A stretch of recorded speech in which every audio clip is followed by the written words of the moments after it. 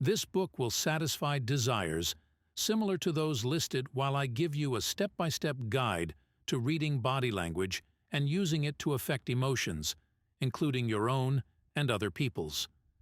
Have you ever walked into a room and had someone greet you in a personal way, but you didn't recognize her?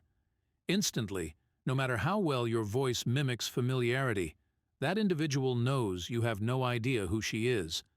Not a great way to start a meeting, wedding reception, or a class reunion. If you knew little about body language, you could easily convince her that you did recognize her. If you knew a little more, you could put her at ease so quickly that she would tell you about herself, giving you distinct advantages in whatever conversation or negotiations ensued. Turn the tables. She does not know who you are, but uses the fact that most people cannot admit memory lapse to get closer to you. Most people who are good at reading body language can't tell you how they do it. They have not codified their instinctive ability, so the skills are not transferable. My edge over other interrogators, and the reason I was eventually hired to train them, has always been understanding why certain techniques work and being able to replicate the effect. It's a sense of causality between action and reaction. You will not find my approach to the subject of body language, or even much of the vocabulary I use, in psychology textbooks. My academic background is not what shaped my expertise. It's my experience in the field of battle, in conducting countless training, exercises at the SEER, Survival Evasion Resistance Escape School, in business negotiations, in conducting interviews of executive candidates for corporations. In other words, real life, not the lab. Nevertheless, my approach in the way I go about integrating new knowledge and refining my techniques is scientific. If you have this kind of methodical approach to reading body language, you can also develop the ability to use it in reverse. You can control your shadowy memory of body language to influence another person's behavior. As an interrogator, I get what I want by manipulating body language and emotions together, both mine and the other person's. This is the crux of what interrogators do. With the kind of skills I have in reading and using body language, though, I sometimes daydream about other work I might do. Right now, it's summer, and I was thinking I might have a second career as a spy for a baseball team because pitchers' movements often bleed so much information.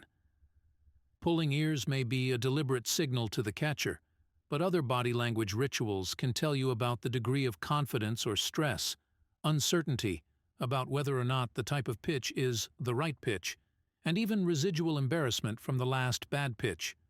Or maybe I'll grow up to be a negotiator in big business, for management or labor. Humans project what we are thinking, telegraphing the next move, and that allows me to manipulate the train of thought. Or maybe I'll get a more glamorous job, such as becoming the body language coach for the latest crime show. When you get the skills, what are you going to do with them? Greg Hartley. Part 1. Body Language Basics. Chapter 1. The Steps to Reading. Body Language. Primitive man had a repertoire of survival skills that included reading body language. Etiquette and culture have blunted that natural human ability. Add to those factors the complexity of spoken language and modern conventions related to body language. Stock gestures we see all the time in movies and TV, and the result is this. Few people today can read body language well. Most of the time, we don't even know what our own bodies are doing. Human body language is more closely tied to ritual than planned behavior. I don't think about how to pick up my glass when I drink, how to hold my fork, or start my car. Our brains are so complex, with multiple sub-programs running at all times, that it is difficult to have complete control over every twitch and tap. It is difficult for us to even remember what we've done if the action has reached the point of ritual or habit.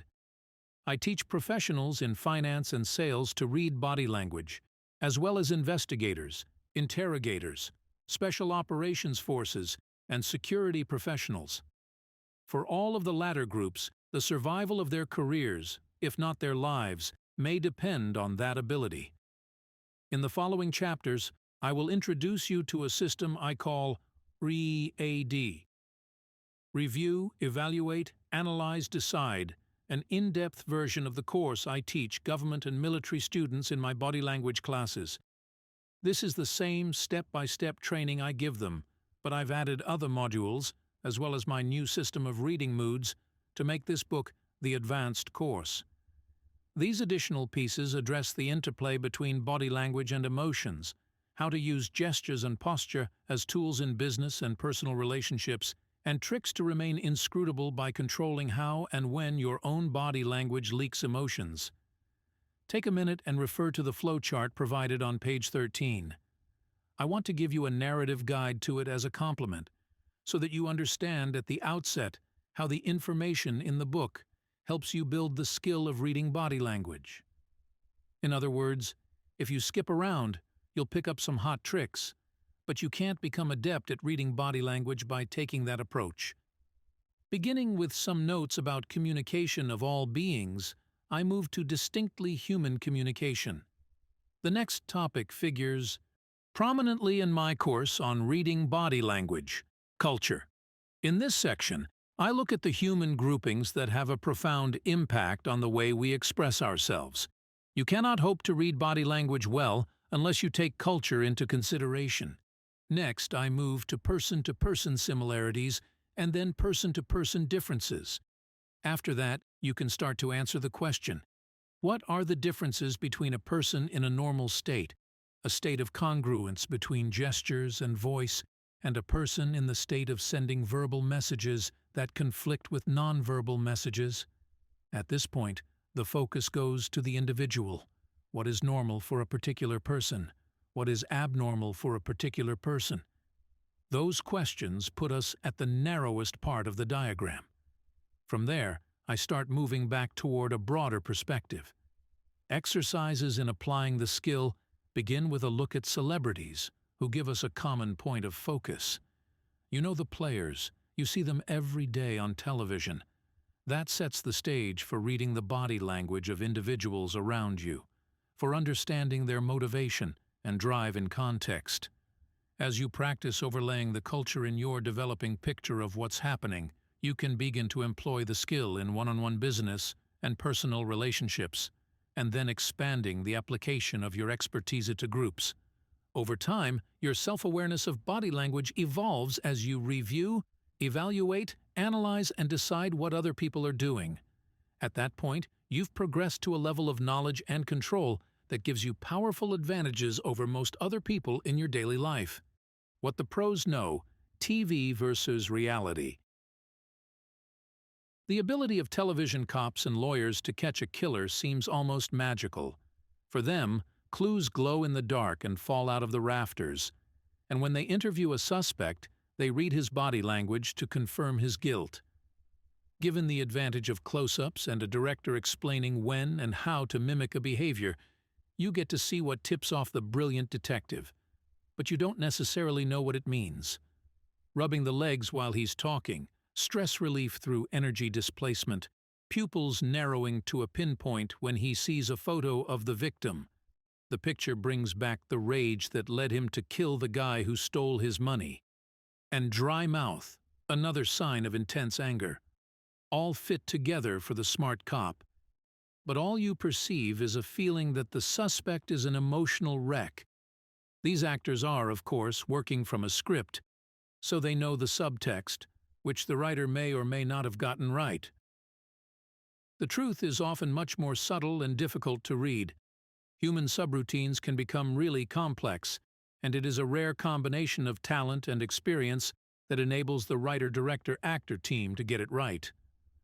Law and Order, Criminal Intent, and The Closer provide great examples of the substantial information that a body language expert can glean from interaction with a person.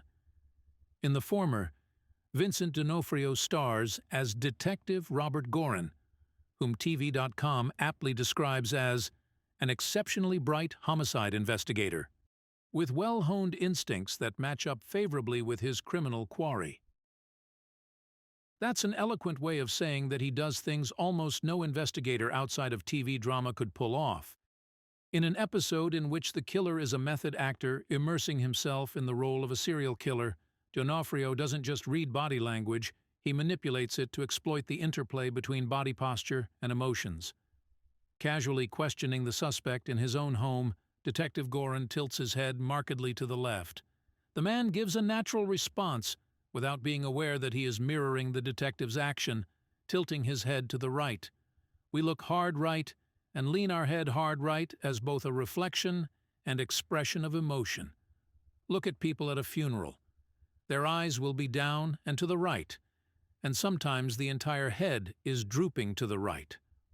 Although some clinical psychologists have disagreed with me that this is possible, I have observed that forcing emotional body language through this mirroring technique actually pulls a person into an emotional state.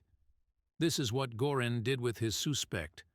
The man's responsive body language helped put him into an emotional state that made him vulnerable and ready to confess. My students have seen shows similar to this and think they've picked up lots of tricks. Because my students, who are aspiring interrogators in both the military and civilian sectors, have been handpicked for my body language class, they come through the door embracing a paradox of their own creation. I'm good enough to be in this class, so I must already know most of what Hartley's going to teach me. The ones who know I have a book out on the subject have a little more humility. The ones who've also researched what I've said are a little more cocky. I ask them what they know. They often reference John Travolta's 2003 movie Basic, which taught them that a person looking up and to his right means he's lying. I tell them that they've been deceived. A broad conclusion such as this about a particular piece of body language usually has very little meaning. Until they are connected with other factors, and until you have baselined a person to determine what is normal behavior, you can't draw a conclusion about truth or deception based on a single eye movement. If you want to read someone like a book, you need to look at the entire text and not just the section titles. Another common misconception is that crossed arms always signify a barrier, a defensive gesture to block someone out, primarily because of insecurity. This gesture alone means nothing, and to make my point to students, I cross my arms, furrow my brow, point to the person with my head, and overly enunciate the words, "Do I seem insecure to you?" This gets a chuckle from the students I didn't pick on, but my victim shuffles. He shifts in the chair, breaks eye contact, and laughs nervously. He may even blush. Do you recognize this body language? Yep, it's embarrassment. Some of the other mistaken beliefs even come from expert sources writing about human patterns of behavior. They see a phrase such as 73% of the time, a man with his fingers in a steepling position is feeling self-confident, and conclude that the theory applies to all steepling, up, down, or sideways. Not so, as you will soon find out. I think that using percentages similar to this to justify a conclusion about human behavior borders on nonsense. To me, assigning numbers to behavior patterns is an attempt to mask uncertainty. Humans are easily represented on a bell curve for any demographic. The greatest percentage is going to fall somewhere near the center, with extreme deviations lying near the edges. This works for intelligence, skin tone, how white your teeth are, and how many times you have skinned your knee. It is not magic, it is simple math. Even after these folks go through the basic body language course, they often allow their projections to contaminate what they observe. The turning point tends to be their failure to pinpoint the bad guy in a scenario that serves as a kind of final exam. Right now, I'm going to give you one of those scenarios. If you determine what kind of body language the terrorist would have, then you are on the road to expertise in this field. The scenario: you and 2 other people in your unit are sent to a farmhouse in northern Iraq. You have been told that an informant alleges that someone in that house is an IED, improvised explosive device, kingpin. You have room for only one person in your transport besides yourself, so you must find the individual that is most likely to be that person. In addition, you know that this person is known as Abulhul, or Father of Despair. That's what the Sphinx is called in Egyptian, by the way. You and your buddies kick the door in and find 5 people in the room having dinner, a middle-aged Iraqi male and 2 Iraqi couples.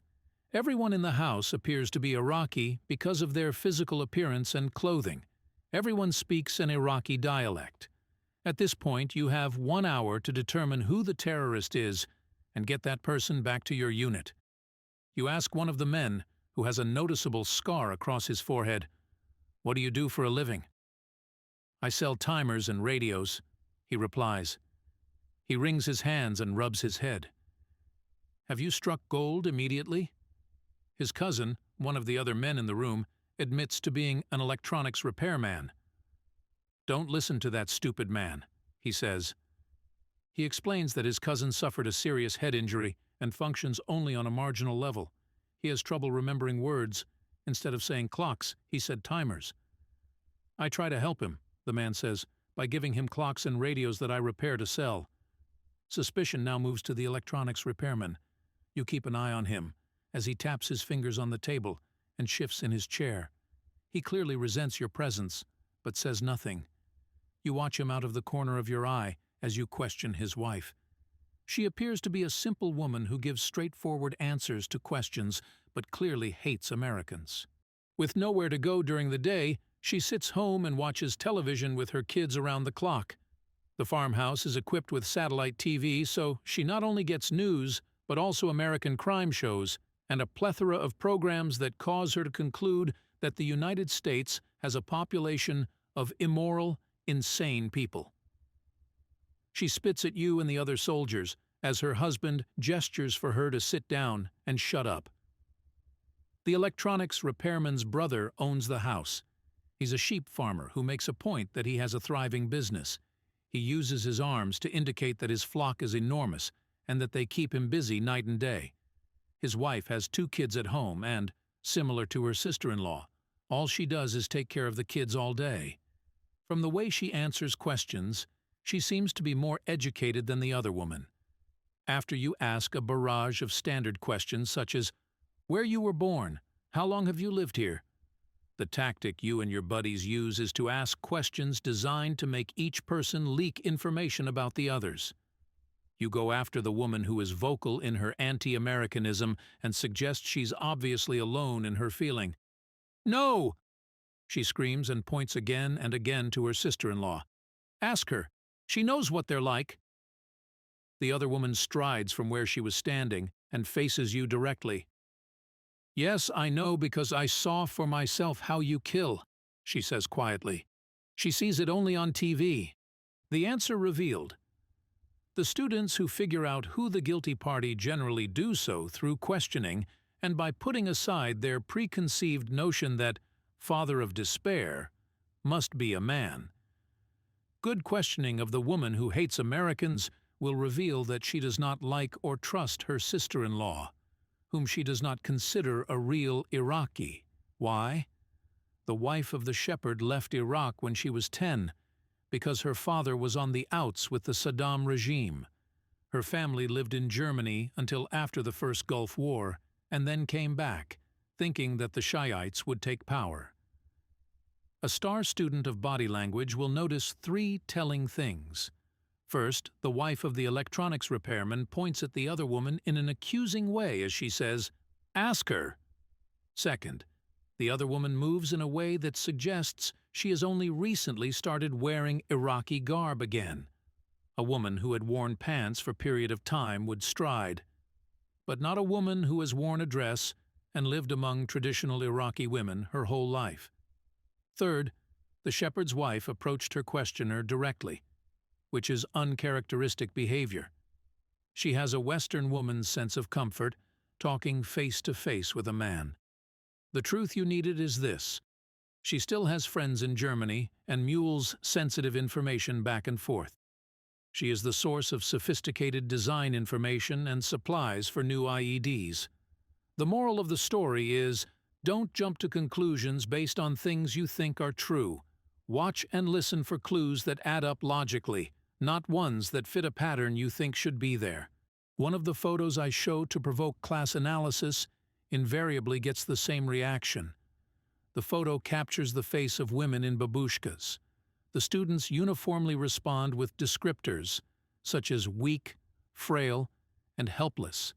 I remind them of the so-called Black Widows, Olga Rutterschmidt and Helen Golay, 73 and 75, respectively, when they were captured in 2006, who murdered homeless men as part of their insurance scams. I find this to be a cultural bias. In a culture that values youth and vigor, the old cannot possibly be dangerous. Most Americans never consider what they would think if they met a 65-year-old Harrison Ford who didn't have the benefit of makeup and a good camera angle. Is he still Indiana Jones, or is he suddenly Professor Henry Jones? Sheikh Omar Abdel Rahman, who is now serving a life sentence at the Federal Administrative Maximum Penitentiary Hospital in Colorado, is a blind Muslim cleric.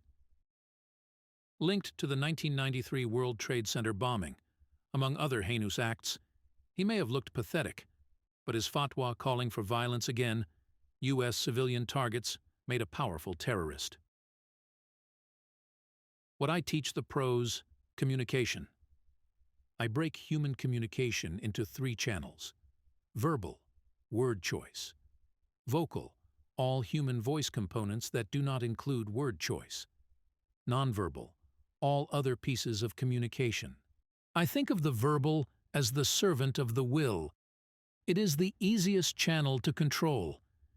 People can more easily select their words than they can control their nervous coughs or eye tics. Think about how much more powerful your communication becomes as you increase your level of control over the other 2 as well.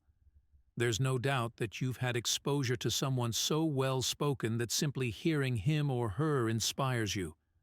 When I was a young soldier, I worked for a lieutenant with this gift.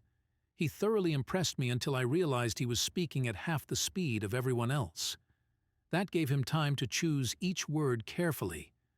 Great speakers not only make precise word choices, but they control cadence, similar to the lieutenant, as well as tone, pitch, and a host of utterances that are part of the vocal component of communication.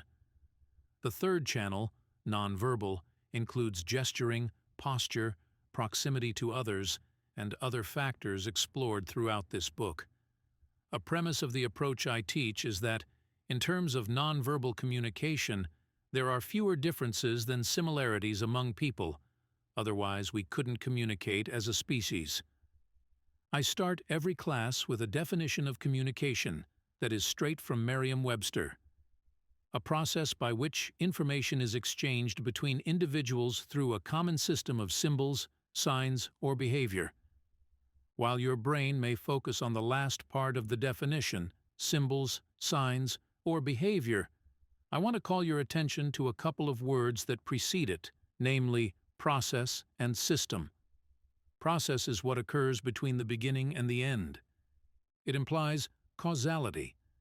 System describes independent parts, coming together into an organized whole. For example, rage may be sparked by a thought, but the communication of it is the process that includes a balled fist, an arm that goes rigid, contracting pupils, a rigid back, and so on. The end point may be the enraged person planting his knuckles on some other guy's jaw. This rage can be communicated without intent too, as long as you know the sequence of body movements that effectively convey it. A good interrogator has the capacity to communicate rage where there is none, just as a good actor does. Although many interrogators believe that this is the most difficult emotion to portray, I don't, because few people have ever seen true rage. Therefore, given that communication means a bit more than a single grunt or foot stomp, a typical first question from students is, do animals communicate? The simple answer is yes. Cats, dogs, horses, goldfish, hamsters, and monkeys all have a system of symbols and behavior that convey information. I want to draw a distinction here between those actions that take shape as communication and simple, nonverbal behavior. When a cat scratches her ear, she isn't trying to tell you anything. She's scratching because her ear itches. Keep this distinction in mind for humans' behavior too. Sometimes a scratch is just that, The difference between animal communication and human communication is, of course, complexity. Our pets generally communicate in a series of utterances, shifts in posture, flexing of extremities, and eye movement. The most mentally advanced of these animals, the primate, has monkeys on the low end of the spectrum and great apes toward the high end. Beyond them, sitting at the tip of this communication chain, is the greatest of apes, human beings. Often when I teach or deliver a presentation, I get people who reject evolution, so they challenge me. "So you believe we descended from monkeys?" I say, "No. We are monkeys, really fancy ones." I often call humans the shaved ape, which is a takeoff on Desmond Morris's The Naked Ape. I think we are not naked as much as shaved, meaning that we try very hard to remove the animal from who we are. A version of another question usually comes up after that.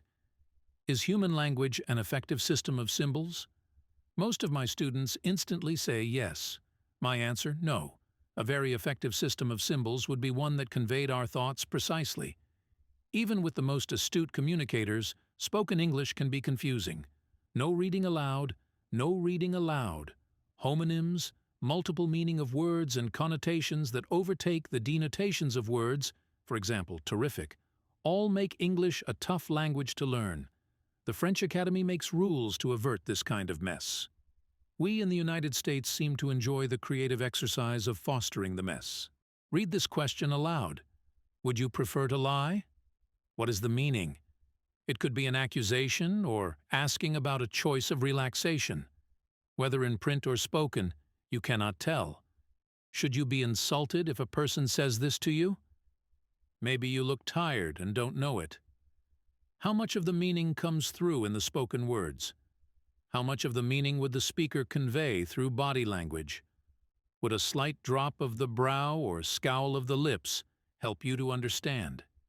How about tone and inflection? Emphasis on you carries a different sense from an emphasis on prefer.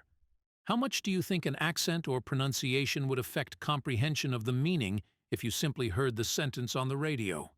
Akin to our chimp cousins, we convey information on many channels, and although we prefer to think of ourselves as so much more, we respond to these signals as readily as our chimp cousins. It means that someone who better understands the cues and meanings can control the conversation in a way even Machiavelli himself, with his humanist beliefs, could not imagine. By missing the animal piece of communication, shrieks, limbs flailing, eyes darting, and arched back, we reduce our ability to comprehend. No language alone can reach the subtlety of spoken language overlaid on effective nonverbal communication. Body movement. The next question I ask in class that guides me to my step-by-step instruction is, who understands body language? I then move very close to the desk of one of the people who does not raise his or her hand and stare menacingly at that student. As the class laughs, the person usually raises his hand. The point is made. We all understand body language on some level. Most people simply do not pay attention to the subtle pieces of daily communication. Many people can see body language on a subconscious level, but they override their perceptions. We are taught to be logical, as if there were such a thing as logic when dealing with most humans.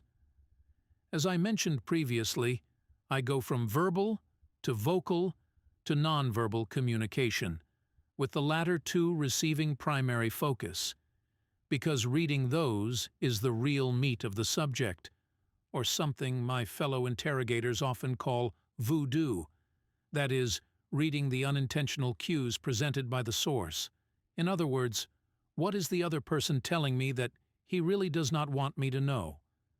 After we move through the body language curriculum, I give my students the offensive applications, or how to influence someone gently into what you want. A longtime colleague of mine calls this interrogator mind tricks, an obvious reference to George Lucas's inflated version of this, the Jedi mind tricks. The connection is intimate. I teach the ability to tap in on a subconscious level to a person's mind and get the response I want or need. There's a systematic process behind this. I begin with baselining, and then move to body parts. Baselining. Baselining is a portable version of the polygraph. You use it to pick up subtle variables in body language and tone of voice. Once you know what to look and listen for, you can detect changes that accompany stress of varying degrees. That ability gives you a high degree of control in your interaction with someone. Starting later in the book, I will emphasize the importance of observing the body language of an individual in a relaxed state. That is, seeing what happens naturally, without affectation or stress. I will highlight what gestures and physical responses are involuntary and universal, because these are not what you focus on in baselining. You will take every other kind of gesture and physical response into consideration, however. Body parts. In beginning the scan of body movements, I start with the face. To steal the words of Desmond Morris, the face is the organ of expression. Our agreement ends there. Morris conjectured that it is the easiest to control because it is the closest to the brain, but I strongly disagree. When it comes to the face, I think we're dealing with a paradox. The face is both the easiest and the hardest area of the body to control. There are many things we do with our faces that we aren't even aware of because they are second nature. A lot of emotion comes out through the brow in both voluntary and involuntary expressions. We use the forehead muscles when we normally interact with people, even on the phone, and we develop wrinkles as a result. If Morris were right and we can control the muscles in the face more easily than others, then we wouldn't be using so much Botox. We could voluntarily stop using the muscles. That create the problem, and even voluntarily reverse the process of wrinkling by exercising them. In addition, if the face were under our control, more facial movements would be cultural, not universal. Facial movements become practiced behavior over time because we learn how to present an even smile when meeting someone and an arched eyebrow when our kid drops mustard on the floor. But the plethora of muscles in our faces makes it hard for us to keep track of them. We often do not even realize the range of emotions and physiological reactions we express with our faces. What does that upturned brow mean? Is there a difference if the person sending the message is male or female? If the receiver is male or female? How do the sexes differ in messaging, not only with the same sex but the opposite sex? Is that well-intended signal misread because of differences in the two brains? The head is the workhorse of communication, and although much of what it conveys is intentional, we still leak messages that are impossible to cover. From the head, face, and neck, I move to the arms and then down to through the rest of the body, hands and gesturing, torso, legs, and feet. Do those folded arms really mean the person is guarded and maybe even disgusted? Do those crossed feet indicate you are shutting me out?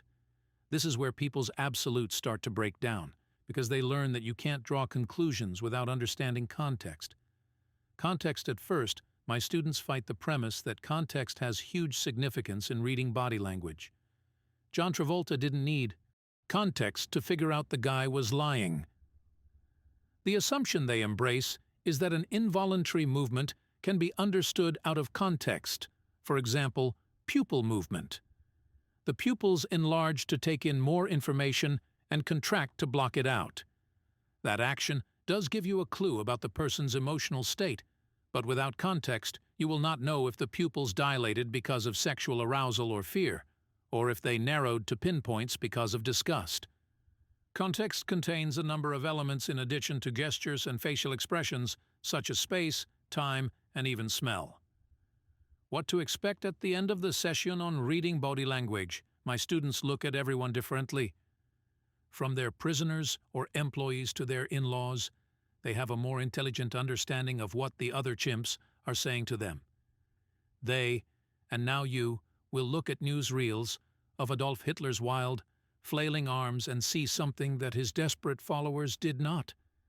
You will understand why, years after his insane despotry, Many people still call him a communications genius.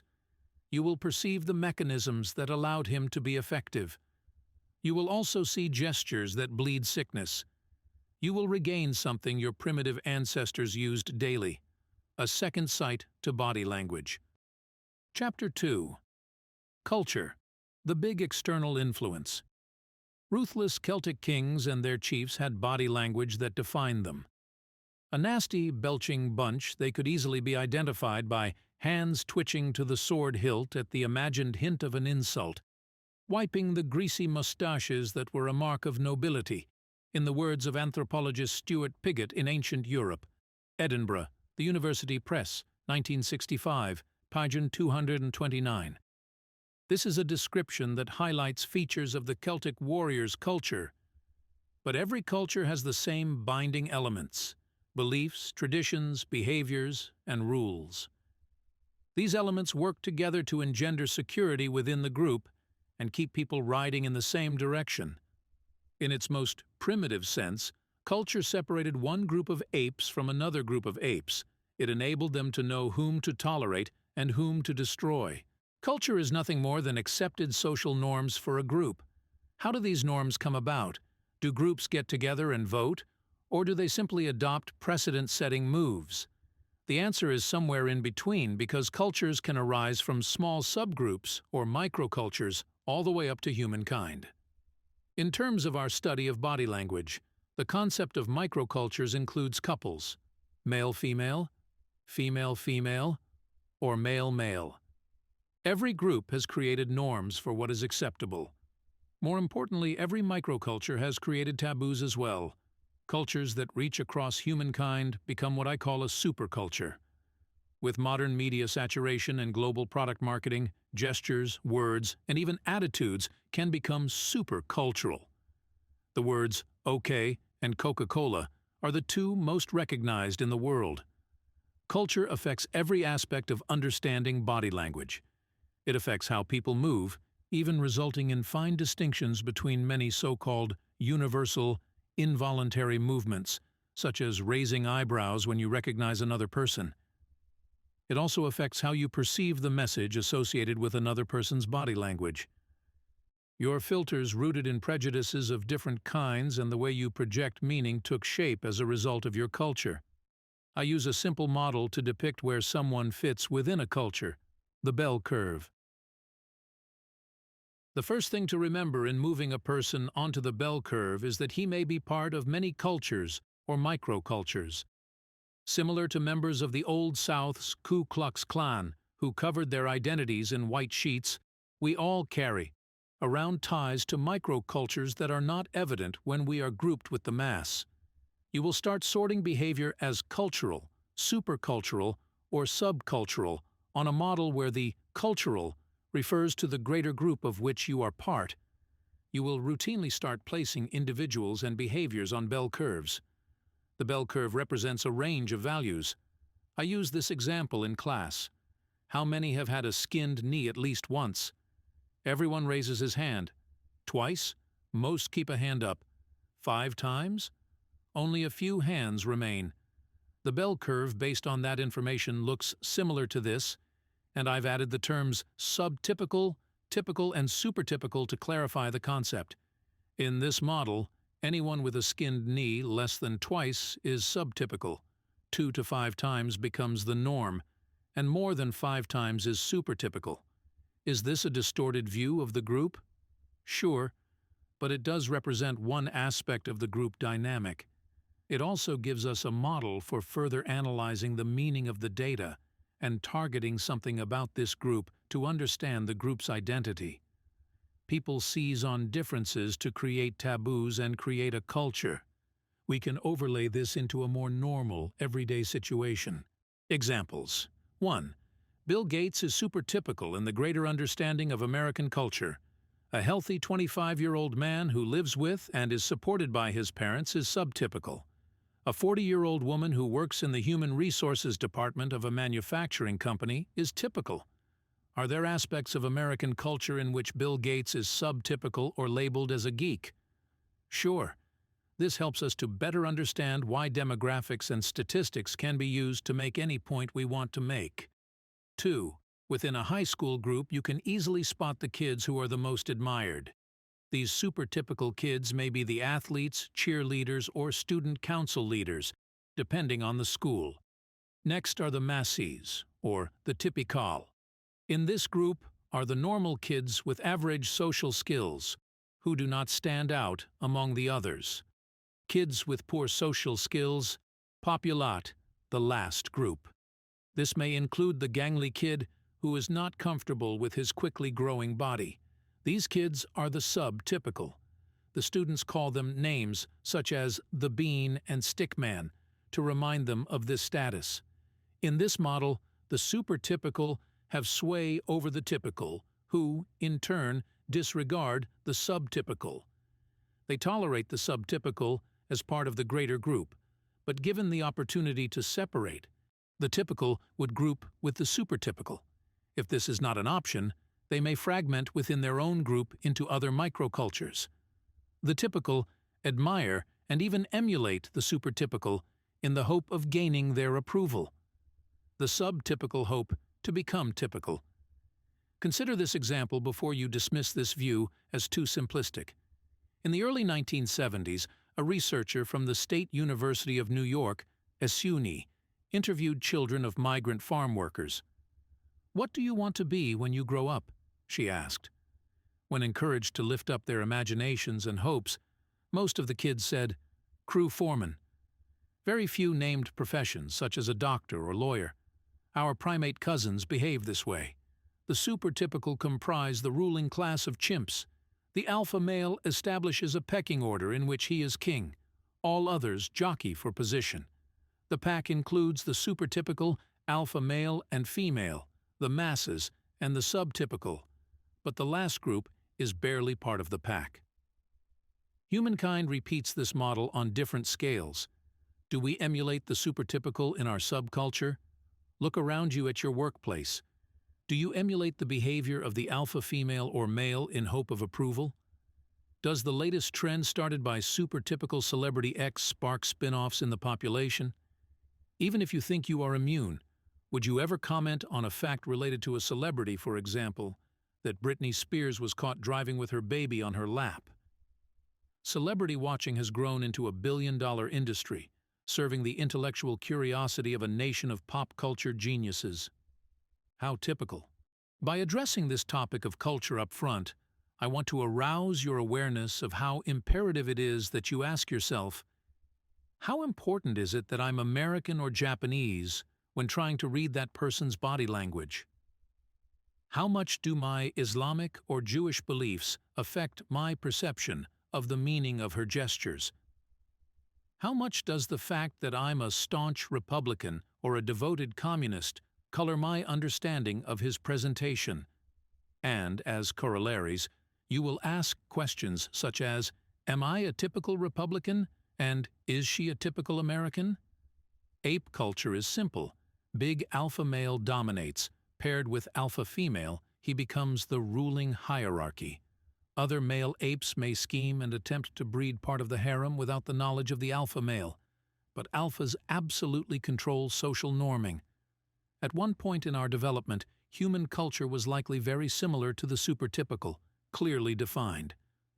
Looking back at the Celtic chieftain I mentioned in the opening of this chapter, we can see a more sophisticated model in his culture than in the ape world. The king and his sub-chiefs were the supertypical. Going against the rules, publicized by word of mouth and personal observation, resulted in retribution. In their chef-de-paix world, king and chieftains became the alpha chimps.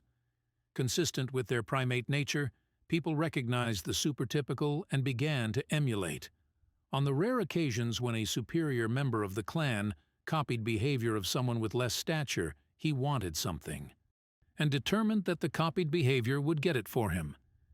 It could have been a style of socializing or the choice of person he took to bed. This pattern continued to evolve throughout the ages until reaching our modern era. Looking for the supertypical, people often found them in clergy, politicians, and the wealthy. This happened for obvious reasons. the average man had no voice outside his immediate subgroup, and no means to amplify his voice. In fact, he didn't even know the words to amplify, which is why the literate clergy represented a ruling class of its own. The wealthy achieved that status through connections and belonged to an established structure with implied power. As media has proliferated and communication has become ubiquitous, these relationships have taken a dramatic turn. Briefly, I want to explore American culture with you as a way of understanding how cultures evolve, and preparing you to make the intimate link between the resultant culture and body language. Even within a culture generally described as American, there are divisions you need to consider, to ask yourself how typical, supertypical, or subtypical you are within those. In the United States, for example, a big part of our culture is a sense of entitlement. From its inception, the American culture espoused a belief that all men are created equal. Although often not as valid in practice as in theory, it was an American ideal. At that time, few people had the means or savvy to use media in presenting such ideas across the colonies. Enough of them held a belief that the fledgling country needed to allow common people an opportunity to succeed, so the message hit the streets.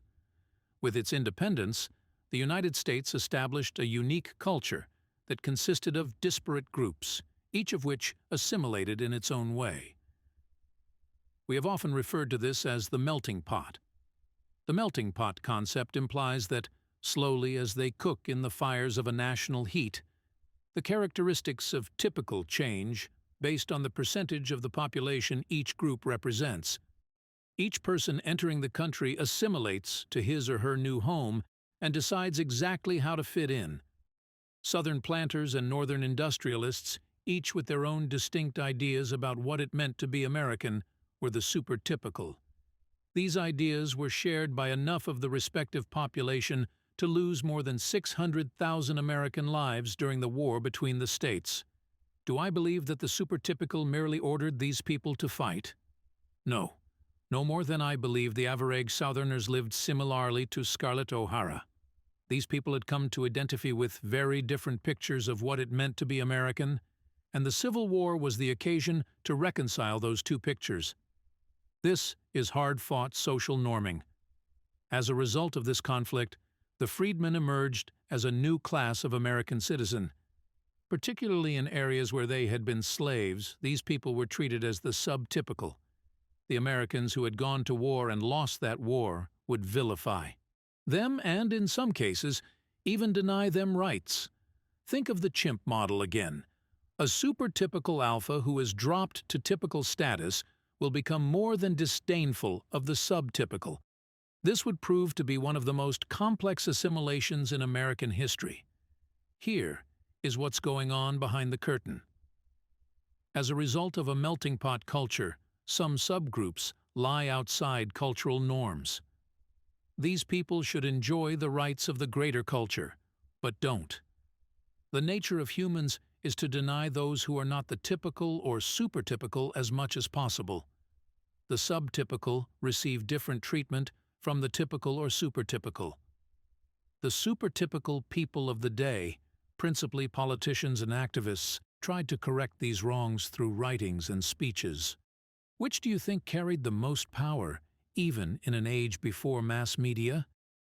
Imagine the presence of a 6-foot 5-inch tall Abraham Lincoln delivering the Gettysburg Address. By visual contact and word of mouth, Lincoln rose to the throne of Alpha Chimp. After this, American culture expanded steadily to include large groups of Mexican immigrants, Pacific Islanders, Inuit, and many others. Assimilation can be painful, especially for those assimilating. Each new group brought new flavors to the melting pot. Meanwhile, the belief that all men are created equal was tested. The Great Depression hit America at the time of a fledgling technology. Radio. A new kind of American politician evolved. The media-savvy politician. Now, not only the verbal, but also the vocal portion of a president's speech could be experienced firsthand. This time of doing without, for Americans, offered fertile ground for President Franklin Delano Roosevelt when he came up with the New Deal and, through radio, spoke to average Americans in their own homes about entitlement. Could anyone become more supertypical than a president with a plan for you in your own living room? Without an image of FDR in the wheelchair, Americans heard only his message. Still, photos provided the only source of body language to most people. He was the alpha in our living rooms telling Americans how much they deserved, just for living. A new sense of entitlement flourished as the new media broadcasting the images became ubiquitous. After Roosevelt held an omnipresent power with his voice, John F. Kennedy held it with his face. He personally, but also through the legacy of his presidency, engendered a lively sense of entitlement. Is there any doubt as to why Americans were inconsolable when they watched their quintessential alpha die at the hands of some nondescript upstart one fall afternoon? This nation with the perception of superpower had its most alpha male destroyed by a subtypical hiding in a storage room. Such ignominy was inconceivable. I believe it is the reason why JFK's death still fuels the greatest conspiracy theories in the United States today. Returning to the historical context, people who endured sustained denial of the basic rights of the typical, as well as their supporters, got angry. The United States began to develop a conscience and a culture that recognized this. Enter media, powered by new technologies. They offered the supertypical an opportunity to redress in ways FDR's generation could not imagine. African Americans, members of the subtypical, had little access, but there were supertypical, as well as African Americans, who had both drive and access, and a conscience to stand with the subtypical. Their efforts launched the civil rights movement, and the course was set to create a culture that tolerated differences in the framework of equal rights under the law. And then came an ideological hijacking. More media translated into more media access by more people. Americans could become supertypical simply by being on camera or in print. It is impossible to sustain an identity based on standing in front of the camera when the camera makes every part of a person's life a subject for coverage. Even if he could maintain this status, it is much more desirable to become supertypical in a subculture of the subtypical. These new supertypical citizens understood that they needed causes to maintain their identity. A common way to forge it was by spotlighting areas where their subtypical neighbors struggled, by raising the flag of entitlement as it pertained to food, healthcare, or education, for example. Others who became supertypical due to their talent, including a talent, such as inherited wealth, were seduced by their own image. But unlike Narcissus, admiring his own reflection in the pool, much of the population joined them in the love fest. Who could blame these celebrities for developing a sense of superiority in multiple aspects of life? Through precedent, people gave them the right to display that superiority by advising the ordinary people in matters of lifestyle, domestic politics, and even international relations. They, too, saw the need to adopt causes to maintain their identity. This situation, in which celebrities with a range of mental abilities and wisdom make pronouncements on social change, results in three outcomes. 1. It helps a culture of victims to take shape. 2. It further raises the celebrity status of those supertypical people who have exhibited righteous indignation over the treatment of the subtypical. 3. The concept of tolerance assumes a distorted meaning, whatever, as in, do whatever you want, and be whatever you want. When something such as this happens, no one aspires to become the typical. Remember the bell curve? People in a culture with these pressures now aspire to the supertypical only.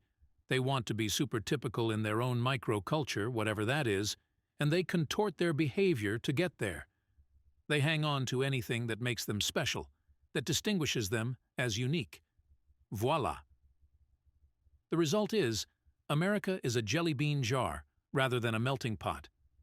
Create more celebrity by being different, and in the process, sacrifice American culture by glorifying uniqueness.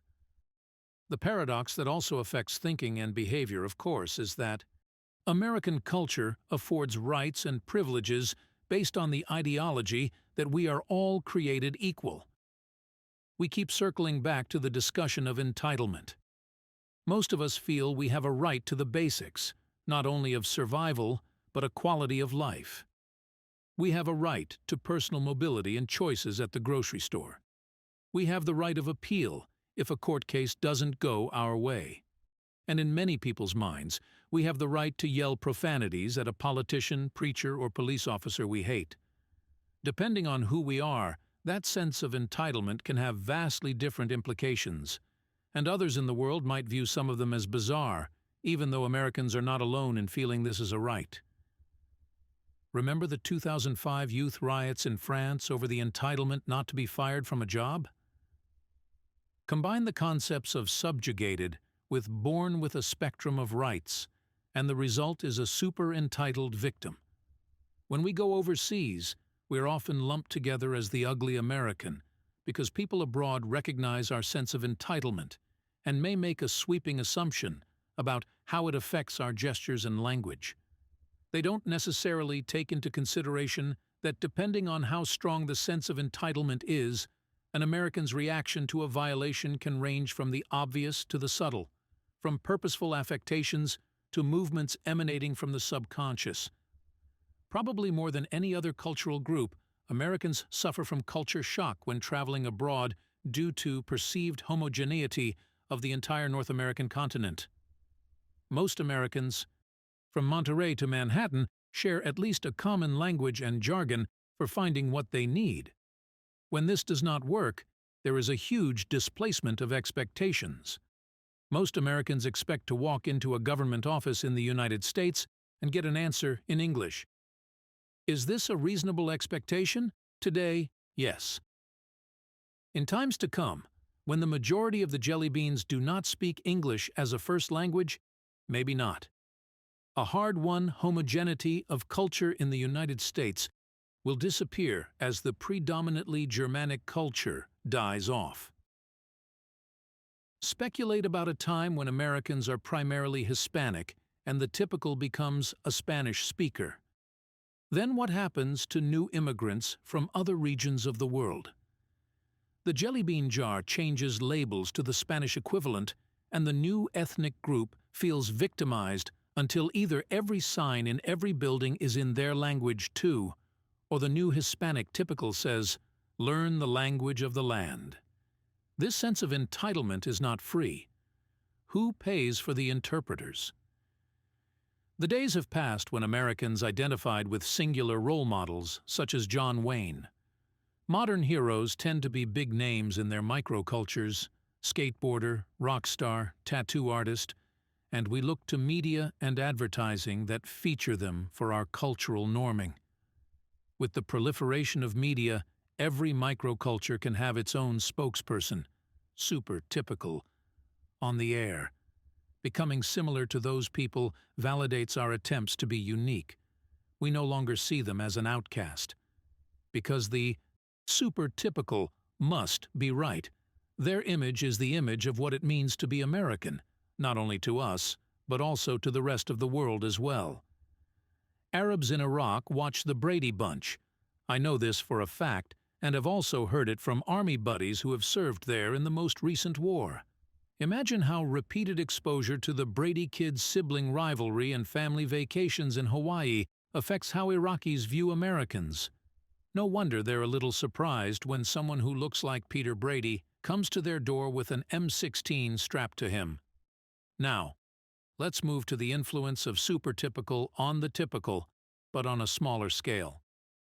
One factor that contributes to the different forms of response is the influences of subgroups within a culture. Why are Texans seen as brash by other fellow Americans even though we're all part of the same culture? Their heritage and accomplishments shape behavior patterns. Texans carved an environment in the wilderness from nothing, rounding up their cattle and introducing organization where there was none. They claim the distinction of being the only American state to ever be an independent nation. The supertypicals of Texas, such as Stephen Austin, Sam Houston, Davy Crockett, and Jim Bowie, earned larger-than-life status.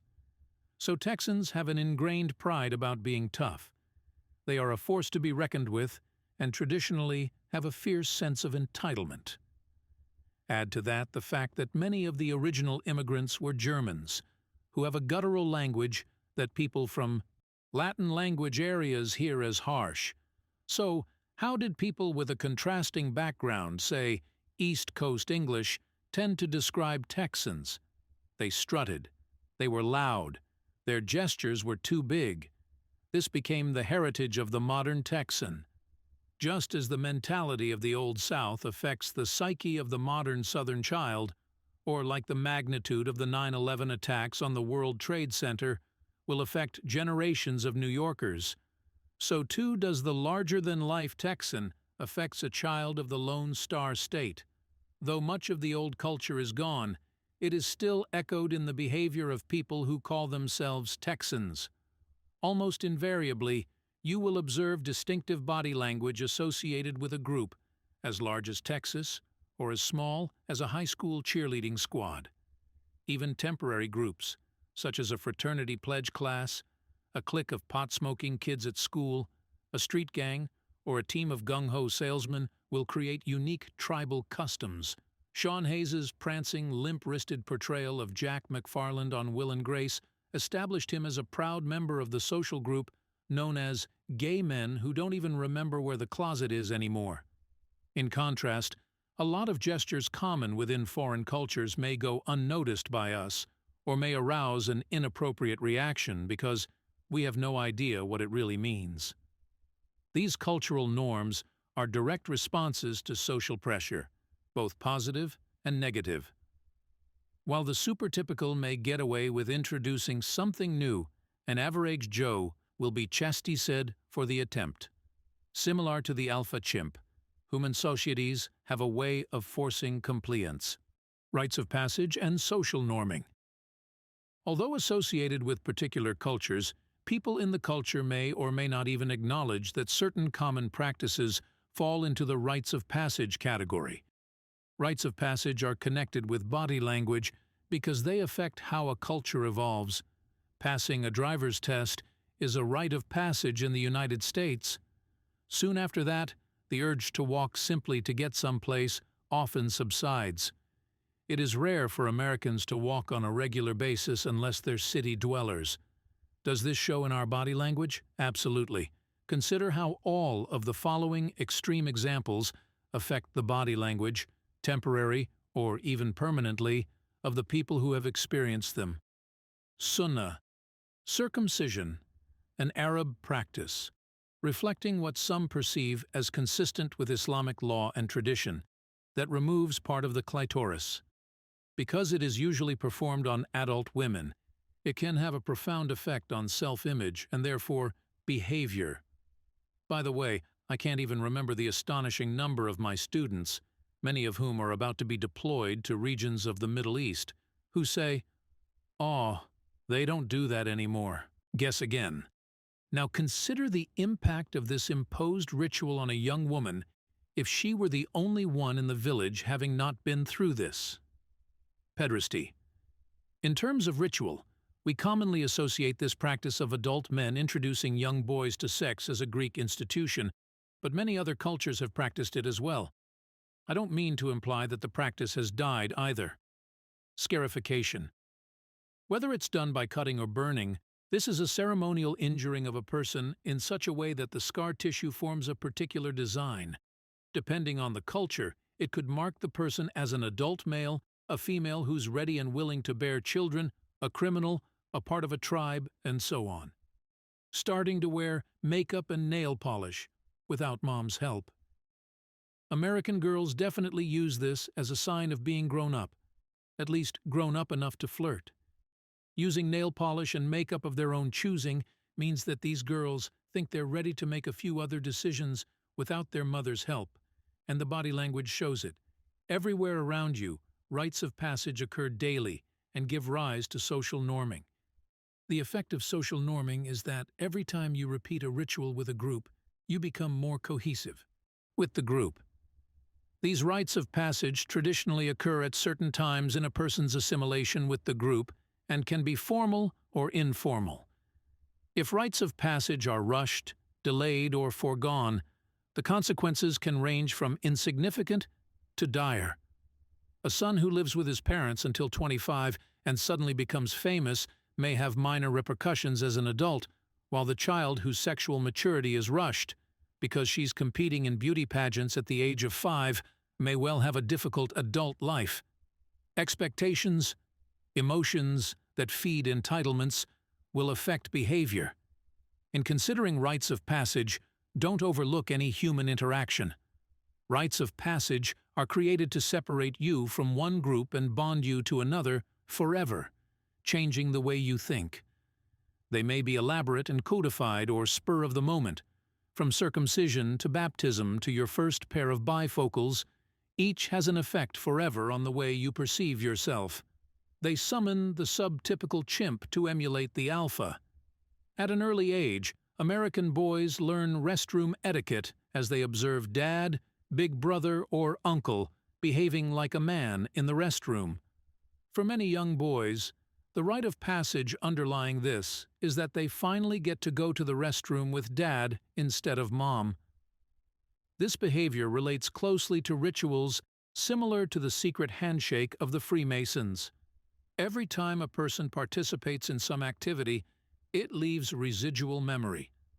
In some cases, it even becomes muscle memory, because done enough times, the action becomes involuntary. Exercise. Make a short list of formal cultural norming practices in place around you that affect how you behave. A few examples are: F.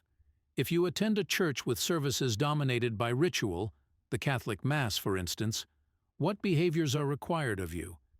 Do any of those behaviors surface when you're around the same people, even in a setting outside of church? F. The medieval recreations, in which I'm very involved, require strict adherence to certain courtly and battlefield practices. A deviation from that will likely get you booted out of the group or publicly chastised. Here's another thought to get you started.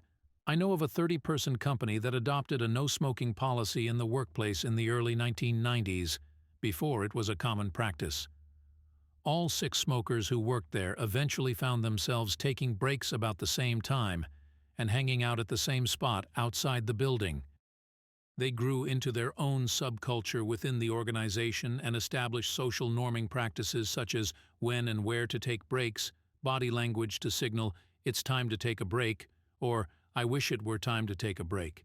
If you're part of 5 groups, you'll have social mimicry in all 5 of them, even ones as informal as the smokers group. By the way, can you imagine the additional social pressure each one had to remain a smoker after years, or even a few months, of repeating this pattern Monday through Friday? As this example shows, then, you can have very narrow social norms, as well as very broad ones, such as those associated with your service in the military or your national heritage. For example, you put your hand over your heart when you pledge allegiance to the flag. These types of social norms and cultural rituals are an overlay for everyone who is alive. In reading body language, therefore, you absolutely have to consider them. Think in terms of what distinctive traits or marks you can identify based on how they identify each other. In practicing your identification skills, pay attention to what people do at all kinds of events associated with a culture, whether they are rites of passage, such as a wedding or funeral or entertainment. They showcase ritual behavior of that culture. Weddings and funerals provide formal examples of how people in that group display love and grief as an overlay to the involuntary ways that all human beings express love and grief. Sporting events exhibit how people in a culture demonstrate support. Do they cheer and applaud their own team more than they boo and throw beer cans at the opponent? The differences are the basis for subcultural stereotypes such as Phillies fans who seem to boo with their whole bodies. As for Hollywood culture, The Academy Awards are a good occasion to see how ritual is not always synchronous with an actor's real emotions. Most of the people on the red carpet try hard to behave in a stately manner and to accept their awards with dignity. You can see a lot of glitchy behavior in this crowd because they try to use rituals of the event to disguise their true feelings. This norming criterion is also a good way to determine who is not part of a tribe. The guest at a funeral who's bored and shows it probably isn't a close member of the grieving family. The Phillies fan who applauds when Barry Bonds hits a home run needs to leave town before he's run out of it. When you practice this evaluation, are you profiling? Now that I've gone down that controversial path, I will tell you that you will think differently about other people if you absorb the lessons in this book and practice R.E.A.D. Depending on your level of adoption of these techniques, I am changing your social norms. Exercise. Tell people you are reading a book on body language. See what they do. When they respond with some combination of curiosity and concern, and you read it, say, "They said you would do that."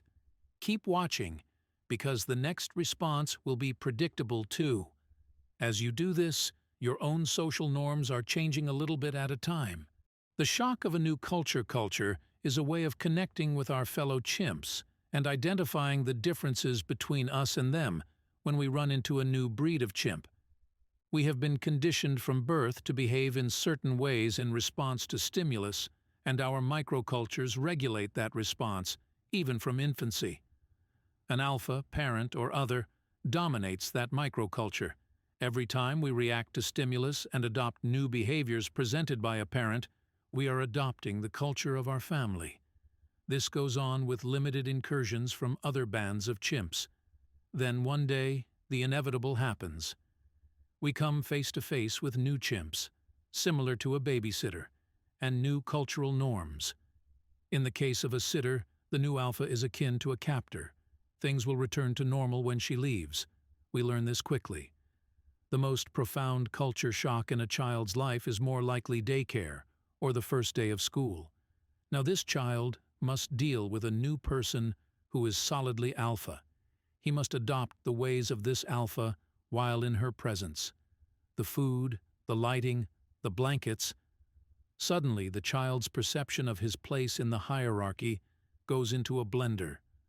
To make it equally difficult, the child must retain an understanding of what the alpha in the nest wants. This is profound culture shock.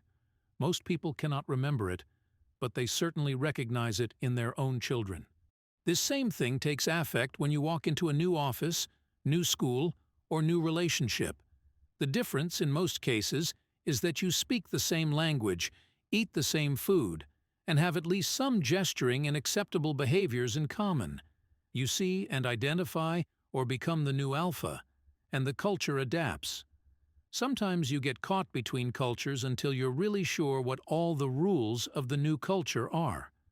A great place to watch this cultural evolution is school, whether it's first grade or college. You utter sounds, wear clothes, add body adornments, and make gestures that attract those who want to attract. Some of the efforts are very much on the conscious level, and some of them are not. Often, until you're sure who it is you want to attract, and this applies to people in whom you're interested sexually, as well as people you want as non-sexual companions, you might send mixed messages.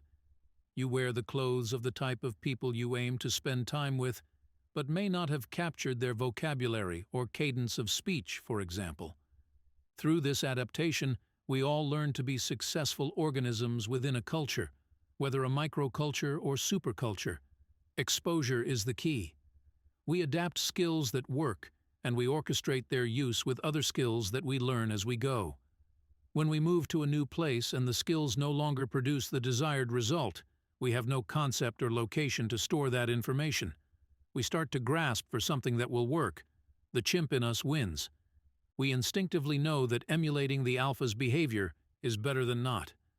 In Rangers Lead the Way, former U.S. Army Ranger Dean Hole talks about the cultural differences among the newbies he entered training with and how and why the Ranger culture submerged when they were on duty. The first day I got to my Ranger unit, I was with a group of people who were home. Up until that point, I was in training, so I was always carrying my bags with me. I didn't have much in the way of personal clothing, maybe one pair of jeans and a t-shirt. But these guys who had been in the Ranger unit for so long had settled in and made a home, with clothing and other personal items. I looked around, and there was a guy in a cowboy hat, another one in biker leathers. One guy looked like a preppy from back east. Another had on a t-shirt picturing a heavy metal band. Another guy came across as a hillbilly. They spent their off hours doing wildly different things. Socially, they didn't pretend to have anything in common. I was dumbfounded by the differences between them. Though these differences were sharp, they became irrelevant when we were on a mission. When we put on our Ranger uniform and beret and heard Captain Thomas say, "This is your objective, we were a team." Ranger training and culture translate into patterns that are more focused on practical, measurable outcomes. Because culture involves choice, a person can suddenly change his body language in response to culture shock. Part of the change may be mimicking what appears to be accepted gestures, and part of it may be subduing what comes naturally because it seems out of place. Take, for instance, the habit of crossing the legs to make yourself comfortable. Many American men cross legs in the figure 4 style, that is, one leg crossing the other, with the ankle or calf resting on the knee. Men from the Middle East would not assume this posture for two reasons. One is seating styles, and the other is that showing the soles of the feet is insulting. The pressure on an American man negotiating with Middle Eastern people would be to avoid that body posture and adopt something more appropriate for the context.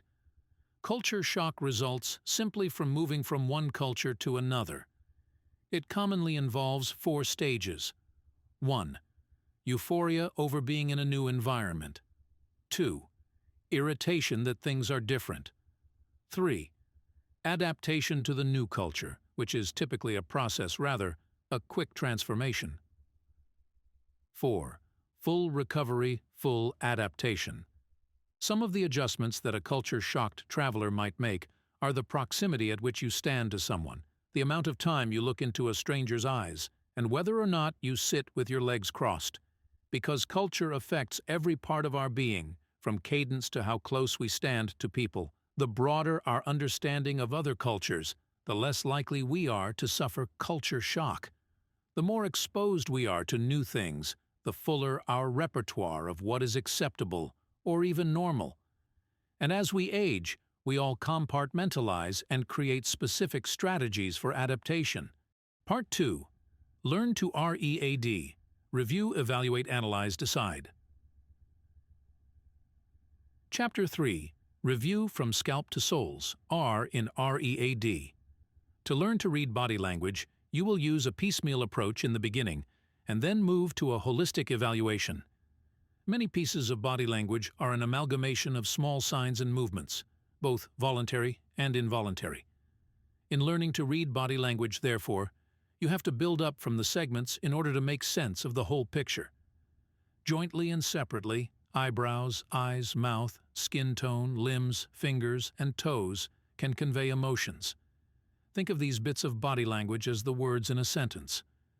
It makes a lot of sense if you know all the words, but you're only guessing if you have every other word.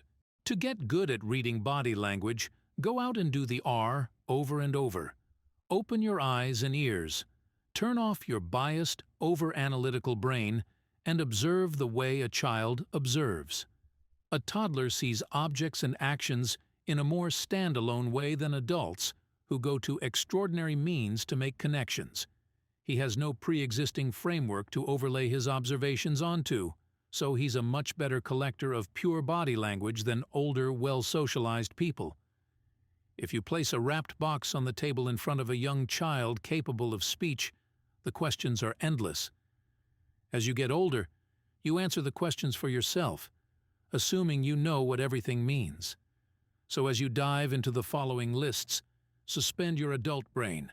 Twist your face into the positions I describe. Watch your arms and legs in the mirror as you mimic postures. Watch other people assume these shapes with their face and body, but just to collect information. No judgment is allowed at this stage. Look for similarities. Look for differences. And that's it. It will be easier for you to remove your filters, your blinders, from the EAD parts of the process after you get good at R. In a way, this is similar to practicing the fundamental moves of a sport before going out to play a game, because you want to develop a muscle memory that supports consistent performance.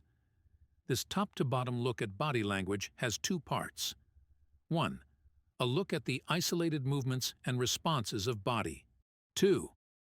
Discussion of how clothes, accessories, body art, and gadgets play a role in your review process. The review is a scan that gives you the puzzle pieces that later will come together in a picture. This is nothing more than a laundry list to make you aware and open your eyes to some basic concepts. You will never look at yourself or anyone else the same way. I will later address the holistic view and give you ways to tie it all together so you can read body language. Superphysical communication. All humans share some communication traits, regardless of culture, gender, or language. I explore these later in depth, but for now, I want to expose you to essential concepts. So the detailed list of body movements in this chapter gets you thinking about how individual gestures might fit into a meaningful, complete picture. Illustrators. Gestures used to punctuate a statement. Examples are finger pointing, head bobbing, buttoning with the hand, arm, or head, and arm outstretched with the palm up, as if to suggest you are giving something. Regulators. Gestures used to control another person's speech. Examples are putting a hand up like a stop sign, putting a finger to the lips to ask for silence, and moving the hand quickly in a circle as a way of saying, "Speed it up." In the Austin Powers movie, Dr. Evil clamps his fingers over his thumb to suggest his hand is talking whenever he wants his underlings to shut up. Adapters. Gestures to release stress, to adjust the body as a way to increase the comfort level. Examples are hand-wringing, neck-rubbing, and curling the toes. People often develop idiosyncratic adapters. They also can look very different depending on whether a man or a woman is doing them. I'll explore these facts later. Barriers. Postures and gestures we use when we are uncomfortable. Examples include standing behind a table, turning sideways, and sometimes crossing arms while in conversation. Everyone has seen someone sitting smugly behind a desk, appearing confident and secure.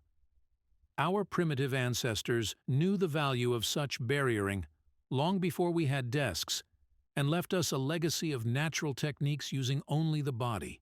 These concepts will help us speak a common language as we spotlight body movements and reactions from scalp to soul. Forehead. We use our faces, the organ of expression in Desmond Morris's terms, in ways that we rarely realize. Despite the variations, there are some standard expressions associated with the face.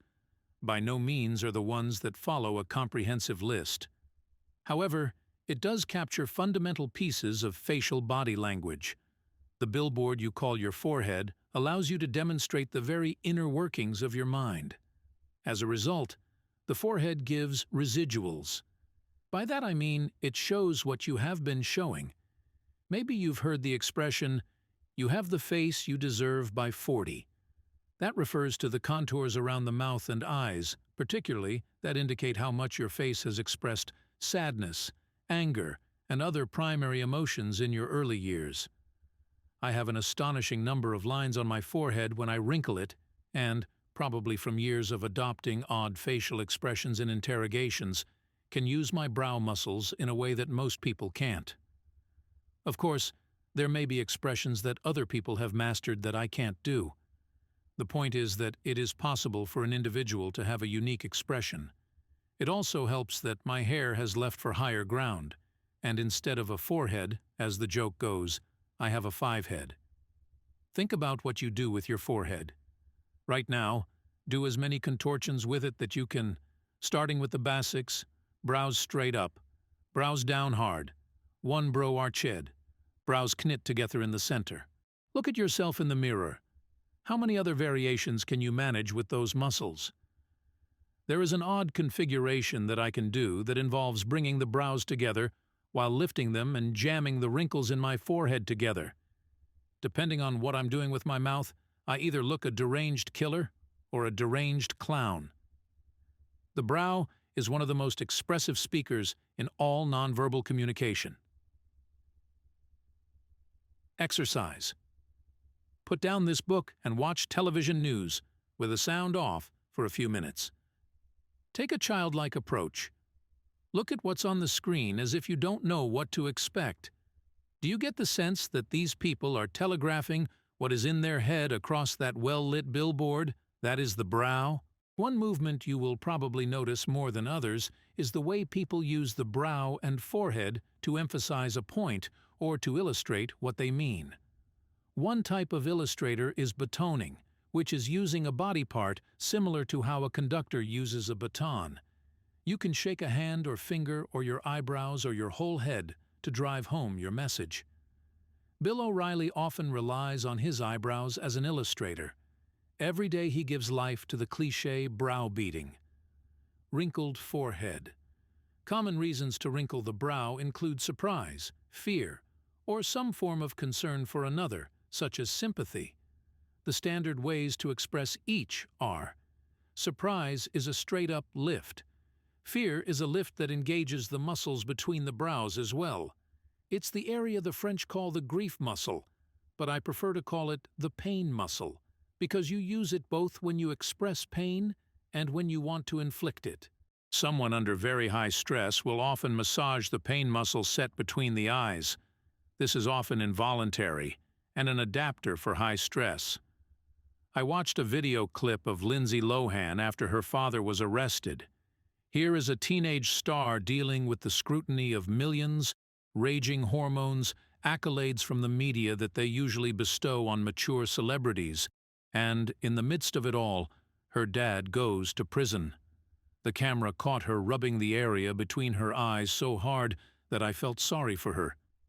After that, it was no surprise that she manifested more obvious signs of stress, such as losing weight and hard partying.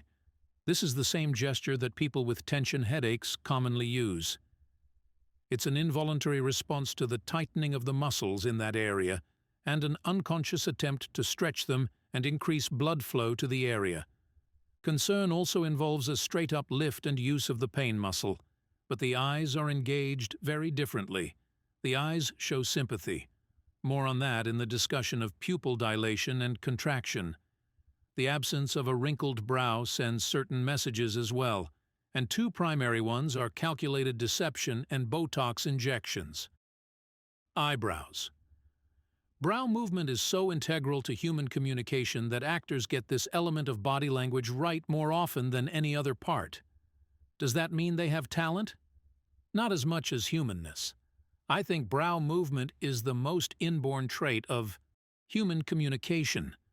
Later in this chapter, I will look closely at one actor who has astonishing brow control, Kevin Spacey. Eyebrow flash or lift eyebrow flash is a fleeting expression with a lifting of the brows as its primary component. This may be instant and disappear quickly. Your eyebrows flash when you recognize someone. It's an involuntary and universal response. I've seen it in bringing two prisoners together who assert that they don't know each other. As soon as they see each other, though, the eyebrows go up a little and we know they're lying. The lack of an eyebrow flash triggers your intuition that someone who should recognize you does not. The next time you see someone you know, pay attention to your brow and his. You expect a mirroring from that person in acknowledgement, even though you aren't conscious of your expectation for that response. When you don't get it, an awkward moment follows. A typical occasion would be your 20-year class reunion. You see someone who used to be the head cheerleader, who looks basically the same as she did in high school. You, on the other hand, have become a marathon runner, a far cry from the pudgy geek who ruled in chemistry class. Your eyebrows flash when she approaches, but she looks straight at you with no sign of ever having seen you before. and she doesn't know body language well enough to fake it. Compound the eyebrow flash of recognition with a wrinkled brow, and here's what you get. I know you, but I'm concerned about where, why, how. One of my body language students told me about being at a party with her husband. They both said hello to a man that the husband knew very well professionally, but didn't think she knew. She did know him, though, from parties in years past, before she met her husband. My student described the man's look as an eyebrow flash, followed by a knit brow. He clearly recognized them both, but had some concern about seeing them together. She later told her husband the man was probably concerned about what incriminating stories she might pass along. Your brows also might flash when you recognize an idea, as in, I know what you mean. Similarly, they will jut up as a way of asking the person you're with if she recognizes your idea. It's your body's way of inquiring, catch that? Eyebrows in request for approval. If the eyebrow flash is a snippet of body language, then request for approval is its pregnant cousin. Just as in a catch that moment, the person is asking whether or not you notice what he is saying. More importantly, with the request for approval, he is asking how you perceive what he is saying. When someone is unsure of where he stands, whether he is believed or how an action is accepted, you will commonly see the eyebrows raise and pause, even if momentarily. The amount of time is an eternity in terms of facial expression. You see it on a regular basis and even do it yourself when you desperately want approval. But until you can identify it as a discrete gesture, you can only do it and respond instinctively, not cognitively. It is the brow version of raising the shoulders into a shrugging motion as a sign of helplessness. Watch politicians face reporters about touchy issues or stars field questions about a recent movie. You will see request for approval. Kids do it when they attempt something and aren't sure if they got it right, such as tossing a baseball or teeing their shoes.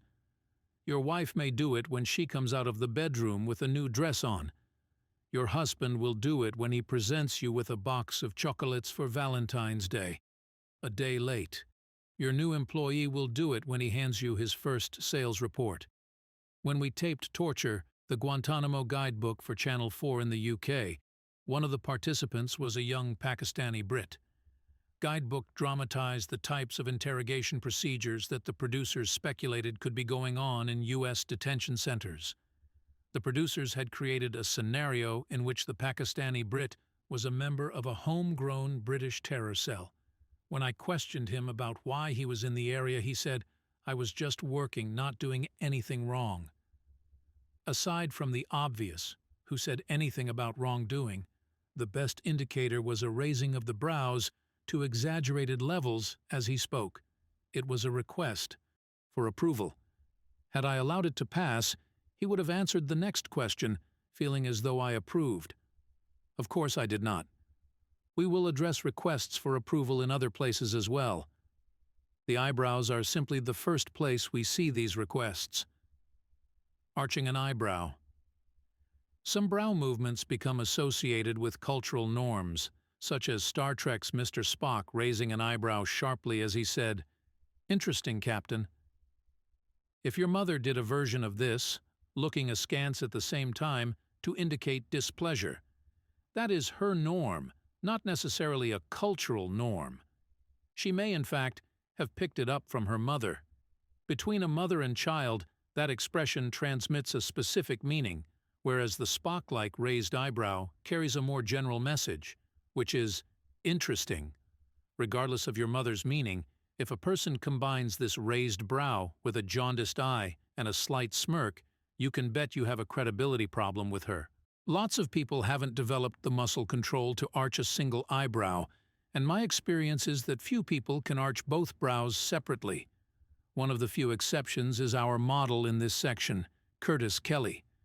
I think it's a matter of practice, but then again, I've observed a correlation between handedness and which eyebrow a person typically raises.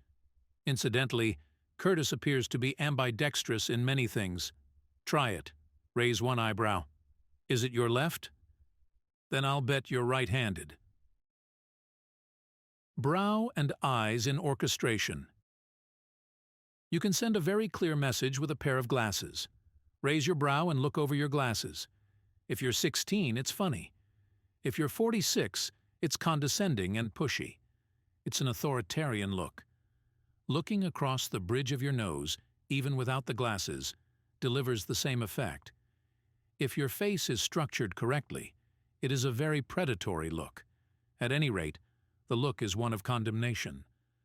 Take the opposite approach. Tilt your head back and look over your cheekbones without a facial expression at someone.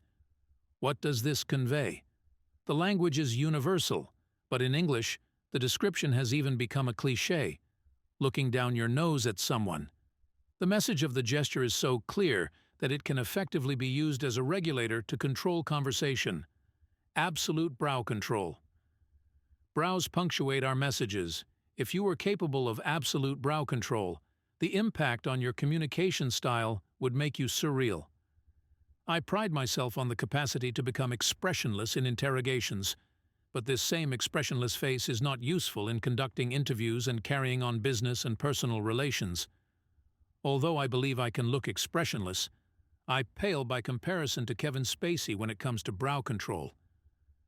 As Roger, verbal Kint, in the brilliant thriller The Usual Suspects, 1995, Kevin Spacey calmly participates in an interrogation with an obvious lack of body language from his brows. Kint refers to himself as a CP, cerebral palsy, and exhibits signs of both debilitation and mental impairment, so his oddly still face projects a subhuman quality.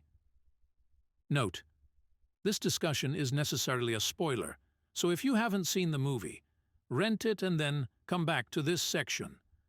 When U.S. Customs Agent Dave Kujan, Chas Parliamentary, drops a bombshell, however, Kint shows use of the pain muscle that seems to punctuate a genuine surprise at the revelation. Is the surprise the information itself, or the fact that Kujan has it? Later in the movie, when Kujan mentions the name of the notorious criminal Kaiser Soze, Kint explodes. Described in various terms as the devil incarnate, Kaiser Soze is a powerful force whose very name agitates those who know of him. The logical conclusion from the outburst, one that most law enforcement officers and audience members would draw, is that shock produces involuntary and universal responses, that is, honest responses. When that happens, many parts of the face reveal the surprise, but particularly the brow. As a corollary, one might conclude that Kint is a dullard who doesn't have the capacity to express feelings normally, hence the lack of brow movement, or he just mimics his prison buddies who stay cool under pressure. But regardless of which scenario is true, Ballistic Kint seems like the real deal. The interrogation proceeds. As Kint seems to develop a sense of comfort, or at least familiarity with Kujan, he begins to tell stories with an animated face. Here is where I got suspicious, because my baseline for him indicated his normal expression was non-expression. So he seemed deceitful when he used his brow in a typically normal way. Spacey's Kint soon appears to uncoil, losing his control as he talks about the shootout, expressing grief over the loss of his friend. There's a lot of brow action here. He even makes a disarming statement to Kujan that the reason he didn't run away was that he was afraid, and he accents it perfectly with raised eyebrows, the standard indication of request for approval. At the end, we find out just how good an actor Kint is. If there is any screen character who seems to support Desmond Morris's theory about a human being's control over facial muscles, it would be verbal Kint. We are not dealing with a real human being in Kint, though. We're seeing the output of a gifted actor, Kevin Spacey. He's the mastermind behind the brows that tell nothing and tell everything. After reviewing other Spacey movies, I now call him the actor with the concrete brow. Control over that usually uncontrollable part of the face is his stock in trade, an integral part of his talent. He acts from the brows down until the scene demands a show of emotion, and then he punctuates it with the appropriate brow movement. Contrast this with the android data of Star Trek, The Next Generation. Poor data longs to be human, but cannot feel emotion. Eyebrows, corner of the mouth, eyes. Everything moves on Data's emotionless face.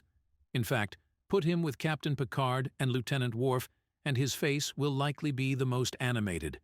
When John Mark Carr confessed to the killing of JonBenet Ramsey, I watched 45 seconds of the press conference from Thailand in preparation for an interview on Paula Zahn's Now. I did not think he was being honest. One of the reasons was a simple flexing of the pain muscle when asked how he got into the house. This should have been a simple question, but a quick look of, "Oh, I didn't think of that," hit his face. Eyes. A 16th century proverb calls the eyes the windows to the soul. More than 500 years later, the proverb has assumed the stature of gospel.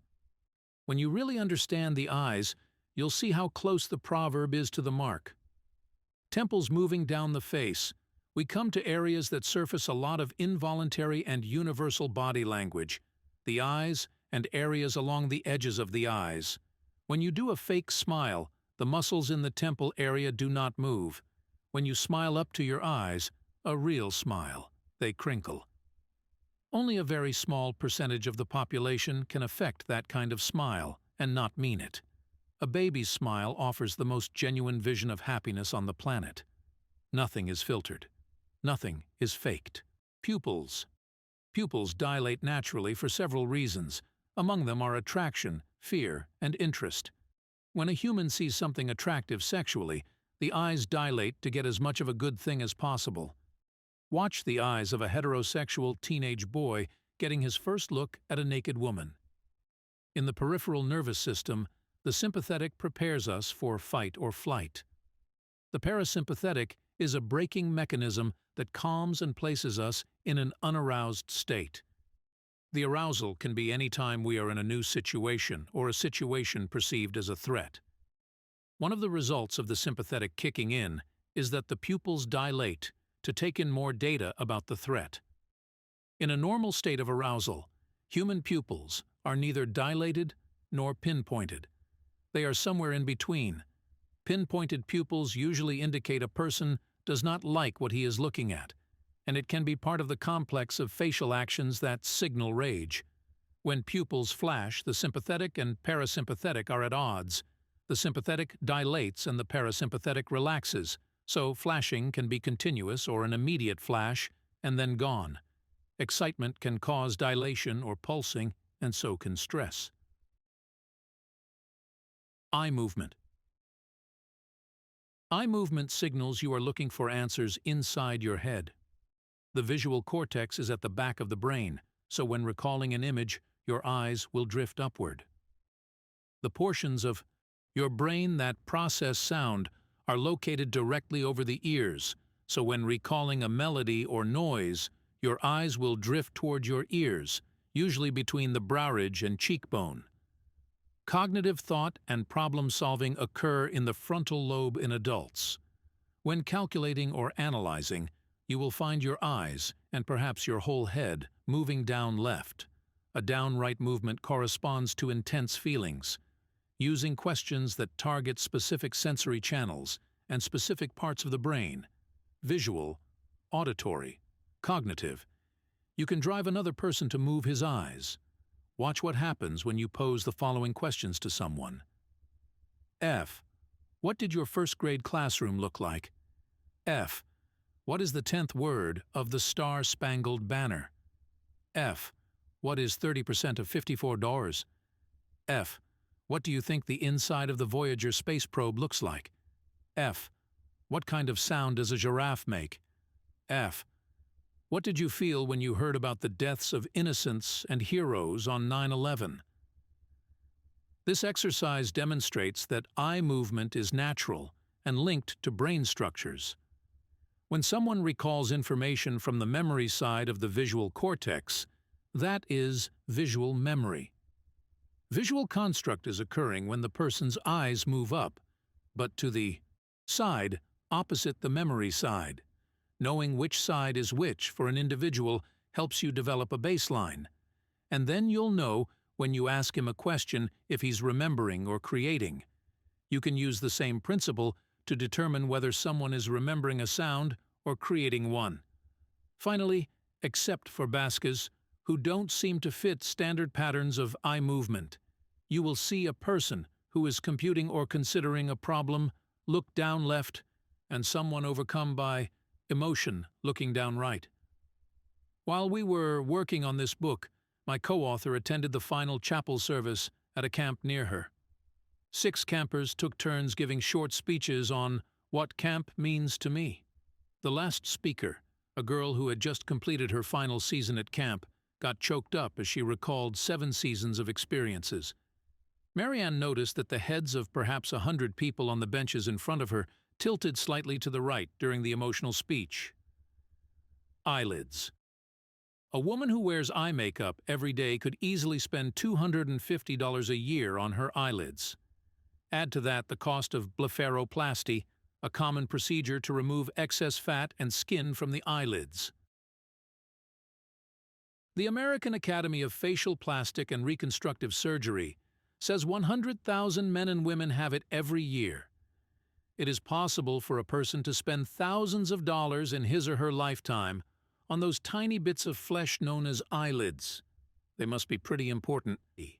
The makeup and plastic surgery contribute to the passive messages that eyelids convey, primarily, I'm young-ish, I'm vibrant, I'm sexy.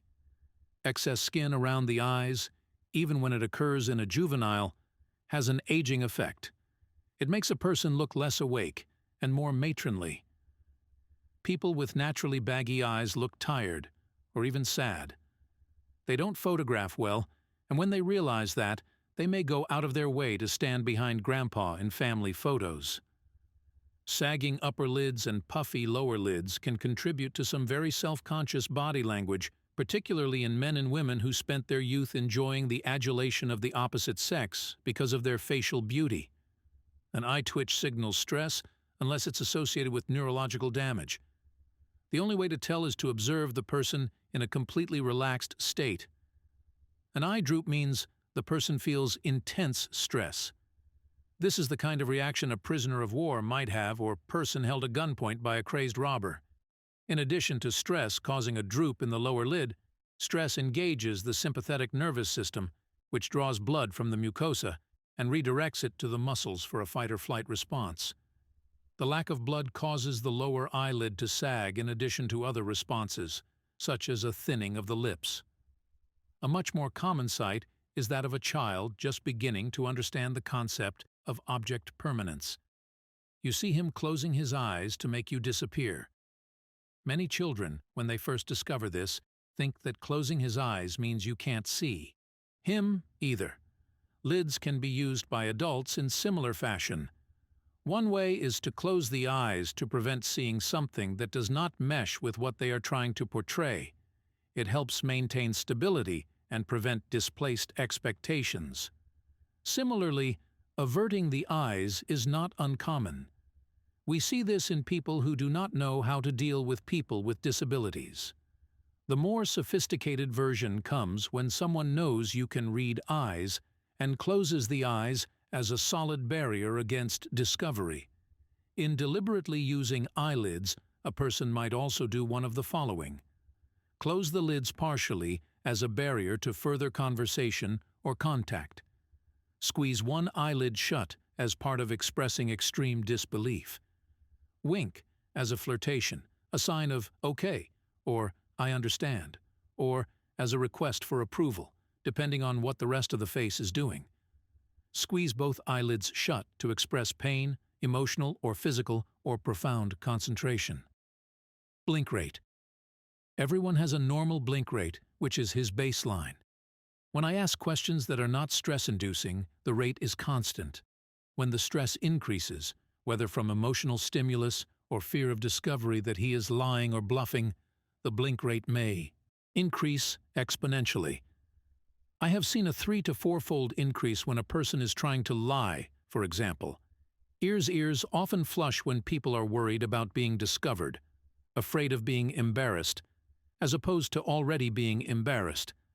Some people's ears will blush when they're bluffing too, so watch for that at the poker table. We might involuntarily send signals by touching our ears too.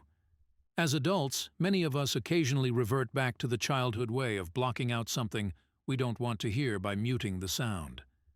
Instead of slamming our palms against our ears and screaming, though, we'll probably rest our head on our hand or brush the ears with fingertips while someone is talking as a symbolic gesture to turn down the volume. People may even do this when they are talking about something that is unpleasant to their own ears, such as a lie. Similar to many adult behaviors, this is an echo of something that has worked in our past. Pulling the ear or lightly rubbing the ear are both common gestures, but they don't send any particular message by themselves, unless you're Carol Burnett. She used to tug on her ear at the end of each show to let her grandmother know she was okay. Rubbing or pulling an ear could be just gestural space fillers for a person indicating "I'm thinking" or "I'm bored." You'll need other indicators to conclude that this means that the person is nervous, for example, flushed ears, or eyes reaching hard to the construct side of the brain while the action occurs.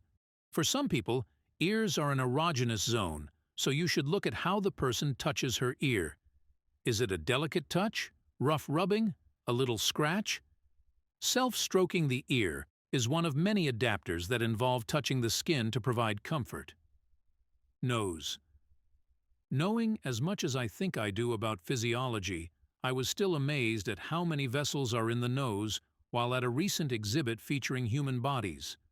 The exhibit relies on a technique called plastination, which sucks moisture from cadavers and then coats and fills them with plastic. This preserves the bodies and allows them to be placed into static positions so that viewers can examine musculature, nerves, the circulatory system, and so on. It allows for a unique view of organs and other body parts that have been sliced like onions. The nose on display consisted of so many plastic-filled blood vessels that it appeared to be one solid mass. This showed vividly how many blood vessels populate the nose. It's the most sensitive part of the body, due in large part to its vascularity. A person under stress will commonly touch her nose, whether it's a light scratch or a rub. Just touching the nose doesn't signal stress, however. Sometimes touching the nose means a person is disgusted with something. The whole gesture will be different from a stress gesture, however. It could be a wipe with the back of a hand, when there's no reason to wipe, or a finger joint laid against the nose, as if to block something stinky from making its way inside.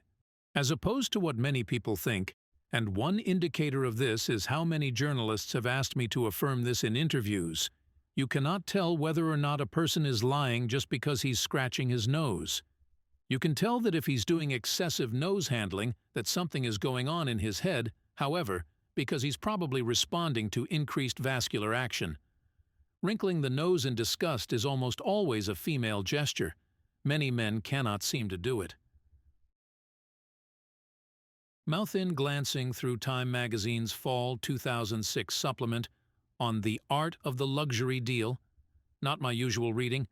I noticed page after page of models with their mouths slightly open. It's probably an attempt to project sexy and vulnerable, but this mouth position is often part of the stupid look, the look of mouth breathers. When the model combines it with a blank stare, she looks brain dead. So, if the object is to get across that she's no threat, the photographer certainly succeeded. Note: none of the male models had this look. When done in combination with a wrinkled brow, pulling the corners of the mouth down signals disgust. Take this same pulled-down mouth and add the raised brow of recognition, and you have a very different message. I did not know that, but I do understand it. Covering the mouth is a simple barrier loaded with meaning. It could mean so many things that this gesture provides a great example of the importance of context. Why would anyone cover his or her mouth? Trying to eat and talk at the same time, which is a gesture hugely affected by culture. Self-conscious about her teeth. Shy, unwilling to smile broadly because it is uncomfortable. Doesn't want you to hear what she's saying, and this is a barrier thrown up subconsciously to mute the sound. Although I explore combinations of moves later, I'll start moving into the topic here.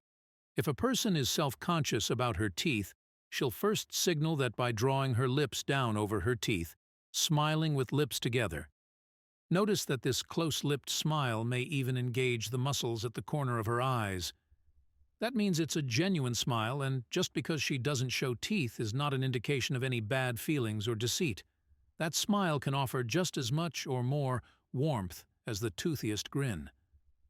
When a person's mind is completely engaged, he may unconsciously do things with his mouth that are odd and almost abusive. Chewing on the inside of the mouth, licking the lips repeatedly, sticking the tongue out, biting a lip, or biting chapped skin on the lip, maybe even causing bleeding, and twisting the mouth to the side are among common movements. What his eyes are doing give away more of the story. Look for signs of emotion, down right, calculation, down left, and so on. Another completely involuntary move that a mouth will make is the quiver resulting from being startled. I saw a clerk drop an armful of hangers in a store recently, and that's what her mouth did. She said nothing, but the shaking lower lip and chin displayed surprise. So much communication in 1 second with no words, and there was no way she could have controlled what happened to her because the movement was a purely stimulus response gesture. Would any human respond the same way? No, and the reasons are varied. Someone less sensitive to noise might not have reacted that way. Someone who didn't care about dropping hangers in front of store customers might not have reacted that way. Someone who dropped the hangers because she was distracted by another occurrence in the store might not have responded that way either. Lips. Another movement that also involves the mouth is licking the lips. Children lick their lips when they're thinking, as do horses, as well as a lot of adults. It's one sign that the brain is engaged. Lip biting can also signal thinking, but suggests a more stressful topic, as I mentioned previously. Men will sometimes purse and grip their lips so their lips almost disappear. Often, that is a man holding back emotion. In the video of Lyndon Johnson at the Democratic National Convention that chose John F. Kennedy over him to be the presidential candidate, he leaks frustration, annoyance, and even anger when he's faced with the opportunity to be vice president. His lips assume a sucked-in grimace, and he tilts his head down during speaking, even though the words coming out of his mouth are conciliatory, "My friend John F. Kennedy." His body language says that he was choking back emotion. Fight or flight has an impact on the lips as well. When the sympathetic kicks in, it gives blood to things needed for fight or flight: muscles, lungs, and heart. It takes blood away from useless things, such as the highly evolved primate brain and the reproductive and the digestive systems. A direct result is blood leaving all mucosa. This means the lips become drawn and thin. Unlike fight or flight demands, the mucous membranes need more blood flow in times of sexual arousal. Because the body requires high blood flow for erections, sensitivity, and lubrication, the body floods mucosa with blood. The result is red cheeks and full lips. We can see it in both men and women.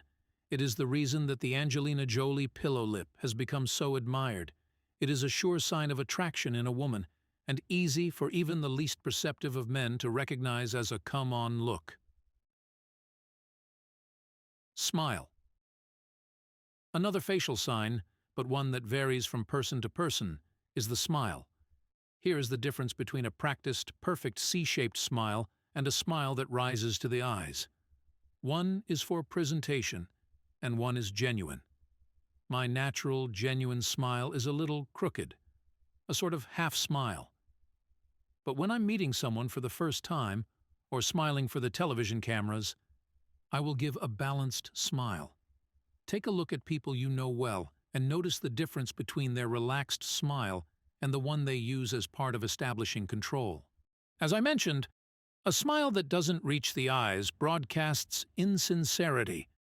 The person doesn't look happy even if a grin is present. I've often contemplated the origins of a human smile because I've watched so many animals bare their teeth in what might be described as a smile. In a chimp, a smile means fear. Did our human smiles develop as a way of making ourselves less threatening to other chimps? Perhaps our ancestors found the smile a quick way of alerting another chimp that they had no intention of causing harm. They chose to express fear so they would not be perceived as a threat. Both chimps would put their guard down, and everyone remained alive. When baby horses walk up to adult horses, for about the first year of their lives, they will do something that we might call a smile. Once again, however, it's the fear expression that communicates to adults, "I'm weaker than you. Don't hurt me." A few of the common smiles that communicate a distinct message are these. When President George W. Bush says something and wants to know whether or not his audience will approve of it, he makes a goofy country boy smile. You can tell when he's uncertain about how people will perceive him. Movie stars on the red carpet often use a camera smile. It's even, teeth showing, and no engagement of the muscles around the eyes. This is a polite, public smile. The amused smile is one you see among audience members at the Oprah Winfrey Show, when someone on stage says something mildly humorous. It engages the temple muscles, but exposure of teeth is limited or non-existent. For an example of the seductive smile, think Sharon Stone in Basic Instinct. A smile of recognition shows genuine happiness if you like the person, and simple politeness if you do not. Regardless of the form it takes, it always involves the involuntary eyebrow flash associated with recognizing someone. A smile of discomfort often appears on the face of the spouse being dragged to a 20th high school class reunion, or on the face of a shy 13-year-old boy who's meeting the new pretty girl at school. A stern jaw typically conveys anger, as opposed to a slack jaw, which sends a message, "I am non-threatening, and I'm stupid." My slight overbite gives me a naturally angry, domineering look. I can look a lot harsher with an overbite than someone who has an underbite. It's hard to look stern when you don't have a chin. The jaw is a powerful symbol.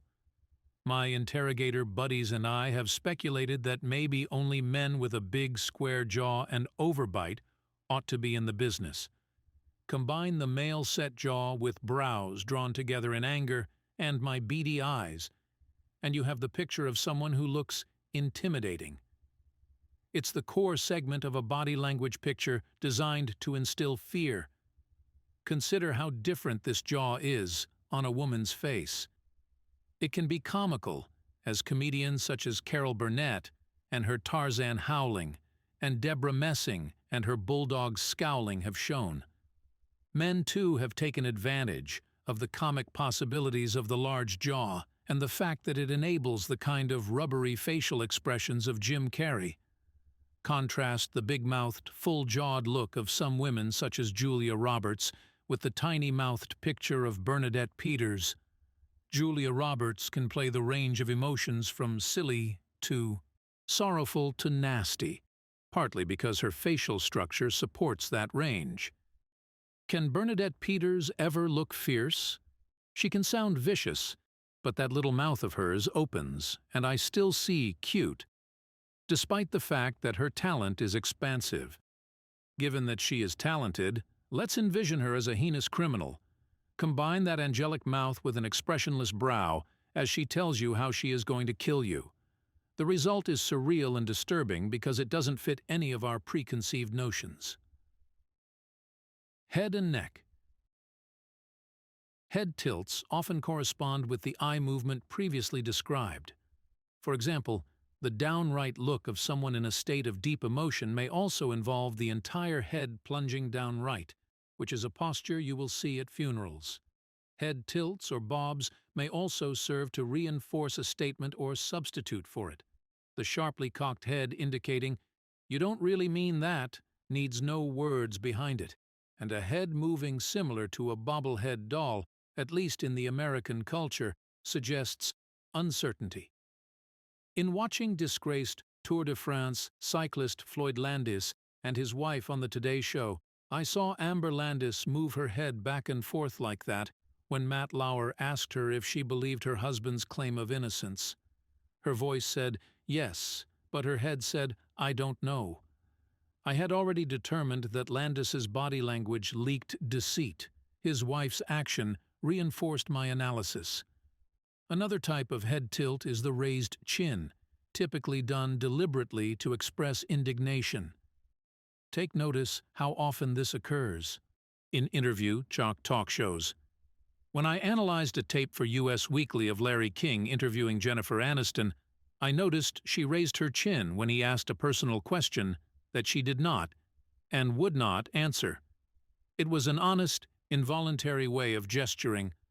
I don't have to answer that. The neck has throbbing veins and arteries that can indicate temporary stress or a chronic condition such as hypertension. Rubbing the neck is an instinctive reaction to discomfort that can be associated with distended veins or just a sense that neck is warm and a cool hand on it would feel good. Every touch does not convey information about someone's emotional state. Sometimes an itch is just an itch. Limbs, shoulders. One surprising result from my TV watching related to this book was observing Michael Dorn's movements as the Klingon Worf in Star Trek: The Next Generation. I laughed as I watched him display anger with rounded shoulders, a jaw that was tucked down, and open hands. Lieutenant Worf, I have news for you. This is the body language of an angry woman. Shoulders back on a man or woman conveys control and alertness, which is why everyone in the U.S. military either stands that way when called to attention or faces the prospect of a weekend learning how to do it right. And unlike Worf, men will throw their shoulders back and flare their upper back muscles, if they know how, as a sign of power with or without anger. Arms. In the discussion of categories of gestures that follows this section, you will see how much we use our arms as a means to punctuate points made verbally, as well as to let other people know what they should or should not be doing. We flail, point elbows, and use them similar to how a conductor uses a baton. We move them forward to shut people out and open them to let people in. Most of the combination gestures I will explore later will involve face and arms. In any analysis of the meaning of limb movement, the first three things to consider are height, culture, and build. In baselining someone to read body language, these must be part of the picture, or your conclusions could be way off. An older gentleman at the resort where I was staying recently caught my eye as he gestured to the other people at his dinner table. I couldn't hear anything he said, but I concluded, from the way he raised his hands in the air, that he was not American, British, or Germanic. He looked as though he could be Italian, but he wasn't close enough for me to be sure. To satisfy my curiosity, I maneuvered closer to him the next day when I saw him near the pool. From listening to the conversation, I understand that he was from Argentina, man who gestures with hands low; British, Germanic man who gestures with hands high; Mediterranean, Latin Mediterranean, and Latin people have a full-bodied approach to conversation, with the hands moving at face level. Germanic people have a natural tendency to gesticulate with the hands below shoulder level, although media trainers sometimes succeed in getting their executive and politician clients to gesticulate higher for the cameras. When I was doing a lot of theater and studying to portray an old man, I wondered, what makes an old man look old? One thing I soon realized is that old Anglo men don't raise their elbows above their waist. Examine the differences between effeminate gay and straight. Why does Jack McFarland in Will and Grace look so much more flamboyant than Will Truman, who is also gay? Watch how he moves his arms, how high they are, as compared to Will the lawyer, who has less flagrant displays of passion. Will looks more stereotypically masculine, even doing the same family of gestures because his movements are lower. Hips. If a man puts his hands on his hips, it means defiance, as long as his fingers are pointed toward his crotch. It's an obvious symbol of masculinity. Women typically put their hands on their hips with fingers pointed toward the butt cheeks, to show the same emotion. If a man does that, some may perceive it as looking stereotypically gay, Contrast a man and a woman standing arrogantly and cocky.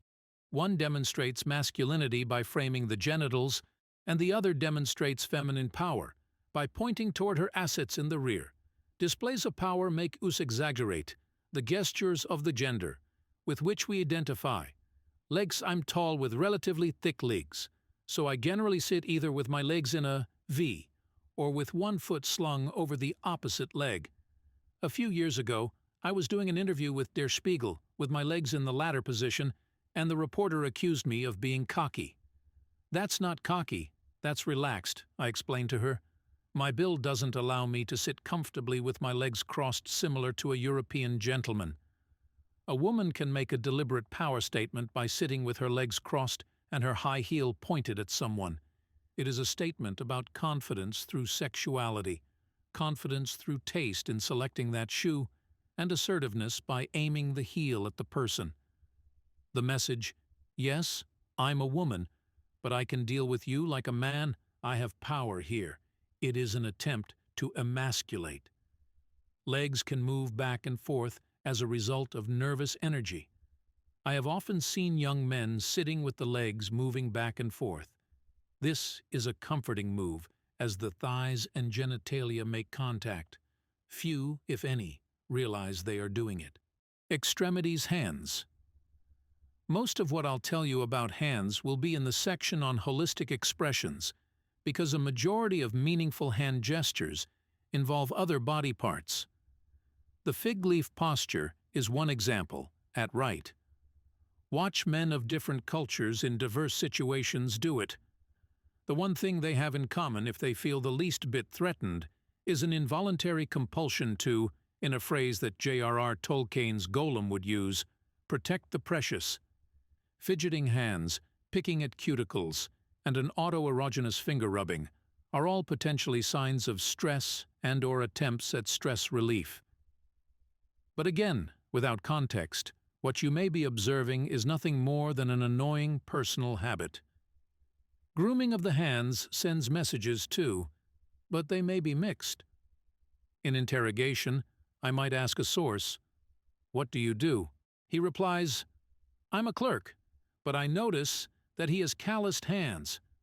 Should I believe him? When I meet someone who asks what I do, I might say, consultant, author, speaker, but my hands are calloused, bruised, and it wouldn't be uncommon for a broken bone to show. Should you believe me? The meaning in both cases is that either the person is lying or he does something in his spare time that tears up his hands. I have my horses and medieval battle recreations to blame, but a source in the battlefield could tell a story to explain his calluses that may or may not be true. Good questioning gets the story behind the body language, and it can give you an edge in both business and personal relationships. Grooming practices with hands become almost unconscious because people tend to look at their hands more than other body parts. I have a theory about this. Hands are the only tools we own from birth. There may be no significant meaning at all associated with pushing back the cuticles during a meeting, for example. If it is a sign of anything, it probably means the person is a little bored rather than stressed.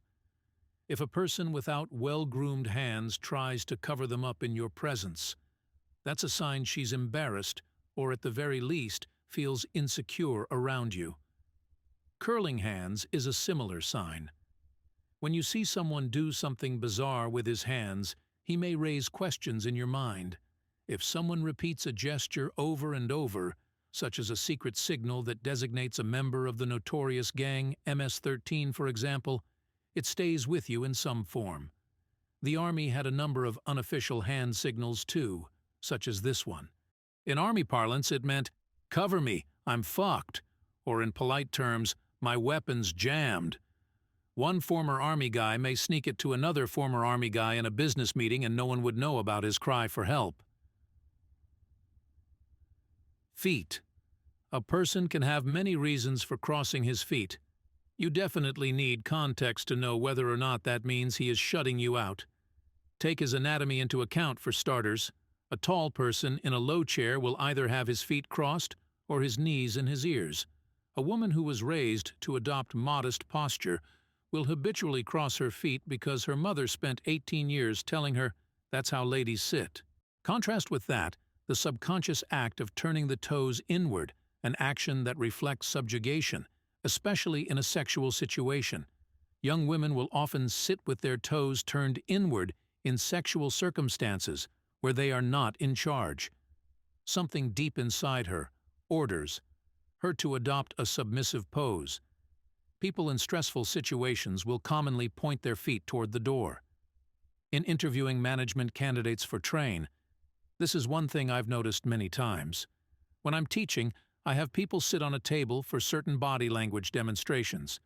I enjoy having the class observe the crossed feet, flexed feet, and feet pointed toward the door as I jack up the anxiety level.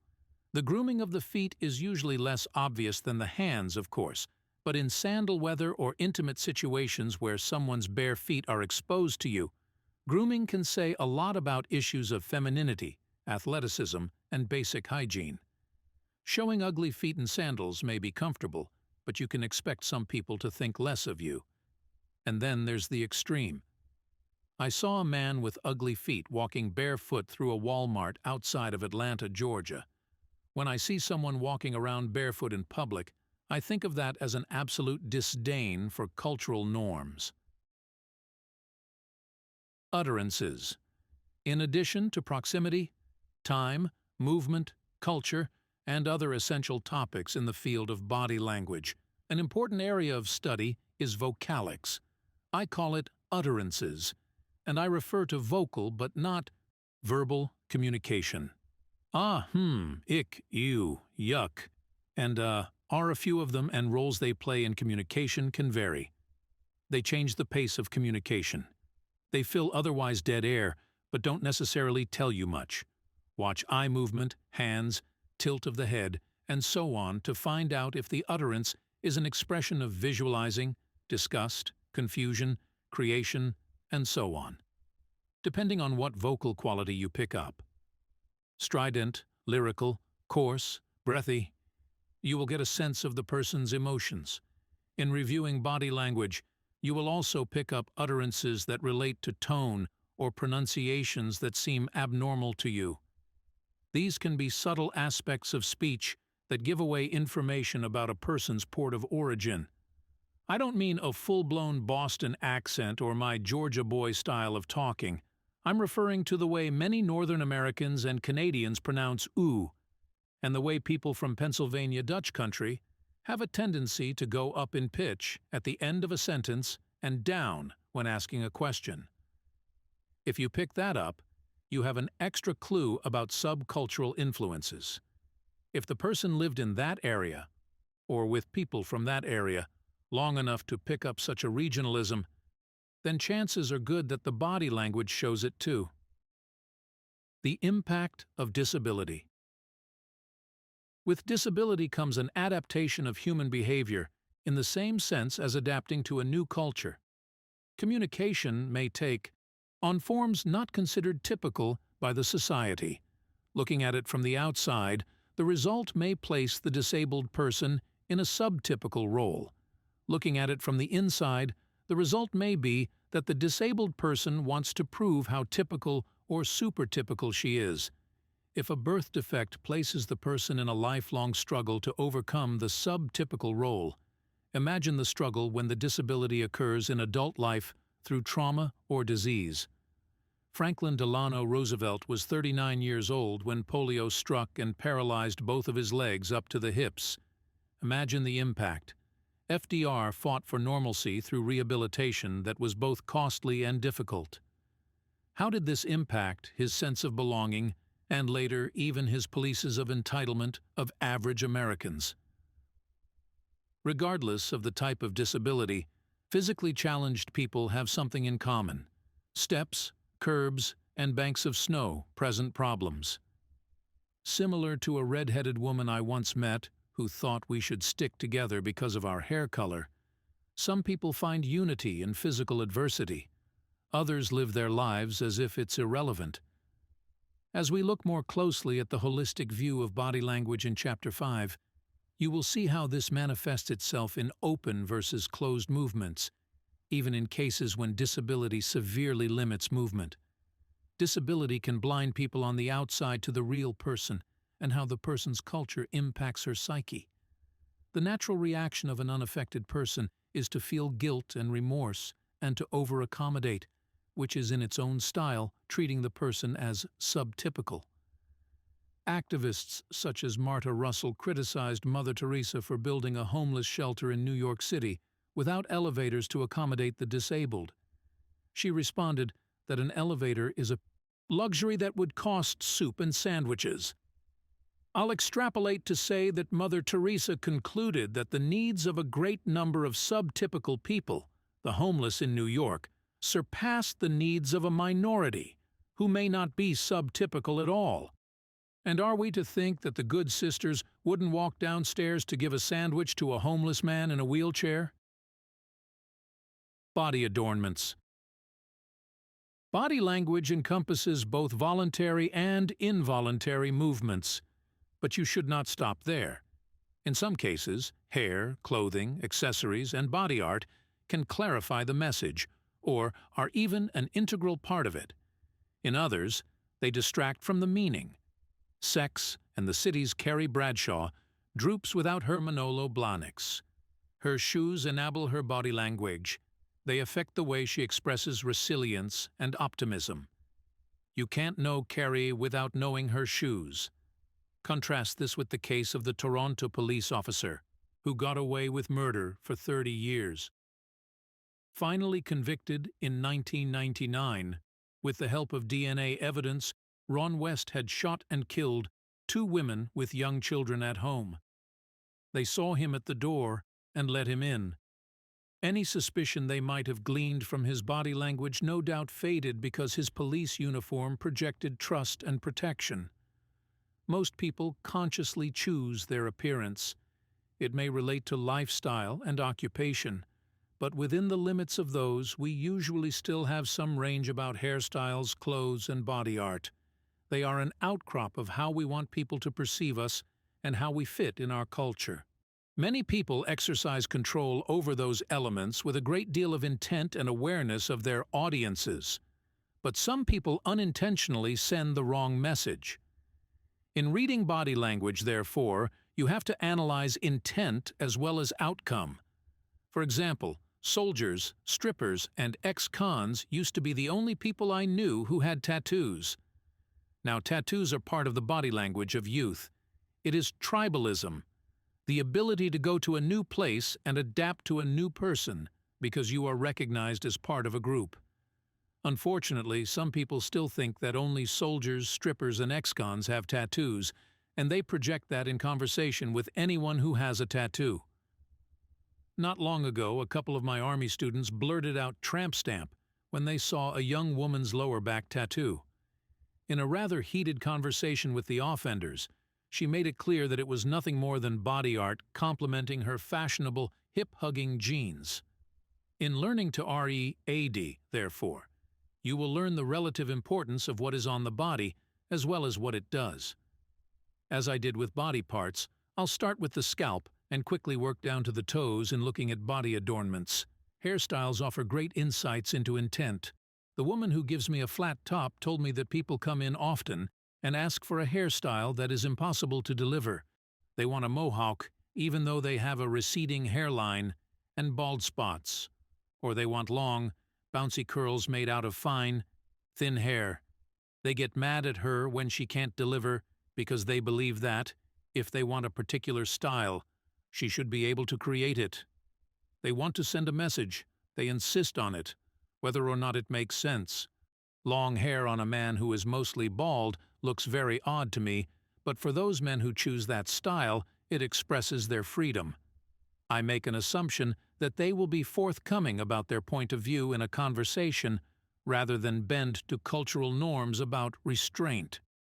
A 40-ish woman who lets her hair go completely gray projects the message, "I haven't tampered with myself." Emmylou Harris is a great example of someone in that category. Hats can have a simple, utilitarian function or project a definite message. What conclusions do you draw when you see a cowboy hat on someone who's not a cowboy, a baseball hat on backwards, or a hat that goes perfectly with an outfit? Many people have told me I look good in a cowboy hat. I only wear it when I'm riding, however, because I'm not comfortable strutting through downtown Atlanta looking like I should be yelling, "Yee-haw," at the hot dog vendor. This comfort factor, having the outside match the image of oneself on the inside, is why a woman might develop a relationship with a designer, whether she's investing in haute couture or buying off the rack. She feels that the designer understands her personality as well as functional requirements related to the garment. Oleg Cassini designed more than 300 outfits as the personal couturier for Jacqueline Kennedy during her days as First Lady. His clothes framed her charisma.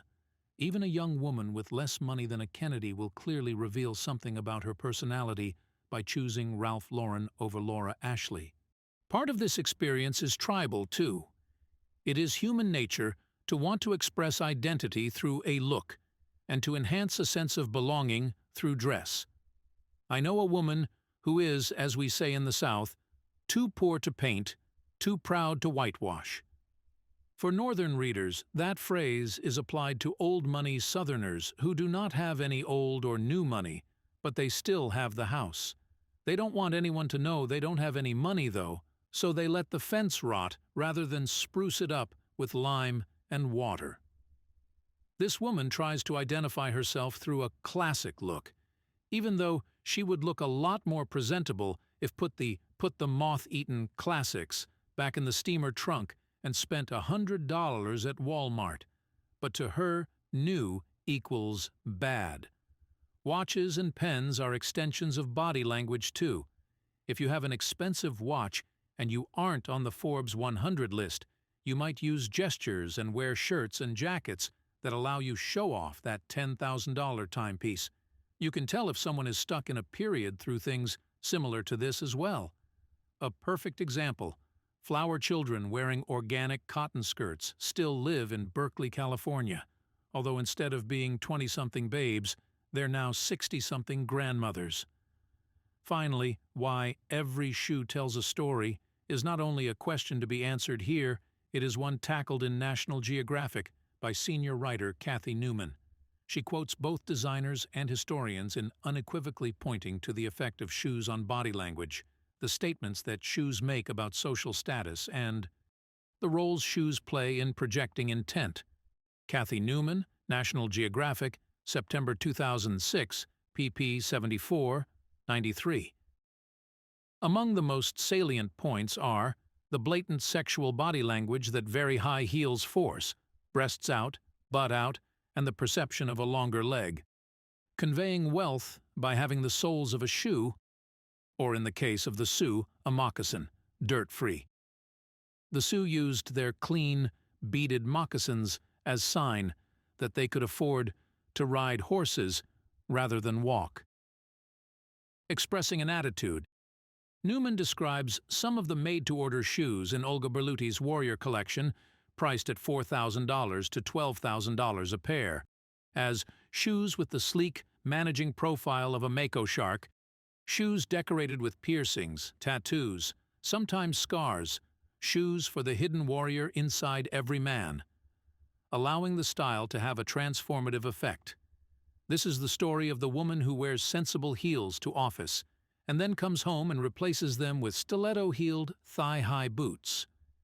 You don't even have to polish the soles of your shoes, as former Vogue editor Diana Vreeland reportedly did, to be well-heeled, which is a phrase that really means something in our culture.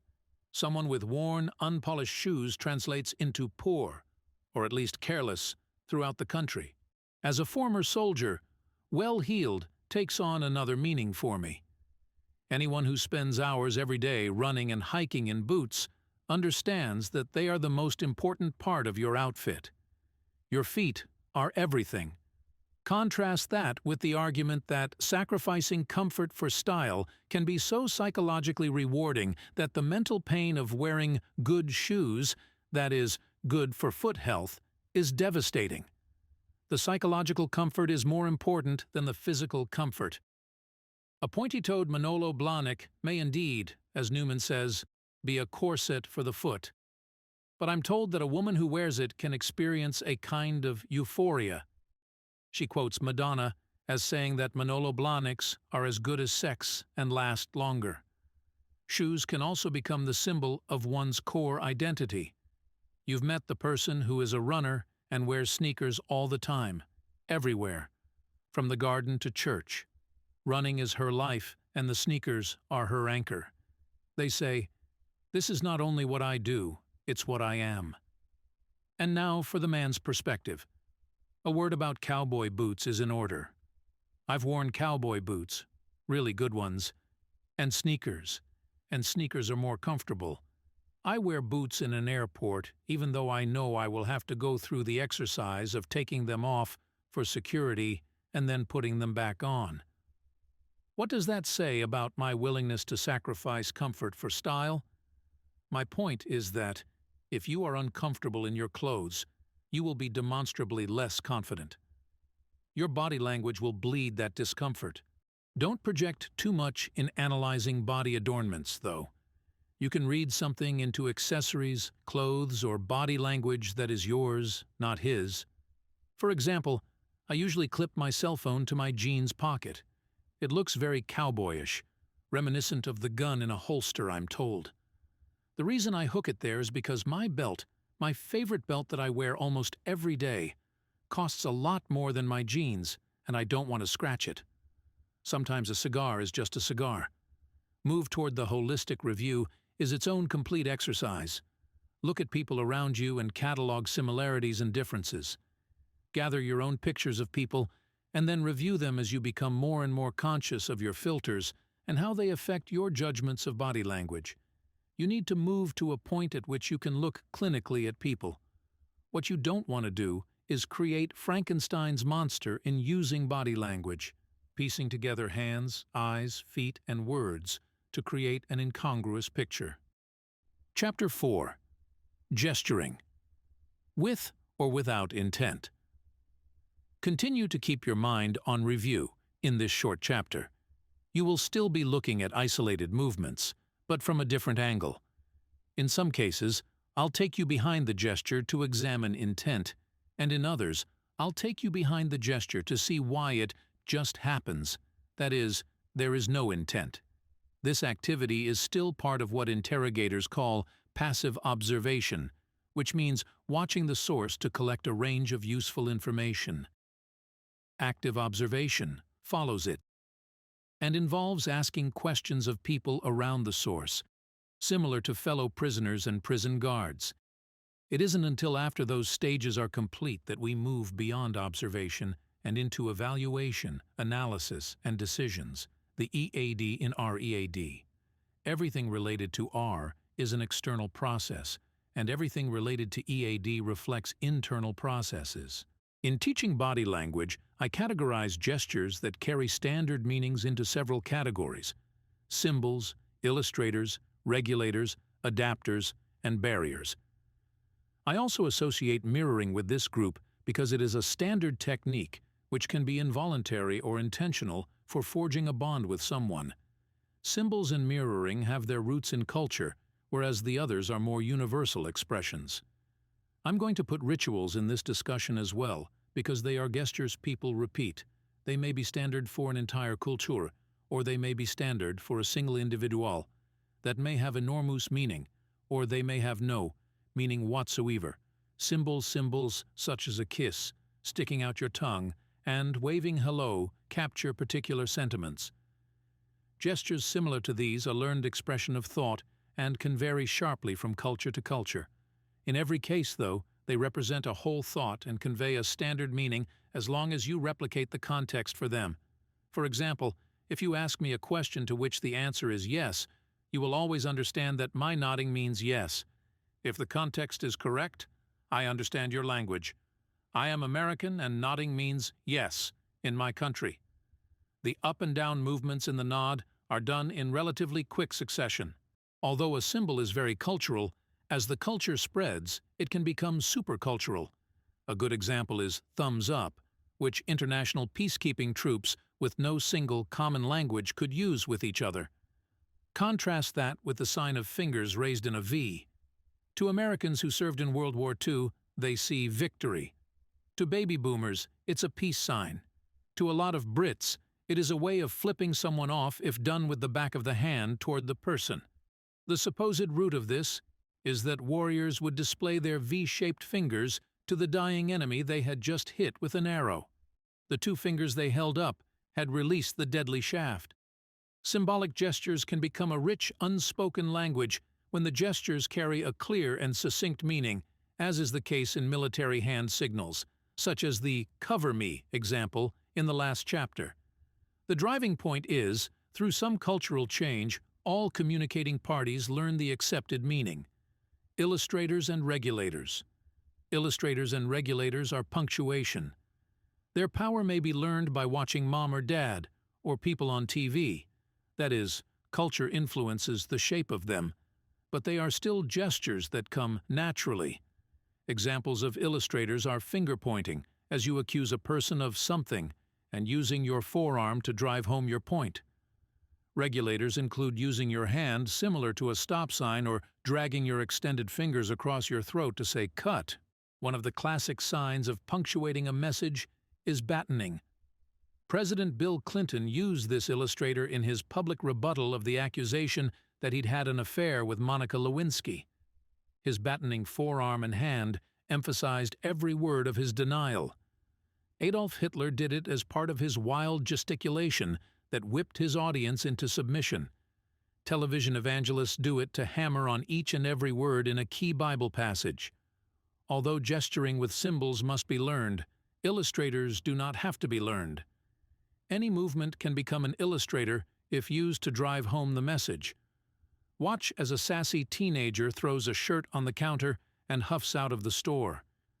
Even if she never says, "I don't have time to wait for a dressing room," her action illustrates her thoughts.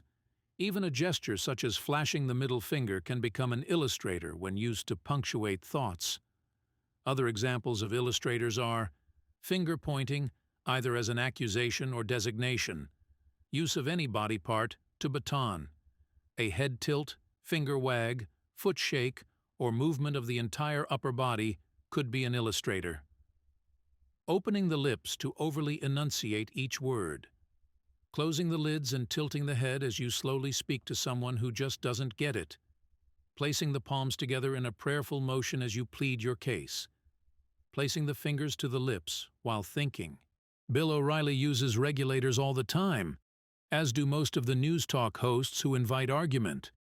When he's had his fill of a guest's comments, the hand goes up and he may slightly tilt his head, barrier with the eyelids, and jump in with his viewpoint. If he can't shut him up that way, he may combine both hands with a facial gesture that says, "enough," raised eyebrows, pursed lips, and set jaw. Regulators do not need to be elaborate or well understood. Simply questioning someone's veracity has the effect of slowing or halting a line of conversation. A talk to the hand motion, a shocked gasp, a roll of the eyes, placing the hands to pain muscle between the eyes, looking up while exhaling.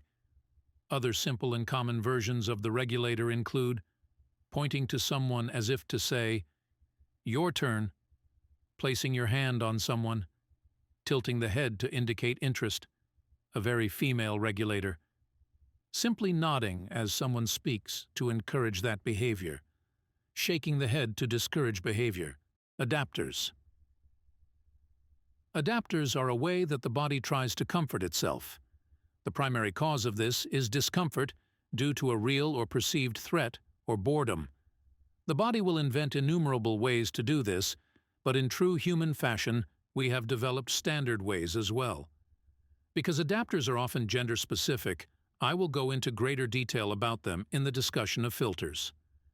The key thing to know at this stage is that reflect energy displacement is a way to relieve stress. Why does a basketball player rub his legs before grabbing the bat? A. Wipe the sweat off his hands. B. Wipe the dirt off his hands. C. Relieve stress. He has gloves and pine tar on his hands, so he isn't doing A or B. The gesture is an adapter. Other examples of adapters are fidgeting of nearly any kind, rubbing fingertips together, wobbling legs back and forth while seated, a typically male adapter, tapping, scratching, grooming, picking, rubbing a body part. Barriers. Barriers show you are uncomfortable with a threat. People find scores of ways to block out the offender. Here are some examples, although I want to point out that doing one of these things doesn't necessarily make it a barrier. Context is all important. Standing behind a table, crossing your arms, turning sideways while in conversation, putting your purse or briefcase between you and other person, lowering your eyelids during conversation, putting your arm on a table between you and the person next to you, holding up reading materials. As I noted in Chapter 3, a common protective gesture men use is to barrier the genitals by crossing their hands. Watch men on TV game shows who are unaccustomed to making public appearances. Even though some of them are behind a podium, you will see their hands down in a fig leaf position. That's a double barrier. It's a natural movement for men to cover their genitals when they are under any kind of stress. One of the news stories of 2005 involved a monkey who attacked a California man who had brought a birthday cake to the animal sanctuary for another monkey. Feeling threatened, the birthday monkey had earned 39 candles, so it must have been a blazing cake. The attacking monkey did what came naturally. He ripped the testicles off his adversary. Alpha males do things similar to this, which is why protecting the precious is a posture ingrained in men. No thought is involved, it's pure instinct. Driving through the outskirts of a small town last summer, I encountered a line of 3 cars that had been stopped by a woman on the road crew. She and her counterpart, about 2/10 of a mile down the road, relayed the status to each other. One would flash her slow sign while the other flashed her stop sign so that one lane of traffic could move through at all times. For some reason, my side continued to stare at a stop sign for more than a minute, too much for the drivers in front of me. They did U-turns. It was too much for the stop sign holder as well. She held up the sign in front of her face, and then put it down to talk on the radio as she turned her back to me. She was embarrassed, helpless, guilty. She took this personally. Another few words on the radio. Although I couldn't hear what she said, her body language communicated, "Please give me back some control. Let my people go." She didn't make eye contact until she flipped the sign to slow and waved me forward. Her gestures showed that her mind was looking for an outlet, an immediate answer to, "What do I do to get out of this uncomfortable situation?" Her solution was to use everything around her as a barrier between her and the people she presumed were judging her. The stop-slow sign, her radio, her helmet that partly shielded her eyes from ours, and her back. You will commonly see behavior similar to this with a nervous speaker, who also presumes that everyone in the audience is judging him. In his mind, the barriers protect him from scrutiny. He stands behind the podium with the microphone angled to cover a portion of his face, and his hands lift the papers he's reading to further obscure him. If he's wearing glasses, the audience might see nothing but ears and hair the whole time he's presenting. Mirroring. Mirroring can be a learned behavior, but typically it is nothing more than assimilation. Mirroring is a natural response to your culture. That's how we get to be homogeneous as a society. Mirroring the supertypical is a natural response to social norming. We commonly get rewards, pay raises, compliments, and invitations to events from other people in our culture when we behave similar to them. And when we don't become them, we are punished. High-pressure social norming is the requirement to mirror the behavior of others or face extremely unpleasant consequences. That's what happens in Stockholm Syndrome. U.S. military basic training relies on a modified version with the Stockholm Syndrome. The components are these. One man uses ritualistic rage to intimidate you, to control every moment of your life, and forces you to become like him. The new guy is like an ape thrown into a cage with 27 others who all know who the alpha is and what pleases him. You are the 28th ape who must try to figure that out so that the alpha doesn't tear your testicles off. So you start to mimic him. There is also intentional mirroring, or adaptational mirroring. That is part of manipulation, and in part 3 I'll tell you how to use it so that it looks natural. Rituals. Rituals range from formalized bits of ceremony to micro-cultural norms to personal habits. Sometimes we know their origins and purpose, and sometimes we don't have a clue, but we do them anyway. Why do most Americans put their knife down after cutting their meat, and then put their fork in the hand that held their knife? In the days of the American Revolution, the separatists and loyalists argued bitterly. These people were neighbors who shopped, worshipped, and ate together. So they developed a ritual that averted stabbings at the table, and we follow it to this day. They put down the knife after they cut their meat. If you are a non-Catholic and you have ever attended a Catholic Mass, you know you're an outsider because you don't know the rituals of the hundreds of other people in that church. On the other end of the spectrum, I know a skydiver who always puts her left glove on and then her right as she's preparing to jump. This has nothing to do with rituals of safety that her fellow skidivers follow. It's a personal superstition. In the middle of the spectrum, you have cultural norms related to proximity to another person, signs of respect for people in authority, and so on. One arcane norm that relates to space, as well as eye contact, plays out in public bathrooms every day. In the average urinal in America, and this is not something that women personally witness, we follow the urinal rules. Rule number 1. Do not look down over the barrier. Rule number 2. Conversation with strangers concurrently using the urinal is not acceptable. Rule number 3. If you want to talk with the man you've spotted while you're both at the urinal, maybe you want to know where he got his tie, wait until you both get to the sink and you're washing your hands. Is this the same for all men? Of course not, but it is a valid generalization because it fits for a huge chunk of the population. Two people in a relationship will commonly develop microcultural rituals to show affection, anger, boredom, and so on. When you extricate yourself from a long-term relationship, part of the baggage you take along is the signs and rituals that you developed in the context of that relationship. These may come back to haunt the next relationship. In reading someone's body language, you will occasionally come across gestures that you will think must mean something, but in fact, they may merely be personal rituals. What generally happens is that you repeat a gesture so frequently in private that it leaks into your public presentation. Maybe you pick at your front tooth when you're thinking. Chances are that you will be sitting in a meeting one day, picking at your tooth. Other people may be completely distracted by your odd habit, but you won't even realize you're doing it.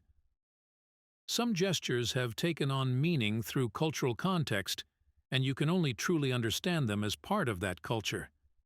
Then again, as advertising and media span the globe, some cultural gestures or icons have become ubiquitous and supercultural. The name Coca-Cola, the word okay, and the thumbs-up gesture. Other very specific gesturing can result from a group's evolution, and this occurred to me as I attended a horse auction. Most new people are almost wooden the first few times they go to an auction such as this. They are afraid of signaling. A good auctioneer knows the itchy nose scratch from the bid. Nose scratch, though. They see the intensity of the gaze and contact made between the auctioneer and bidder. In becoming a skilled practitioner of reading body language, you need to become the auctioneer. This means looking for the other pieces of body language when you see what looks like a gesture. Is there focus of energy? Does the person have eye contact? What does the rest of the body say? No single gesture or flinch can tell you something when it stands alone, unless it is a piece of symbolic language, such as the middle finger. Even when you see such a symbol, you must be like the auctioneer and say to yourself, does this person look like a seasoned auction attendee, or just someone here for a weekend of entertainment? Chapter 5. the holistic view, E in R.E.A.D. Without the benefit of having you in a classroom, I needed to find different approaches to teach you how to view body language holistically. The results are two complementary systems of review, one for mood and the other for posture. The latter is a version of what I teach military, law enforcement, and other students in security. The former is a new system I developed to give you a streamlined way to understand what the pieces probably mean when they come together. Probably refers to whether the actions come from the gut or from the brain of someone who knows how to manipulate body language. There are not that many of us. The mood system is a work in progress that I will continue to refine as I use it with students and myself in the upcoming years. As I said before, I am similar to Jane Goodall among the chimps, with one caveat: I am also a chimp. Mood. This system offers a framework to determine what the body is saying overall. It structures your observations. Only a delusional person wakes up in the morning and declares, "Today I will demonstrate clearly what I am thinking through body language." Most of what happens is hardwired. We are good at blocking portions of our body language, but not good at seeing ourselves as we are. This is based partly on the fact that we respond to positive and negative feedback to create a repertoire that works for us socially, both consciously and subconsciously. Remember the key message of the culture chapter. Unless we are alpha, we are emulating the alpha and overlaying it to our own catalog of gestures to maintain identity while keeping alpha happy. Even if we are alpha, we must constantly be wary of challengers and adapt, lest she become alpha and we drop to typical. When I look at someone from across the room, I get a sense of what is going on in that person's head. Until now, it was difficult for me to tell you how I knew. When asked how I could be so sure what a person's performance would be on the job, or how she might interact with other people, I would brush it off with, "It's my muse." By that, I meant that I'd made my decision so quickly that I felt I couldn't take credit for deciding consciously. This system codifies what my brain does for me in those circumstances, and the intent is that it will help your brain learn to do the same. To begin, there are 3 parts to looking at the holistic body language of a person. 1. Energy. How lively is the person? Does she look tired or invigorated? Is it normal or abnormal? When I say energy, I am talking from head to toe, and even more than that. Bill Clinton has energy that showed even after his heart surgery. If I were to see that energy fail, it indicates that something is going on in his head to cause a downward shift. 2. Direction. Is the energy this person displays freewheeling all over the board? Is it sharply aimed at a common goal? Temper this perception with what is normal for the person. You cannot, for instance, look once at someone who is scatterbrained and assume there is a root cause other than genes. 3. Focus. Is the energy focused internally or externally? Is the person directed at getting away from something, or simply disconnected from those around him? This can tell us more about the mental state of someone than the other 2 combined. These 3 primary criteria form the foundation of this new system for looking holistically at a person. They serve as big chunk categories in analyzing behavior. I'm going to wrap them in a simple label: mood indicators. Combined with the Scalp to Soul list and the checklist on posture that follows, you can get close to clarifying the meaning of a person's body language.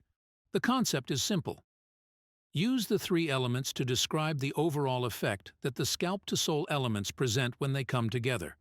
For example, energy is low or high. Direction answers the question: are all of the arrows lined up?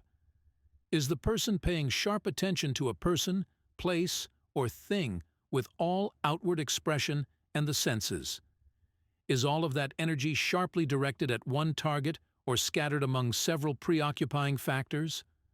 Focus is either internal or external. It could be sharp or scattered relative to something apparent to the outside world, or the focus, sharp or scattered, could be on something inside his head. The following table provides a sampling of moods or emotions and a profile of them according to energy, direction, and focus. Confusion energy low, direction scattered, focus internal. A great movie moment that shows confusion is Mel Gibson in Braveheart, when his character, William Wallace, discovers that Robert the Bruce has betrayed him. Wallace's preoccupation moves deeper into the psyche, a depiction of internal focus. He seems so occupied that he may not even notice anything else. His mind has discovered something that threatens his very being, and that enemy has sapped his energy. There is suddenly an incongruity in his picture of the universe. Distraction, energy high, direction scattered, focus internal. You wake up in the morning and know you will be late for work. You have too many things to do before you leave. You run around the house looking for keys, trying to remember what else you need to take with you. Nothing goes right.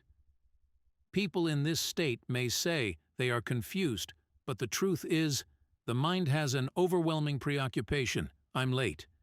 This fixation prevents focus on anything else as long as the mind knows there is urgency at hand. Under these conditions, body language has no consistent direction, meaning the syntax of the body language is discordant and not sending a unified signal. Anger energy high, direction sharp, focus external. Most people can recognize anger easily when it's openly expressed. What if the person masks it, though? Are there still telltale signs? By using a whole-body approach and narrowing to the differences between anger and distraction or anger and fear, for example, you can find the signs. Begin by understanding what picture the canvas presents, and then look at the individual colors. The hands, feet, eyes, lips, nose, and so on. Anger involves an energy level so high that it seeps out, even when a person tries to mask it. The angry person has a consuming drive to deal with the cause. Direction is not an issue either. This individual has unity of purpose in body and mind. Eliminate the cause of his anger. In men, the direction manifests itself in physical displays of aggression, whether overt or masked. In women, this demonstration can simply be a sharpening of the wit or more feminine behavior. The commonality is hyper-demonstrative gender behavior. Women rarely fist fight, they cat fight instead. Similar to cats, they pose and growl a lot, often with little contact other than the swipe of a claw. Angry men have a decidedly external focus, in some cases even to the detriment of the well-cultivated persona.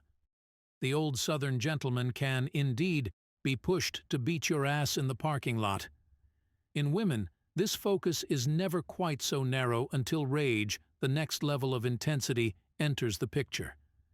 If men are prepared for hand-to-hand combat early on, women are prepared to fence. Women will typically focus on the cause, while keeping in mind the preservation of species. By her very nature, a woman remains more cognitive than a man during times of anger, if not as in control. The root of this difference is the size of the amygdala, the brain structure associated with aggression. It's larger in men than in women, so while angry men move, angry women tend to observe and process. Similar to the cat, the growling and hissing will result in action only in dire straits. Joy energy high, direction sharp, focus external. So far, joy looks identical to anger. Because of their identical profiles, they are both easy to identify. The physiological difference is what part of brain is engaged, and the emotional difference can be described in terms of magnetism. Anger repels and joy attracts. I describe joy as overwhelming happiness. One would only have to meet me to wonder why I would understand this concept. Joy is not a typical soldier trait. My army buddies and I once played a horrible practical joke on a fellow soldier in my days at Arlington because we wanted to provoke this unsoldierly emotion. We copied this guy's numbers from a lottery ticket he left on a desk. Shortly after that, he came to ask if anyone knew the winning numbers. We sent him to the person he thought was the most credible guy in the unit, and this trusted source read off the numbers one by one. As the numbers matched, he became progressively more excited. When he heard the last number, this balding, thick-waisted old soldier sprang into the air and kicked his feet like a boy. This reckless abandon of his personal image came crashing down when he looked into the next room, where we were all in our own perverted demonstrations of joy. Depending on culture, people display high energy differently. For instance, an acceptable level of energy associated with joy in a young woman will elicit stares when used by a middle-aged man. When we sign a contract for a new publishing project, Marianne raises her hands past the shoulder and has a gleeful look on her face, with lots of energy bubbling to the highest parts of her body. I, on the other hand, smile. It is a very large smile, and my body becomes more animated, but I don't do gleeful. What is the difference, aside from the impact of ovaries and testes? Living with the military since the age of 14, and raised by Southern parents. Do we start to see the impact of layers of culture, subculture, and sex on a simple expression of joy? How does a child's energy level differ before he understands men generally do not flit about? Similar to a person demonstrating anger, a person demonstrating joy stays focused on the cause. Direction of energy is unilateral. The only additional factor is whether the joy relates to something present or a past occurrence that has just come to the person's attention. Watch a person who has just learned of great news from a letter. Does she hold the letter as a relic in this ritual of celebration, or discard it and dance around? She holds on to it, most likely. When a person learns joy-causing news over the phone, all energy goes into the conversation. Even the eyes may find their way toward the phone. Every ounce of the person's being is concentrated on what she perceives as the source. Again, similar to anger, the initial external focus can shift to the inside. In joy, it happens as the person relishes the impact of the profound event on his life. The new book contract causes a celebration, but the long-term effect of having a greater sense of purpose moves the joy inward. The focus may go strictly internal, as the person tries to sustain the feeling of euphoria by thinking of all the spillover effects of the good news. Excitement, energy high, direction scattered, focus stimulus dependent. Arguably, excitement is a category under which many of the other moods can fall. For a moment, suspend disbelief and imagine that excitement is only a single mood, not caused by anger, joy, and so on. It's just a feeling that comes from your synapses firing.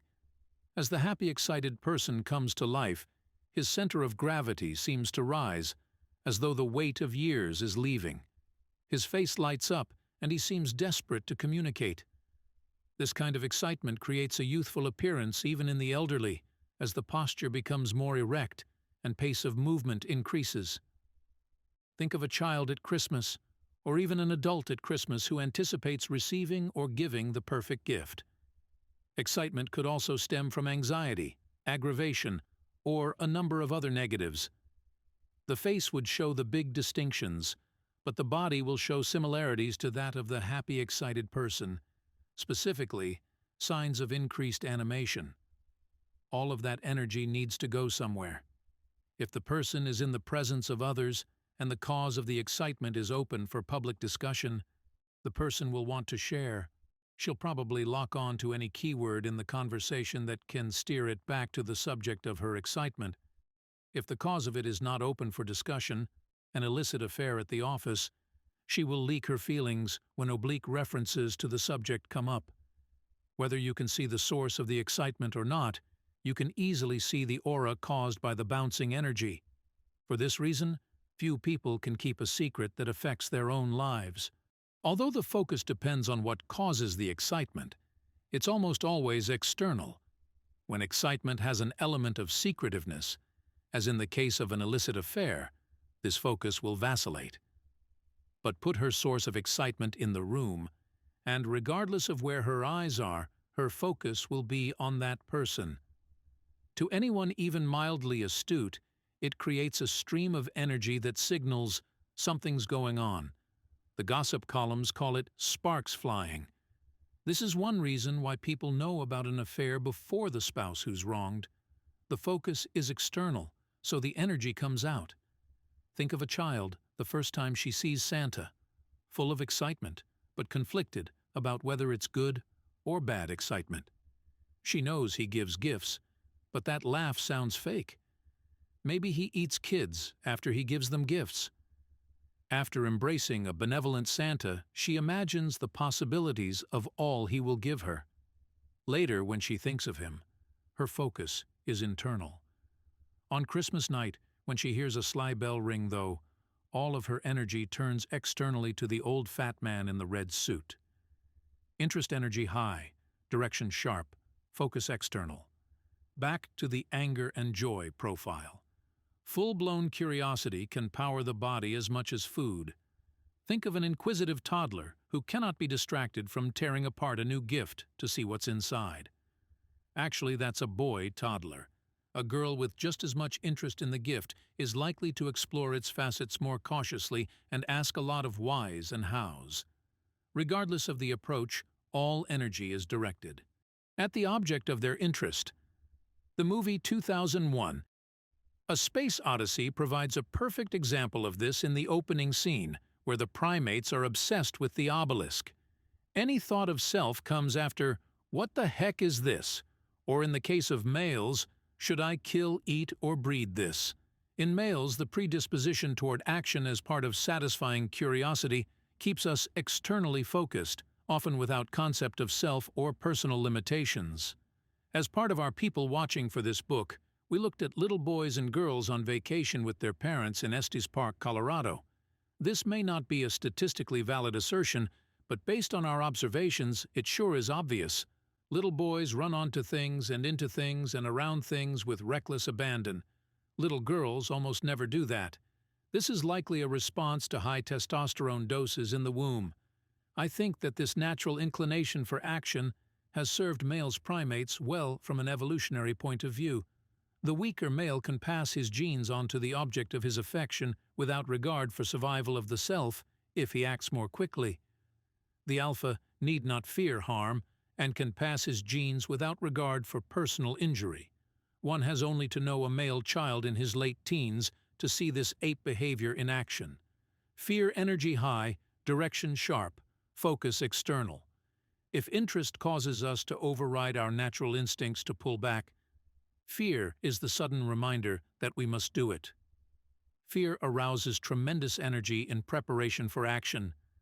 When I was 8, I was trick-or-treating with my 4-year-old brother, my 6-year-old sister, and my 3-year-old cousin.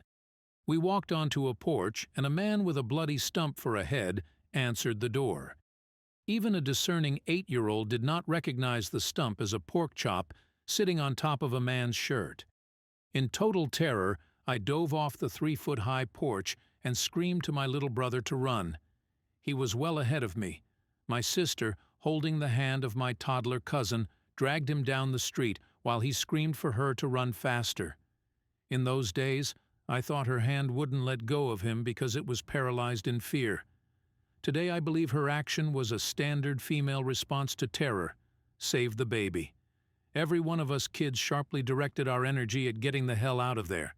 That's how fear operates. Whether or not the direction is ideal, it is aimed at something particular. The energy is typically balled up in fear, awaiting a release command from the limbic brain to fight, flee, or freeze, or in the case of women, a combination of actions. In all of these cases, though, the energy is unidirectional and prepared, and the focus is external. Eyes dilate to take in as much data as possible about the source of the fear. Then the body either turns away from the source or toward the object to take a second look at the threat and determine a course of action. When the threat becomes omnipresent and overwhelming, a man takes action. This threshold for what is omnipresent varies from man to man. However, a woman's external focus may be split between the threat and the object of her protection. For this reason, female prey will sometimes immediately attack a predator rather than run from it. These females don't want to leave their young as an appetizer, so they fight. In humans, the response is not as predictable because females have a much better developed brain and a larger catalog of options than her quadruped counterparts. Secretiveness, energy low, direction sharp, focus external. When someone is trying to hide something, elements of the other moods will creep in. Is she excited because it is a surprise party? Afraid because it is an affair? Trying to hide the fact he is interested in something you are carrying or reading? In fact, you might see overlap in nearly all of the moods described here, primarily because secretiveness needs a root, emotional cause. An attempt to be secretive is a conscious effort. As such, you have to keep energy low, stay directed, and maintain an external focus, or you'll give yourself away. At the same time, most humans are not aware of the layers of moods they have, so maintaining absolute control over these three elements is beyond most people's ability. In order to know what the person is hiding, you will have to work at uncovering the layers. Here's an important irony that will help you. By its very nature, hiding something is energy intensive. Have you ever tried to keep a secret when someone is prodding? This energy is constantly trying to go somewhere, and as a consequence tends to leak out in odd and visible ways. The more polished among us find successful routines to redirect this energy. Through experimentation, we learn what works, such as playing on our sexuality, or even pretending to be dim-witted to divert suspicion from our real intent. Secretiveness, therefore, is characterized by large amounts of contained energy. Look for adapters, the gestures of energy displacement. There is a direct relationship between the amount of energy someone is fighting to hold in or displace and the significance of the secret.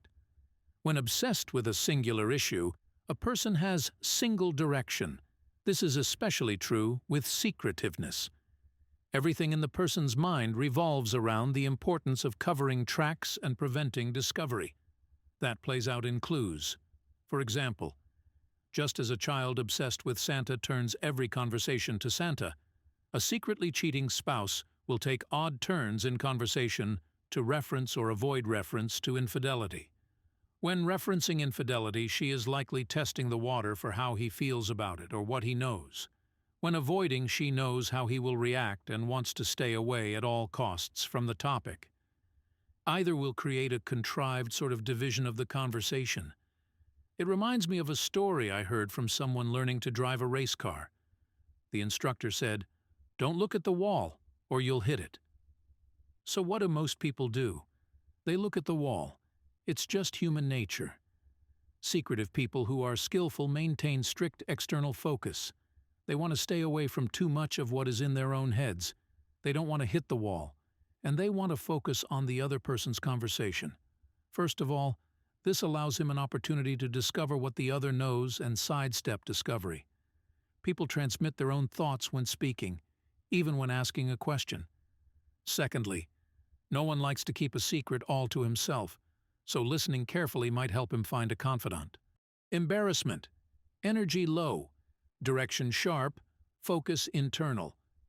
Almost all grand embarrassment is preceded by secretiveness. This is not the momentary kind that comes from farting in public. Grand embarrassment can arise from displaced expectations all the way up to discovery of the family skeletons. Embarrassed people typically do not know what to do with this sudden, unexpected flow of energy. They know what caused the embarrassment and sharply direct their attention on it. They don't know where to put all of the energy it provoked, though, so it often comes boomeranging back at them. Whether embarrassment becomes anger, excitement, joy, or confusion, all are related to how the person deals with directing the energy and whether the focus becomes internal or external. This will be largely culture-dependent. Direction in embarrassment is unilateral. All arrows are lined with the course of action the person decides to take to escape the cause, even though displaced expectation makes the person seem distracted for a moment. An average American called to speak in front of a crowd will begin to use this direction of energy to create barriers and use adapters to comfort himself. This same person called a liar in public may have an extremely different secondary reaction one that includes discrediting the accuser. The course of action depends upon whether this highly directed energy is focused internally or externally.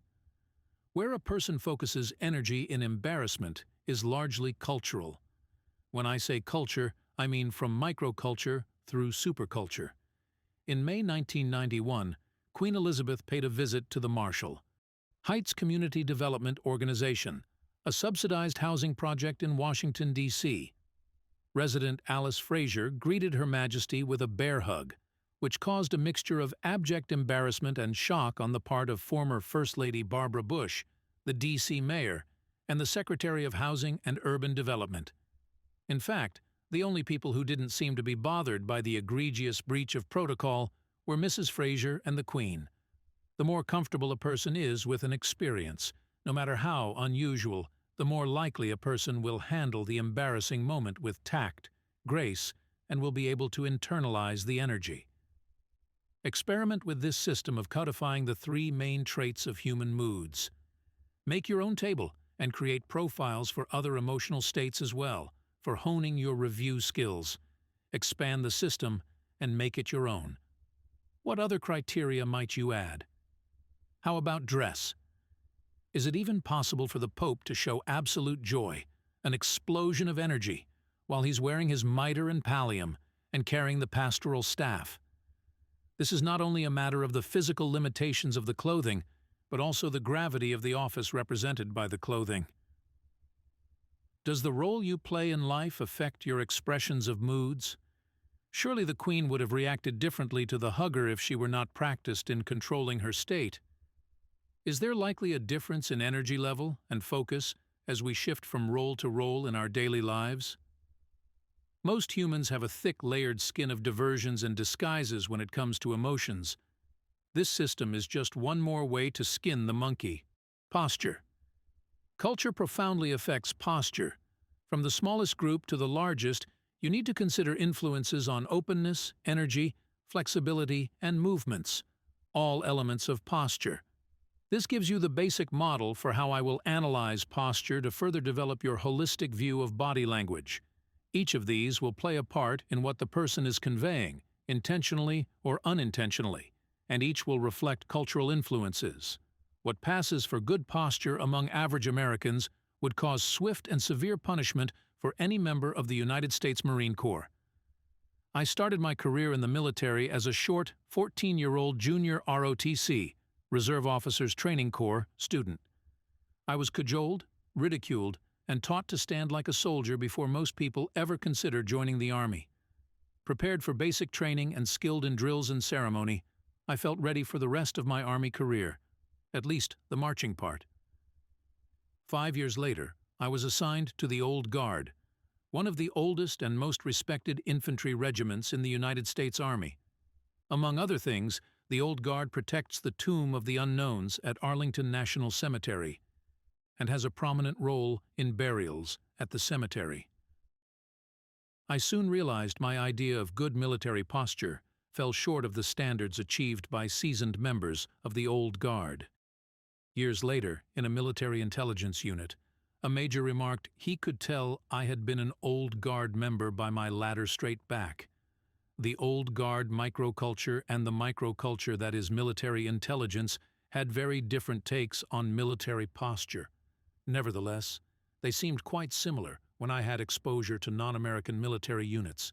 On one of my night guard shifts during Operation Desert Storm, I saw the effect of our U.S. military culture starkly. With night vision goggles, the world takes on a green glow that allows you to see detail relatively well up close, but poorly at distance. We were attached to the Kuwaiti Brigade in an advisory role. I commented to the fellow soldier on guard at the time how easy it is to pick an American by posture. We joked that it made the Iraqi sniper's target acquisition much easier. The reason was simple. American soldiers had a very different cultural concept of time, mission, and focus that surfaced in their posture. Many of the Kuwaitis fighting to free their homeland were expatriate college students who returned to fight for the liberation of Kuwait. The culture of Kuwait places little value on promptness, and it shows in the gait of the people. The fact that they were not military and non-Americans affected how straight each stood, where they directed their gaze, and so on.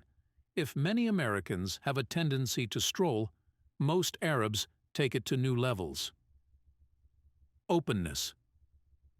I will look at closed before open to engender your perspective on the topic. When you started reading this book, one of your suppositions was likely that crossed arms serve as a defense or meant that someone wanted to close you out. Did someone tell you that's what it meant, or did you feel it? Crossed arms are, in fact, one way that a person can block you out, but it can also signal fear, cold, confidence, arrogance, hiding a fat belly, and much more depending on context. Look at the photo with my bio on the back cover. What does it mean? More importantly than what it means in this case is the effect I am after, a jaundiced eye projecting mistrust. Never mind the fact that I was thinking what a nice job the photographer, Mr. Doherty, was doing. This closed-arm posture hides all of that and sends a different signal. Knowledge similar to this is important in review, but even more so in using these tools offensively. Other ways of blocking include closing the elbows to the side, tightly buttoning clothing, barricading oneself behind a holy symbol such as a cross, and turning to oblique angles. Americans typically think that facing a person straight on while talking signifies honesty. Ironically, given a choice, two American men will probably not sit directly facing each other. Most will choose to sit at oblique angles. It is a subconscious way that men convey they do not wish to engage in confrontation. If you think in terms of the apes, facing directly into the eyes of the alpha will likely result, at the very least, in a demonstration of dominance. So, is this natural preference to sit at an angle an echo of the ape in us? Think of the last time you saw two American men in an altercation. Inevitably, the two square off, face to face. The implication is that angled posture is much friendlier. In contrast to this, it is not unusual to see two Arab men nearly touching faces and square on discussing details of the weekend plans. If you're a man, take a minute and think about your own posture vis-a-vis other men of your own culture. If you're a woman, think about how you convey openness. It's generally in the same way that men display confrontation, face to face. Exercise. Look in the mirror. Place your elbows close to your sides and raise your palms as if you are helpless. Now do the same gesture, but raise the elbows from the body. Which seems protected? Which seems genuine? Traditionally, open arms are viewed as welcome. This closed-to-the-sides posture showing vulnerability is instinctively distrusted by every one of my students. Most cannot tell you why. Now you know. Our nature is to demonstrate how open we are to acquaintances, whether new or old. Warm and open take on different appearances in different cultures, but all have one thing in common: displaying vulnerability to show openness. The military salute is the most formal of greetings, a way to show servitude to superiors. A rigid and formalized gesture, it presents the right hand to the brow. Numerous theories try to explain why this developed, from a knight opening his visor to show his face to the exposure of a hand without a weapon. The meaning is still the same. I am raising my primary weapon into a non-ready position to show servitude. The American handshake carries a related meaning. I am offering you my primary weapon, and I would like yours in exchange. The Asian bow. I am lowering my unprotected skull. How much more open, that is, vulnerable, can a human get? These actions capture the essence of why openness is so important in communication. Humans are a perceptive lot even when their culture dulls the senses. Openness can come from relative position as well. If I stand at a somewhat oblique angle to another American man, he will perceive it as open. If I turn to face him head-on, I usually notice he will shift to keep this position less confrontational. By oblique, I do not mean a T formation. If I do move to the T and close in on the person's dominant hand, he will perceive that as a threat, too. Try it if you doubt me. Add to that squared shoulders as you talk. Do you see a difference? Experiment with someone you know, not someone you've just met in an elevator. Clothing can demonstrate openness as well.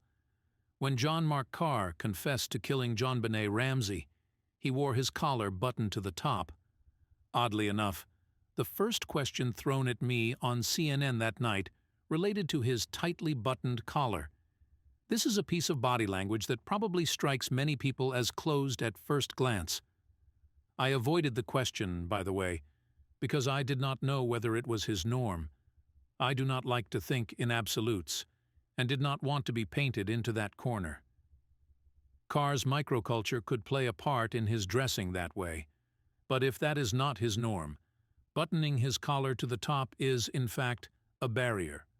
Openness, or lack thereof, can also be demonstrated by barriering with objects or with natural tools: hands, ankles, knees, or even fingers. Objects can make a person feel safer: a rolled magazine, a purse, a laser pointer, a cell phone. Look for use of these tools not as a screen to hide body language physically, but a way to divert energy away from the face and body. Repeated or consistent use of them as barriers in a conversation probably means you should look beyond them to find nervousness, anger, disgust, or embarrassment. In an office, of course, the most common barrier is a person's desk. In class, I flash a picture of several people on the screen, and after a split second ask, "Who do you trust?" Inevitably, the person they trust least is the one who looks the most closed. Whether it is because of dress that is traditionally non-Western, or clothes that cover more of the person than most Americans are accustomed to seeing, the formula becomes: the more hidden, the less trustworthy. Would growing up in Saudi Arabia change this? Highly likely. Where you put your hands and how closed you sit or stand will affect how trusted you are. I have intentionally modified my posture during a job interview to see how the interviewer would react. The more I rounded my upper body and hid my hands, closed signs that represent vulnerability, the more probing he became. Energy level tells more about what is going on in the head than the body. The Army required a command presence during non-duty hours, so one person was designated to sit at a desk anytime the commanding officer was not present. At the lower levels, the title was CQ, charge of quarters, and higher up, SDNCO, Staff Duty Non-Commissioned Officer. During the week, this started after the duty day and ran through the beginning of the next day. On weekends, it was a 24-hour duty. In either case, the person was awake for more than 24 hours. I served as CQ on the Friday before I bought my first horse. My energy level was through the floor until I got to the stable. I remember spending hours at the stable awake and fully charged up. Why? The brain creates energy for the body. How well do you sleep the night before a big trip? How about the night before the first day of a new job? This energy affects posture more than facial expression. I can look like hell in the face from lack of sleep, but move around as though I am myself and appear to be fine.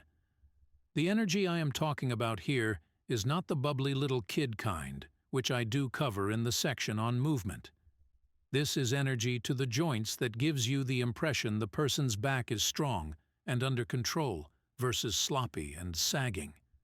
Depression and a sense of failure manifest themselves in lack of energy to the joints. The back is similar to a suspension bridge, and all of those cables need energy to stay taut. When the energy subsides, the posture droops. As you learn about baselining in Chapter 7, you will see how important this criterion becomes in reading an individual's body language. Even if a person's normal posture is not up to old guard standards, you can tell when his energy level changes and move toward conclusions about his emotional and mental state. Flexibility. Any personal trainer or physical therapist will harp on the benefits of flexibility, but my definition is a little different from theirs. By flexibility, I refer to rounded movements, swivels, slumps, bends at the joints, and so on, as opposed to movements with a degree of rigidity. Posture with square corners, shoulders back, feet planted firmly beneath, is a more male and less flexible posture. Rounded shoulders and feet that shift weight from one side to another is typically more female and seen as feminine. The gender differences between these postures come out of anatomical differences, which also tend to make women more flexible in the conventional sense used by trainers and therapists. Men typically have broader, more developed shoulders and a narrower pelvis with legs closely set. This creates an image that is triangular and has harsher angles than a woman's body. The angles translate to straighter movement and a squarer gait. Men walk and move in a straight line very efficiently. This squared-off movement will often give away even the well-practiced transgender females and drag queens who don't have a woman's broad-set hips and their natural predisposition toward lateral fluid movement. Movement of men's arms looks as though it originates from above, but when a woman moves her arms, it's not as if it is dangling as much as it is sweeping from below. Add to this the fact that muscles attach at different points on the frame, and you get a naturally more rounded look in women than men. Sure, this can be disguised, hidden, or changed with clothing, weight, surgery, exercise, or training, but no matter how you slice it, all these elements do is decorate the frame, not alter it. As a reminder, this discussion is not about men and women having equal competence in certain sports and other physical challenges. These distinctions are only important in discussing posture as it relates to body language. With gender being a shifting concept in our culture, I should make one quick note here. Anger will move you closer to the behavior of the gender with which you identify. Women will instinctively express their femininity, rounding the shoulders and shifting the center of gravity. Very effeminate men will become more demonstratively feminine. Men and more masculine women will make themselves squarer and blocky in their movements. When people become enraged, the animal takes over. I have little experience to define how effeminate men or masculine women behave in rage. One constant is that when people become emotionally tender, all of us become more rounded. Go to a bar, or any place you can watch people trying to make a connection. In a bar, the men will be very masculine, square standing, and using straight-line movement until they pass a point at which bonding begins. At that point, the speed of behavior slows, and the man's movement and posture will start to round. The same is true for sadness and depression. Watch men become softer as these emotions hit. Movement. Every subculture of which you are a part will affect how you move. Professional dancers will show traces of training in daily movement. Police officers responsible for crowd control will also have residual movement patterns. Everything we do, whether as hobby or profession, leaves muscle memory on our bodies. In this section, I will give you an overview of movement. An entire book could be dedicated to reading the body language of movement and ritual, so consider this simply an introduction to gait, center of gravity, and overall body movement. Gait, put some pep in your step, is a military expression that actually means something specific.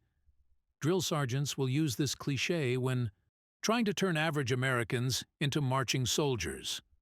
The normal marching gait is called quick time, a cadence of 120 steps per minute, a stride of 30 inches heel to toe, and prescribed arm movement of 9 inches to the front and 6 inches to the rear is the prescribed gait for an American soldier while marching.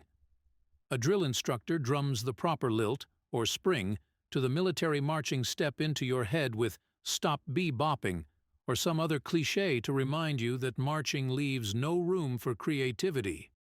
Just do what you are told by the person calling the commands. When I say that culture has a pronounced impact on gait, think about marching like that almost every day for 15 years, and you have the most extreme example I can think of. Muscle memory from that repeated experience will forever change the way you walk. I will use these components to analyze gait, speed, stride, lilt, and focus. Speed correlates to a sense of urgency. It's funny to see a man who has never run a day in his life struggling to make his way at high speed through the airport. Maybe airport security should have a lumbering ape alert so people can drag their children to safety. The running man who never runs has no muscle memory to support that speed. So even without a baseline, you can determine with certainty that his emotional state is urgency. While speed can be achieved by simply lengthening the stride, most people do not have the option of lengthening stride enough to fulfill this sense of urgency. Contrast this with my running through the airport. I run on a regular basis and never walk the stairs, unless it is in a setting where people would find running the steps strange or threatening. It rarely looks out of place for me to do it, and I rarely get a second glance because there is a congruity between my pace and my muscle memory. Stride: most people have a natural stride or length of step that falls somewhere around the 30-inch range, heel to toe, that the Army dictates for marching. Height and length of limbs dictate this, of course, as well as travel companions. With a 36-inch inseam and wearing boots, I have long legs. Marianne doesn't. When we launched How to Spot a Liar at the Capitol in Washington, D.C., we were asked to meet with a news team from Channel 9. A little confusion about the exact location sent us several blocks away from the actual rendezvous point. When we called and found out, we needed to travel several blocks. I did not change my speed, but simply lengthened my stride to what is normal for me. Marianne had no more length in her stride, so her only option was to speed. In fact, every 5 to 7 steps, she would jog a few steps in her heels. It's a fond memory because it added texture to the day, and her heels no doubt added texture to the grounds on the west lawn of the Capitol. This shortening or lengthening of stride will tell you a bit about the urgency and intent of the person in the situation. In this case, the urgency and intent were clear. Marianne and I were carrying on. A civil conversation, so why would I walk her into the ground unless we were in a hurry to get somewhere? Change the picture a bit. What if we were both walking the same pace, but Marianne was complaining about something I'd done? The message of my body language then changes to, "I'm getting away from you." Lilt: a man heated for the gas chamber is not likely to do so with spring in his step. The opposite is true when someone is walking on stage for well-deserved recognition. Even an introvert will telegraph his thoughts when being recognized for brilliance by a bounce in his step. I often sit in the airport sorting who is on business travel and who is traveling for fun simply by watching the bounce in a person's step. I will often ask the person when I eventually sit down next to him, and have rarely been wrong. The exception is the new road warrior who still thinks it is sexy to jump on an airplane for business. Focus. Have you ever been behind, or maybe you are part of, an old couple in an automobile just watching the cows eat grass? Then you know where I'm going with the focus piece. Let's go back to the airport, where you can tell the people who do not travel often. The adventure is the trip, not the destination. They clog the moving sidewalks, miss moving up in line when it's their turn, and just generally do not seem to notice what is going on around them. The reason is focus.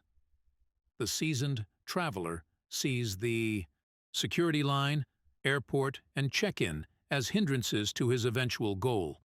He is going somewhere to do something, and the result is a focus of movement. Center of gravity. Personal trainers and physical therapists have a specific physiological meaning for center of gravity. This is my own creation and definition for center of gravity.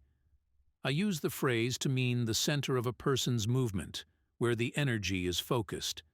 Elements such as gender, weight, and culture play into this, and simple observation has taught me to recognize it. When was the last time you saw a young man wandering aimlessly and looking unhappy? Though thin and light on his feet, his energy has sunken to a point well below his face. An idiom such as "down in the dumps" captures the look. Men who walk solidly and land squarely on the heels of their feet appear grounded. Higher, more expressive energy centered around the upper body appears more feminine. The expression light in the loafers to describe an effeminate male refers to this look.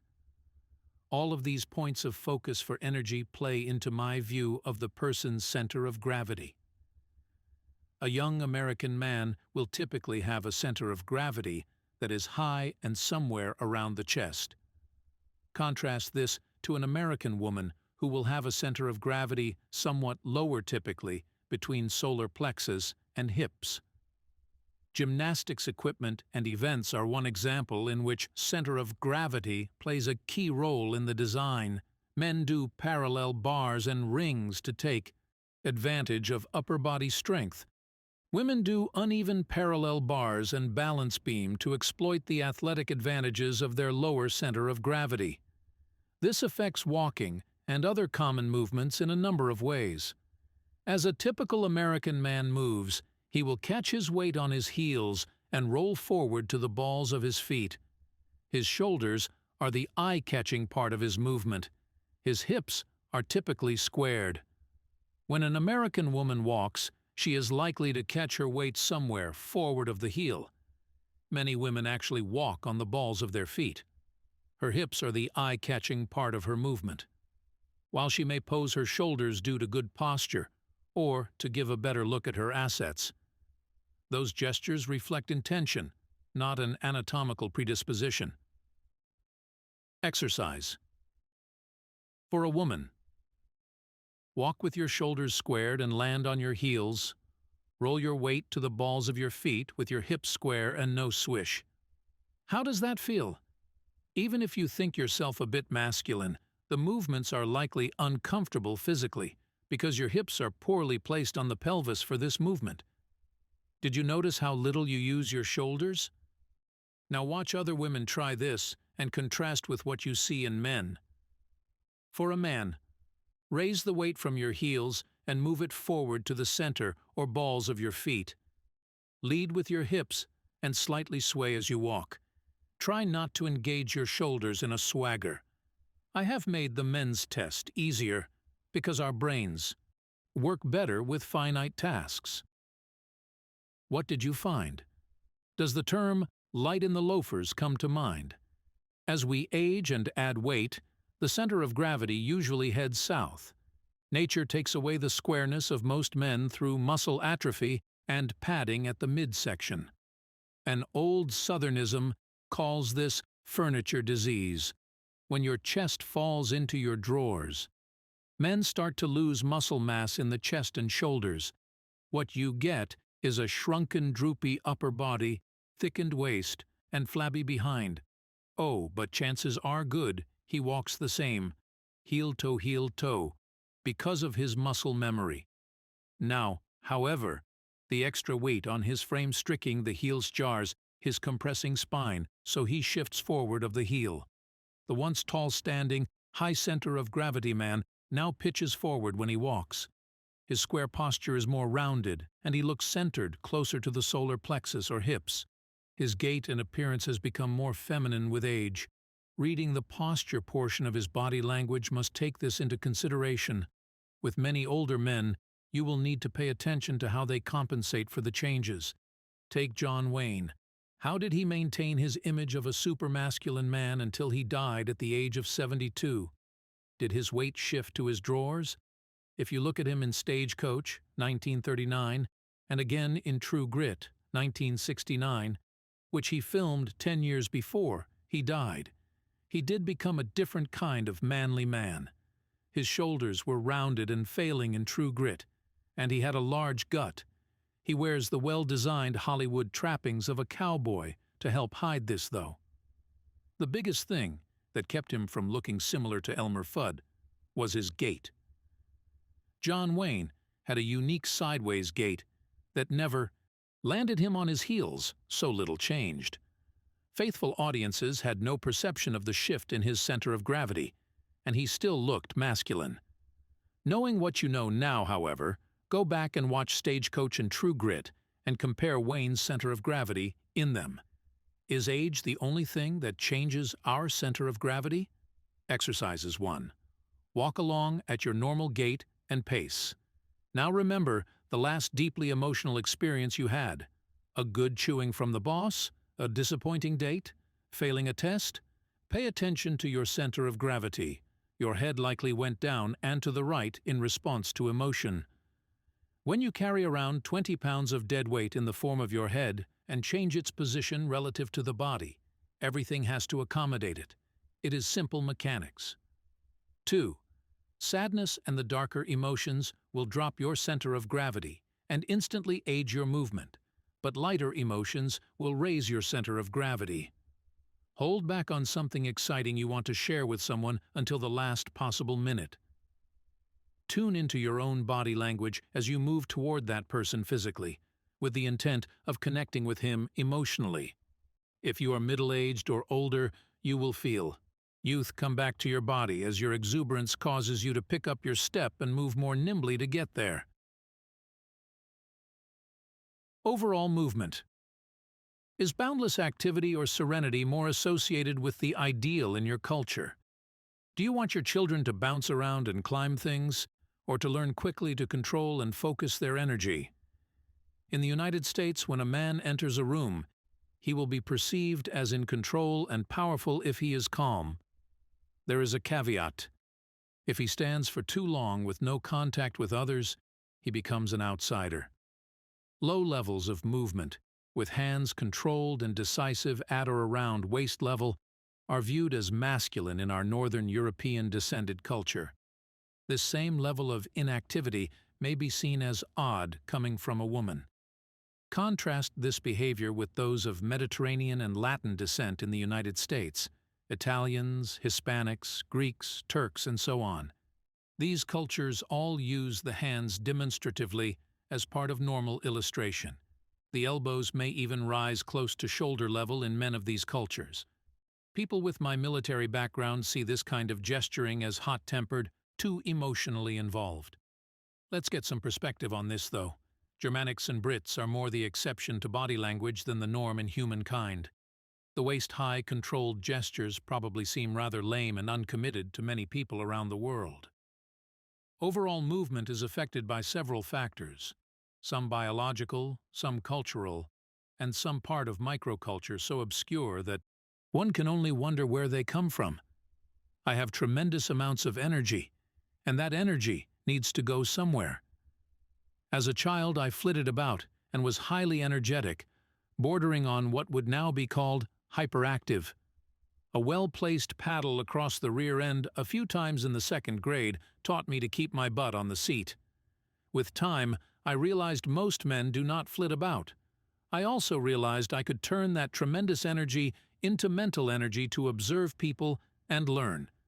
The energy still leaks from my mouth, though, and I often talk much more than an average American man. When I am agitated and not speaking, I start to move my hands or feet, and I look as though I am ready to jump into the conversation. In fact, I may interject words. This is a learned part of co-instructing. It means I think my opinion has value at that moment, and I sometimes interject in ways that are not normal for most people. This is a cultural norm of teaching. My energy leaks significantly if I am in a room where this is not acceptable. Does my energy look similar to that of a Latino man who is agitated? No. It is much more contained, but if you look closely, you can still see the child that became me. In reading overall movement, look for energy that is contained and leaking from somewhere else.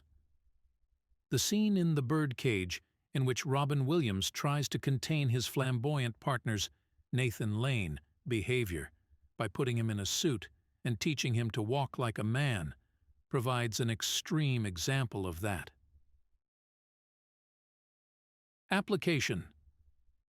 I could have started this book with the holistic chapter, but that would have skewed your vision of the smaller, more subtle signals people send. Rather than that quick-fix approach to reading body language, I've helped you develop an eye for reviewing the pieces of body language and speculating about what they could mean. You have practiced your review skills to the point that you can now see similarities and differences, and you understand that sometimes people scratch their nose because it itches. Using the holistic approach with those basics to better understand the overall person now allows you to create categories of moods. The large chunk pieces allow you to overlay the smaller, subtler actions you've examined and to notice what stands out. When your eyes notice a nuance that has more meaning than the collection of individual actions, you have reached the E in R.E.A.D. So now, I want you to start the evaluation process.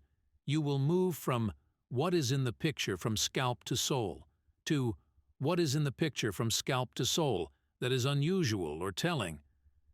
And how can I know its true meaning? Example, I have a project that is falling behind, but I managed to keep my fingers in the dam to prevent catastrophe. I watch the boss come in Friday morning. He walks intently, his gait faster than normal. As he approaches the office, he is holding his coffee with both hands and only releases to rub his forehead once. His overall movement is contained, but there is a nervous energy, choppier than normal. As he passes my door, he glances at his shoes. Should I be concerned? If so, why? Nothing occurs in a vacuum, so ask yourself what real-life elements would play in here. Paranoid delusions aside, you might evaluate the situation like this. The faster-than-normal gait with barriering projects, a desire to minimize exposure time. The jerky movement indicates a preoccupied mind. The fact that he averted his gaze down could be outright guilt. Your interpretation at this point is that maybe you should be concerned. After all, Friday in the United States is the most popular day to terminate employees for non-performance. What you have done in this situation is review all of the body language and apply what you know about the boss's norms, and then look for the pieces that stand out to evaluate his body language. You added to that a factor that colors the context, something I will go into more in Chapter 7. Up to now, I have given you overall tools for absorbing information about other people. I did not have to teach you to evaluate. You taught yourself the E. You are now noticing the subtleties of a person's communication style and are almost ready to move on. Almost. First, you need to know what causes this information to be tainted. Chapter 6. Filters.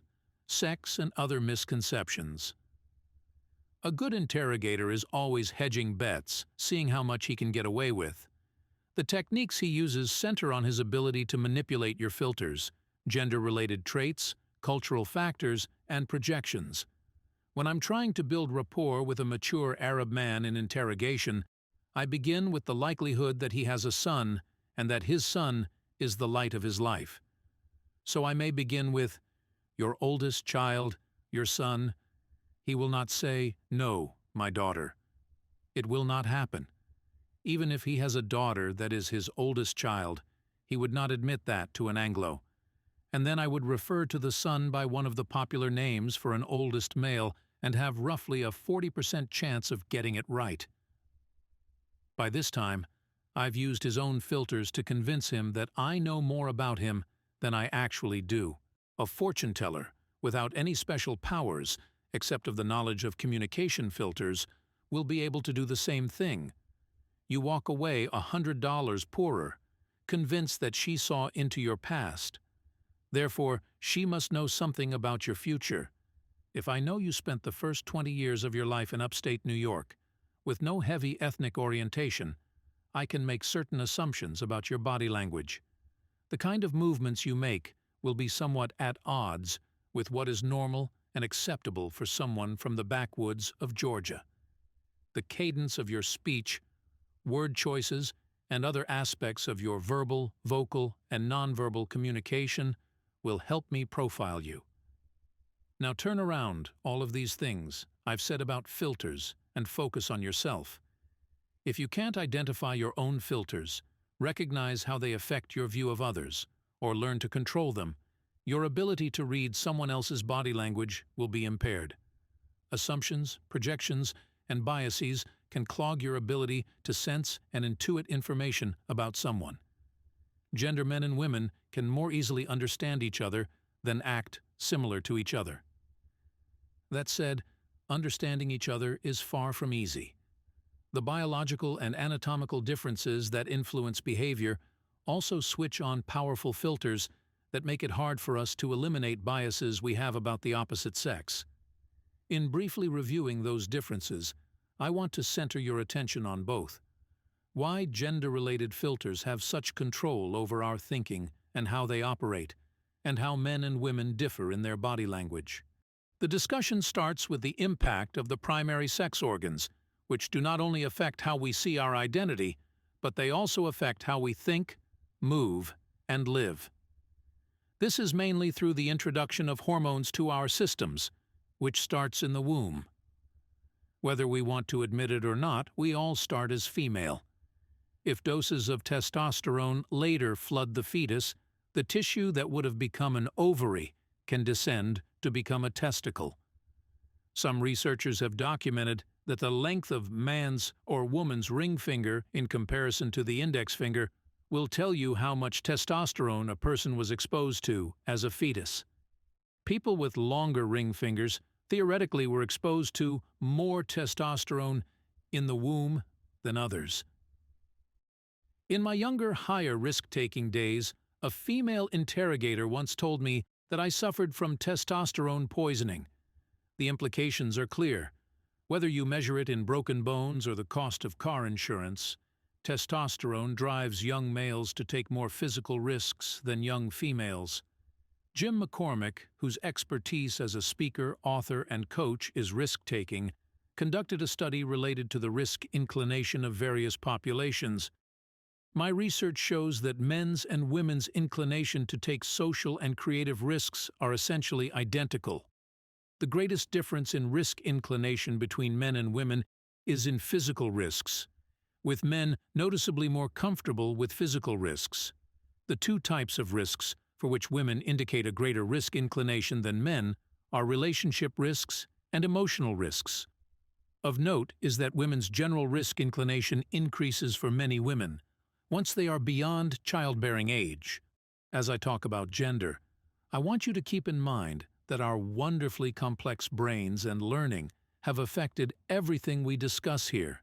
And from a biological perspective, I also want to acknowledge that there are women who have more traditionally male behavior patterns, and vice versa. Simple observation bears out that fact. As Jim's data highlight, young women are less likely to take physical risks, but I often get a sideways glance from young women in my class when I tell them why. I think the underlying reason is that it's their nature is to protect the egg. An ovary typically produces and releases one egg per month. A female is born with every egg she will ever have. Given the premise that human beings are first and foremost designed for preservation of species, it is logical to assert that the egg is precious, and the body gives us the instinct to protect it. We want to forget how important instinct is to us, because it reminds us we are shaved apes. Males, on the other hand, produce sperm on a daily basis, so there is no need to stockpile. One man can fertilize dozens of women easily. Men, unlike most women, are quite satisfied with taking risks if it gets them an immediate reward. The next consideration in terms of behavior is that breeding for a female mammal is only the beginning of a relationship. She faces weeks, months, or even years of nurturing after that. Women are designed for nurturing. In contrast, breeding is a finite task for males: attract, breed, sleep. We can make elaborate plans to get to that end, but the end is just that. Without social constraints, males would not insert themselves in the nurturing the process. With social constraints, humans enjoy making life more complicated. Males stay involved and help preserve culture. If we assume, then, that breeding is a finite task for males and the beginning of a process for females, we can see there will be differences in the way we approach nearly everything. The long-term impact is that even when women of childbearing age are afraid, there is a part of them that instinctively protects the holy grail of the species: the egg. This behavior is all part of normal thinking and reactions, according to neuropsychiatrist and author Luann Brizenden. The mommy brain transformation gets underway at conception and can take over even the most career-oriented woman's circuits, changing the way she thinks, feels, and what she finds important. The Female Brain, Random House 2006, page 98.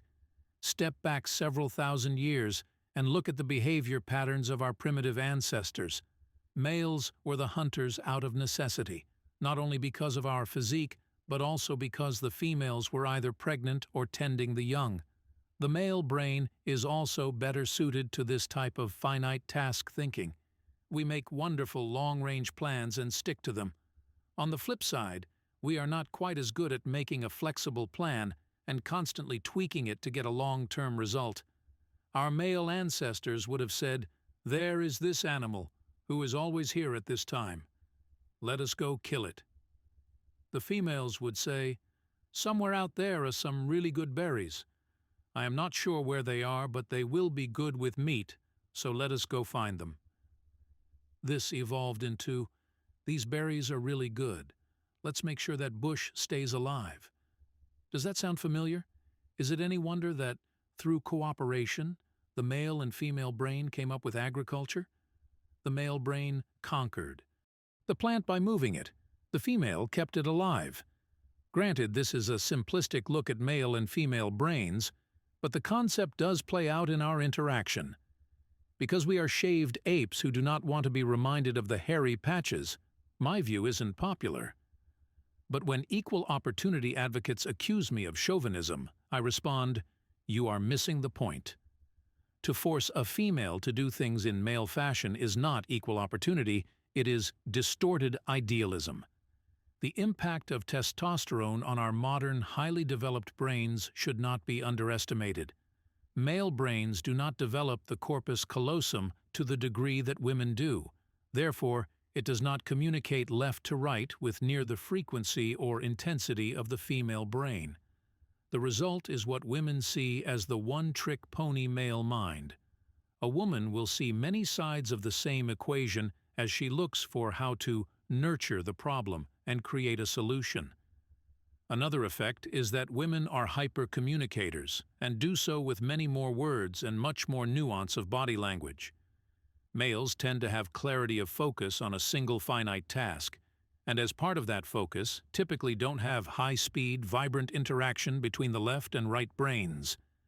When a female observes that plotting process and asks, "Why didn't you?" and "What if?" one thought immediately enters the male mind. Why can't you think in a logical progressive fashion, A, B, C?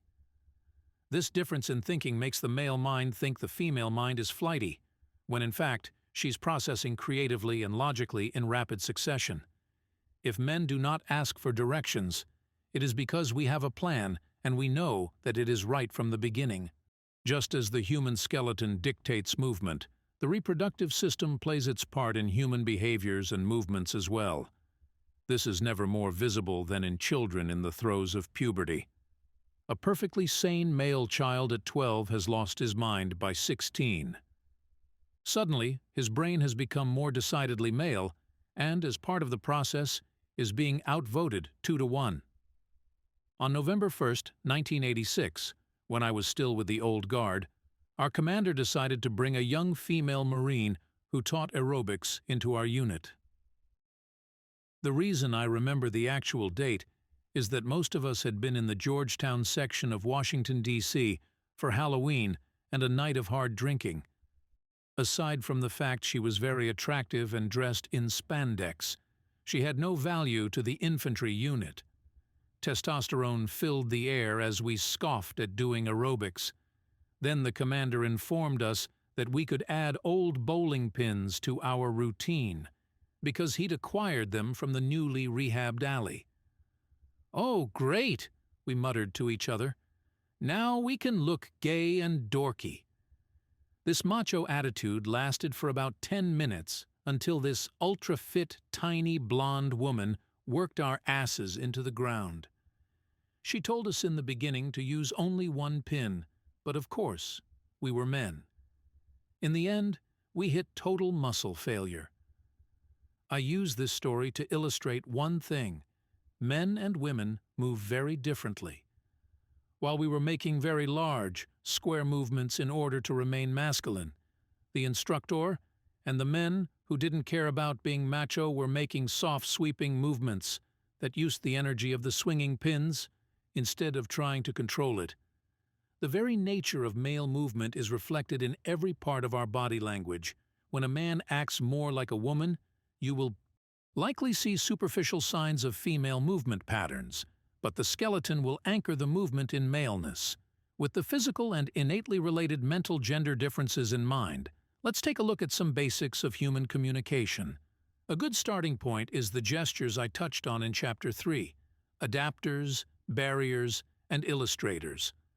Adapters. One of the most powerful differences between men and women is in the use of adapters. I use the word powerful intentionally. Men are tactile creatures who prefer to overdo everything. If one nail is good, two are better.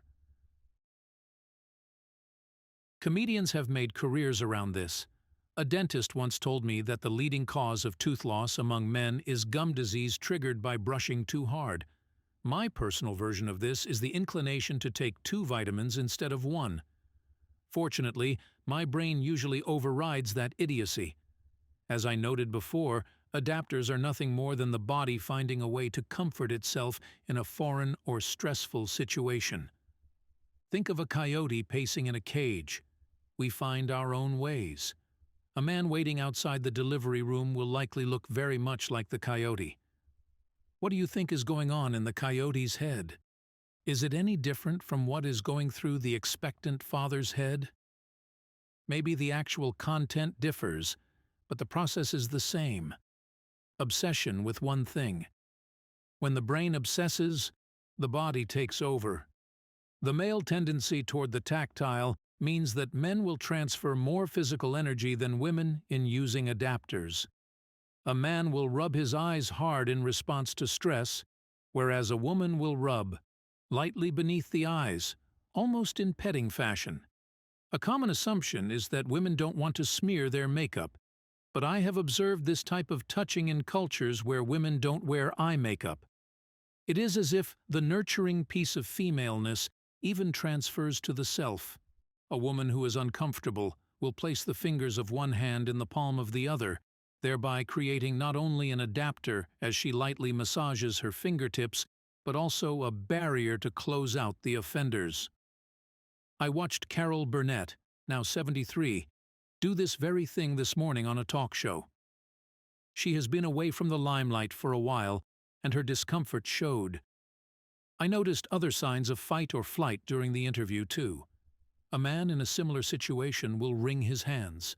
The effect is a masculine let's-get-down-to-business gesture while adapting and barriering. A man rubbing his legs is an inborn male approach to counteracting stress. As he rubs his thighs, the contact with his skin releases hormones to comfort him, while at the same time, the aggressive rubbing releases energy. This adapter is not just for a baseball player on deck. You will also see it in the boardroom. Women have a version of the batter on deck, too. I have sat in rooms with women who are suddenly cold as the meeting heats up. They cross their arms and pet themselves on the elbows and forearms. A learned behavior, it may have started in response to cold, but it has become a strategy for self-comforting and barriering. Because people actually do a variation of the move when they're cold, this tends not to draw attention to discomfort.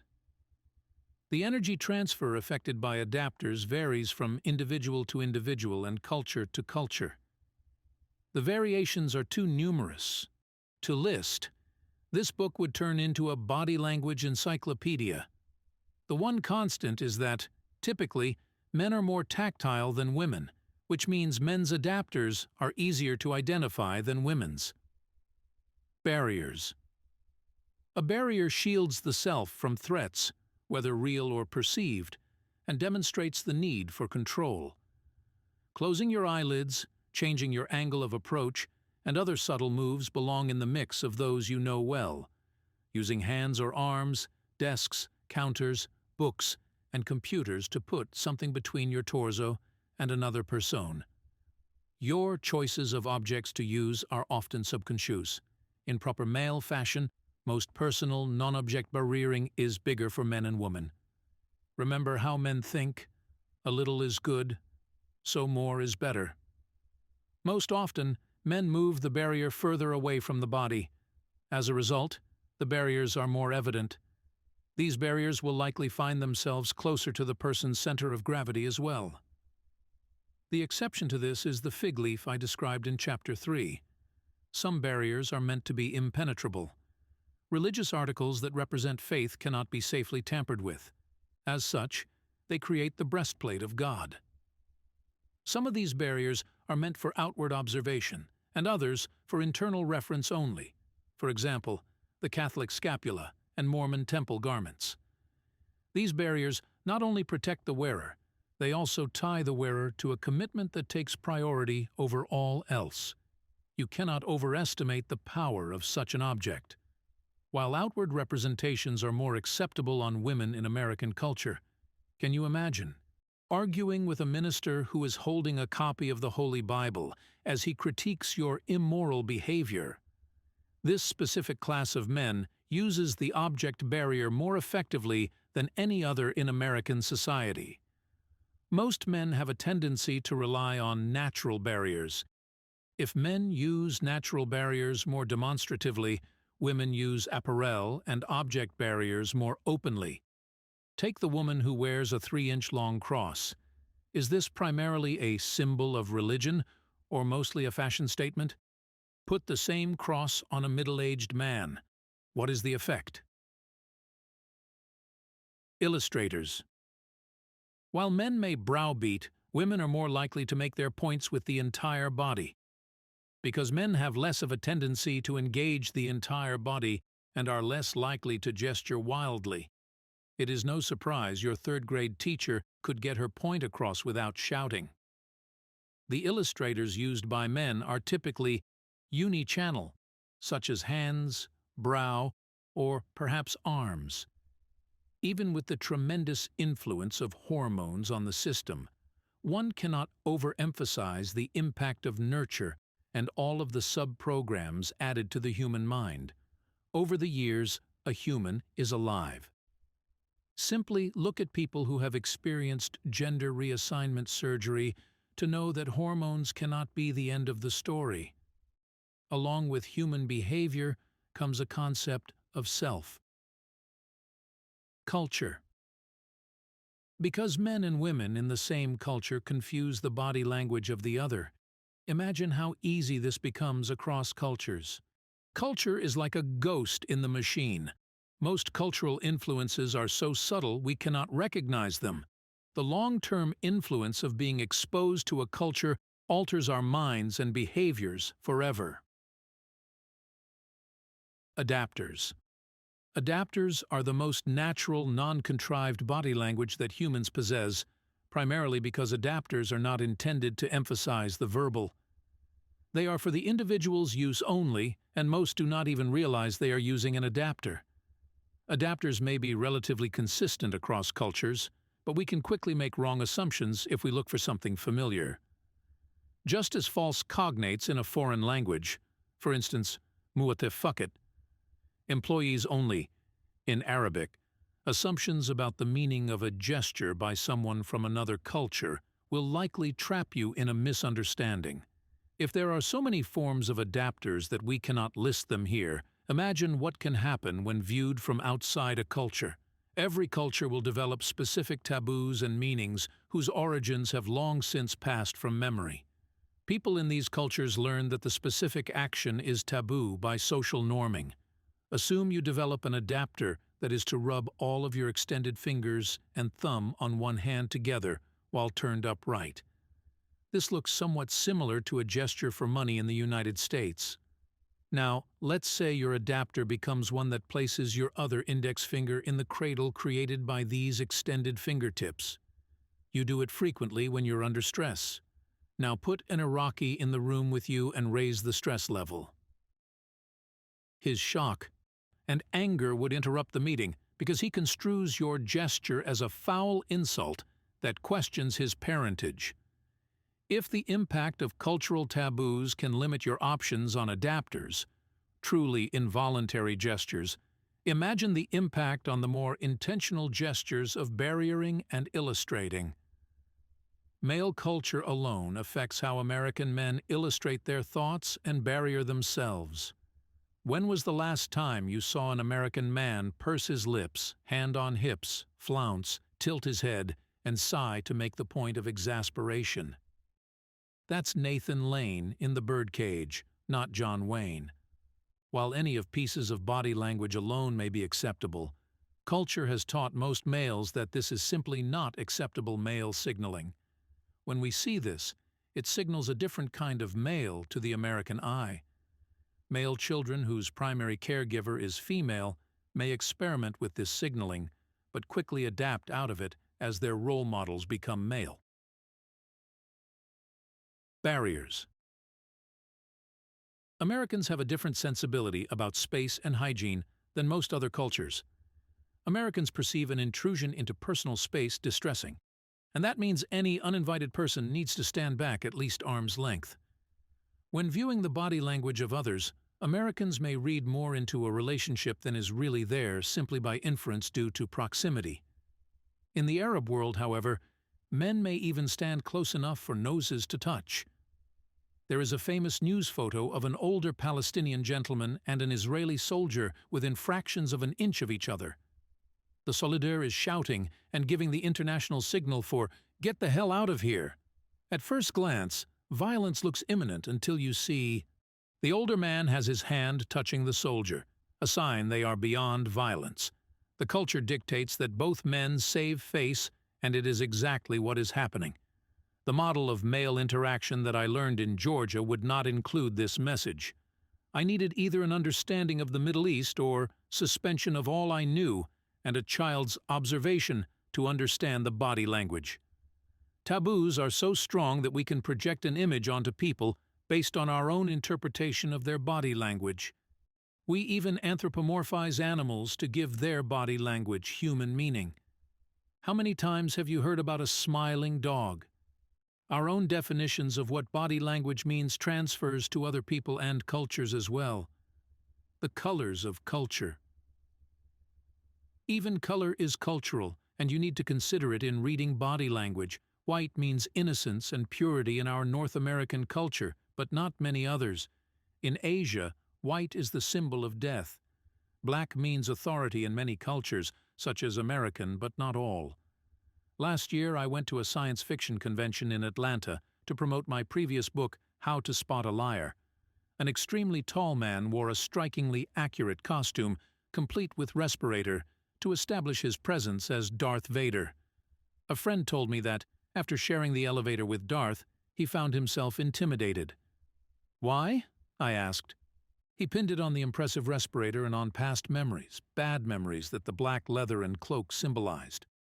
Would Darth Vader be intimidating in fuchsia? How about lime green? Color has come to connote specific messages in cultures through the ages. In past eras, certain colors have projected wealth due to expensive production. There were even sumptuary laws to prohibit the use of selected colors, such as purple, as well as wearing decorated styles of clothing by anyone less than royalty. The contrast with the practices of modern America is startling. If you were a medieval lord, you would wander the streets of Detroit in shock over the colors used in clothing. We live in a world where an average American can buy clothing in any color he or she wants. We have evolved to a perception that anyone, literally, can dress like royalty. In terms of commerce, a practical effect of that shows up on Canal Street in New York City, or in sidewalk stations along Lexington Avenue and so on, any day of the week. Peddlers offer copies of designer bags and shoes. Americans are not unique in our desire to have what the more privileged have, with color being a key element in that distinctive look. For example, the little black dress. We simply have easier access to the knowledge of what they wear and how to get it. We evolve culturally as a result of that awareness and consumer power. An important characteristic of our society is that we can form tribes on an ad hoc basis because we have the resources, creativity, and, for the most part, societal acceptance of clothing, accessories, cars, and even buildings with new colors, mint, sunburst, and dark chocolate.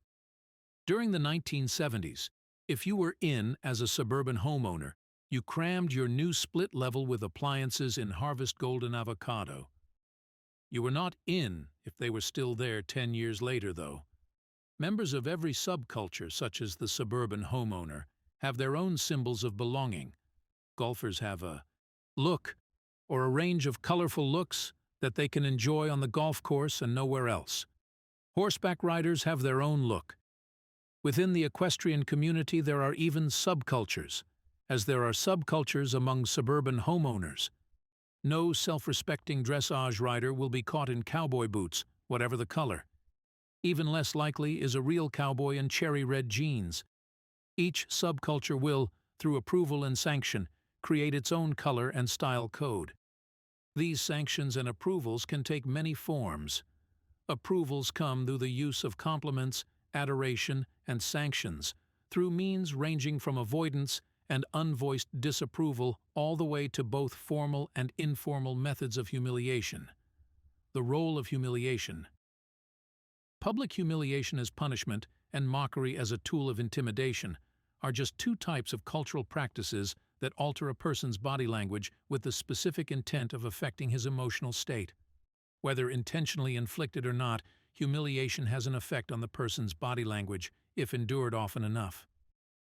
Interestingly, it is impossible to predict what this effect will be. I've heard from numerous fellow redheads that they have felt persecuted. They talk to me with a wink as if there were some redhead cult that needed to rise up in solidarity. As I mentioned earlier, I even had one say to me, "We have to stick together. They do not like us because we have red hair." After wondering who they are, my response was a polite version of, "No, they do not like you because you are weird." These are people who have taken a bit of ribbing as kids and never outgrown it. Their humiliation is, at the point, self-inflicted. A person who is humiliated continuously either allows the humiliation to become defining, as in the case of the persecuted redhead, or learns to adapt and is no longer humiliated when ridiculed. Take big-nosed Steve Martin in Roxanne. He learned to expect certain behaviors based on past experience. At the first indicator of what was coming, he identified a course of action he would take. He found ways to drain the venom from remarks that ridiculed his nose. The person poking fun would often become the brunt of the joke. From the informal group all the way to highly formalized religious and national organizations, every culture engages in humiliation. Whether openly or subtly, groups rely on compliance to norms to help identify those who are undesirable. This creates a more homogeneous society. We need ways to differentiate our monkeys from the other monkeys. For the informal approach, watch kids in a schoolyard practice humiliation. The crueler kids, the bullies, perfect it as an art form until someone trumps them. This humiliation is part of the culture of the second grade, although a frightening number of middle-aged people act as though they're 8 years old. If you do not have the latest shoes, the right haircut, or proper social skills, you are chastised. Childhood sumptuary law. There are a few reasons for this. First, to create a more cohesive culture. Second, to establish a pecking order. And third, to learn and polish skills that will be used in adult life. Most adults are more subtle and polished, but every adult culture still has some second-grade rules floating around. In a more formal act of humiliation, Saudis cut off the right hand of convicted thieves, not to stop them from stealing again, but to humiliate them. Their dining practice is to eat from a common plate and only to take food with the right hand because Arabs use the left hand, often without benefit of toilet paper, to take care of business in the bathroom. Cutting off the right hand of a man cripples him socially. What happens to the repeat offender, you might ask? Starvation? No, his fellow citizens will simply remove his left foot. With his left hand, he can operate a crutch, but not attend too many social engagements. This may sound brutal, but Saudi Arabia has a much lower rate of theft than the United States. One side effect of the interrogation process is the softening of a male prisoner's resistance before an interrogation as a result of the strip search. Even without an audience, the experience is agitating for most men regardless of nationality. Enduring this kind of display usually causes profound agitation. Contrast the reaction of an American Special Operations officer to stripping during interrogation exercises. As an American Army guy, I can tell you that having my clothes ripped off wouldn't make me give up any secrets. Culturally, it just isn't that big a deal, and my movements during an exercise like that probably do not leak the slightest bit of stress. The U.S. military uses the locker room mentality as the basis for hardening troops against the physical and emotional violations of their space and values. Sanctions related to humiliating body language can take many forms. They come from avoidance and unvoiced disapproval all the way through blatant humiliation, both formal and informal. Pop culture prejudice. In the 2006-2007 Survivor episodes filmed on the Cook Islands, the long-running reality TV show featured tribes segregated by race. At first, this jolted and offended lots of fans and foes of the series. As the idea got second consideration from many people, however, the pink elephant in the room became visible. Humans do tend to go toward their own.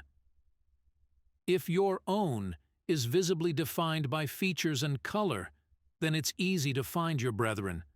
In other words, in the thinking of the show's producers, if 5 African Americans, 5 Asians, 5 Caucasians, and 5 Hispanics find themselves stranded on an island without the benefit of television cameras, there is a high likelihood that they will hang out with people of their own race if they have nothing more binding than race. Race can easily become secondary, however, to nationalism or fraternal bonding such as common organizations or religious affiliation. It's an exercise predicated on the operation of tribal distinctions at their most basic level. You don't look like me, or you do look like me. One of the most succinct commentaries I heard about this was a tongue-in-cheek remark by one of the African American pundits on the NPR show News and Notes. He said he was going to root for the black tribe. Projection. In the beginning of this book, I asked you to suspend the very thing that makes you human, your overdeveloped mind. Now we are at the crux of the matter. All of that programming given to you by your parents, school, religion, media, government, and personal relationships can cloud your vision to what you are seeing. Projection means you see what you want to see. This is my operative definition, not a classical or clinical one. I'll start with the elderly and disabled. We project weakness of all kinds onto a person who has any weakness of body. We refuse to believe that a frail-looking senior citizen can murder or that someone in a wheelchair could commit a terrorist act. And when we accuse someone like that of a crime, what are we upright, healthy folks likely to feel? Guilt. That's a big mistake. Normal, but it's the same reason why a woman such as Aileen Wuornos could get away with murder. She was a woman. How dangerous could she be? When we look at someone who is elderly or disabled, even someone who is young and sick, or the weaker sex, some strong emotions may run beneath our responses and affect them. We see our humanity, our fragility, our vulnerability. Part of it may be that other person doesn't have the repertoire of body language that makes us feel comfortable. Subconsciously, we conclude that our own communication is curtailed by her physical limitations. In writing this book, I wanted to do some people watching with Marianne on the street, in stores, at a coffee shop, and in bars. We were visiting with one of her friends whose hometown bar scene could be characterized by the word tame, but she thought one of them might have a little more action than others. Never having been there, we wondered how she arrived at that conclusion. Rumors. Hearsay. I had a feeling that a trip to one of the bars would help me demonstrate the effects of projection, especially how it interferes with a real understanding of body language. Marianne's friend took one look at the waitress and thought she had her pegged. She read the tattoo, suggestive top, and sexy walk as signs of a certain kind of person. A very different person came over to meet us, however. The tattoo was of her children's names interlaced around her arm. Up close, the top looked more like a good choice for a hot summer day than part of a come-hither wardrobe. And I would not have called her walk sexy. That's a descriptor coming from someone who projected that an attractive woman with a tattoo and halter top would have a sexy walk. An accurate interpretation of the woman's body language would use words such as open, vulnerable, and attentive. What is the ape in this photo doing? A. He's sucking his thumb to reduce stress. B. He's trying to tell you he has a toothache. C. He has his thumb in his mouth. Eliminate any projection or conjecture from your evaluation, and the only answer that's valid is C. Exercise. Do something similar to what Marianne and I did. Walk into an environment where you would not normally go. Depending on who you are, that could be a library, a bowling alley, a church, or a gym. Allow your projections to take hold as you observe people. Make a point of striking up a conversation with at least one of the people you have pegged. Did you have any surprises, and if so, what did they tell you about yourself? By nature, people filter everything we see and hear.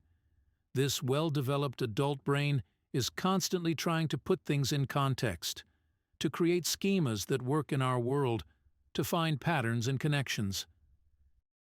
You must subdue that drive to be good at reading body language. You need to stop forcing things to make sense, and to focus solely on what people do and the similarities and differences between what they do. Our lives are filled with rituals and routines that have made us successful or not. These strongly held beliefs and strategies color everything we see, hear, and do. Some of us have created elaborate tactics that prey on the rituals others have in place, and I'll explore some very public examples of this in Part 3. Trying to overlay all new information onto an old grid taints the information. Your filters will prevent you from seeing clearly. Caricatures and stereotypes overemphasize at least one trait that people can identify easily about a person or group.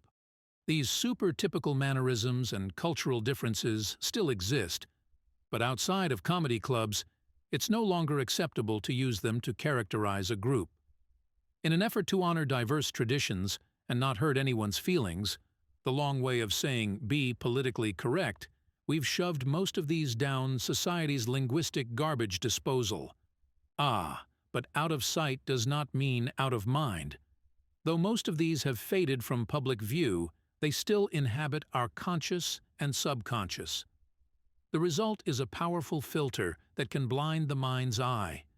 Projection is the most dangerous blinder you can put on, and its real power derives from other things I talked about in this chapter. Prejudices rooted in culture and gender. You have to ask yourself the question, which group of people am I biased against? If you say none, you are delusional. You may be prejudiced against 513, blondes who went to Catholic school and have perfect grammar. Not a bad group to most of us, but if you don't like them, you must identify your prejudice and look carefully at that group's body language if you want to communicate with them. Other things can blind our vision as well, such as reading a book by an expert and taking everything at face value without adapting it to fit your own mind, personality, and the situation. This R.E.A.D system means that you need to learn to look at a person and decide what something means when that particular person does it, and in a particular context. No book can do that. Relying on a laundry list of gestures and drawing conclusions, such as hands on hips means, are the worst kinds of projection. What's likely to really trip you up, though? Think back to the walking while thinking of a bad day exercise. The emotional down shifted your posture and balance to low gear. Simply being in an emotional slump can profoundly skew your perception of another person's body language.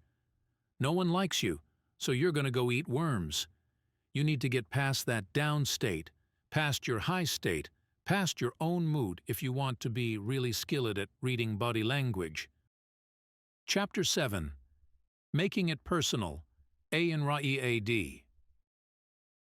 I have asked you to suspend your powerful brain and take in data similar to how a child would observe raw data without making judgments.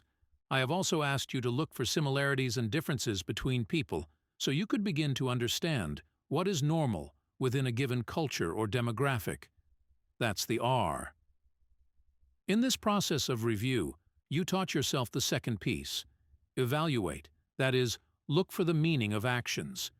You have also seen how your preconceived notions can filter what you are seeing, or even blind you.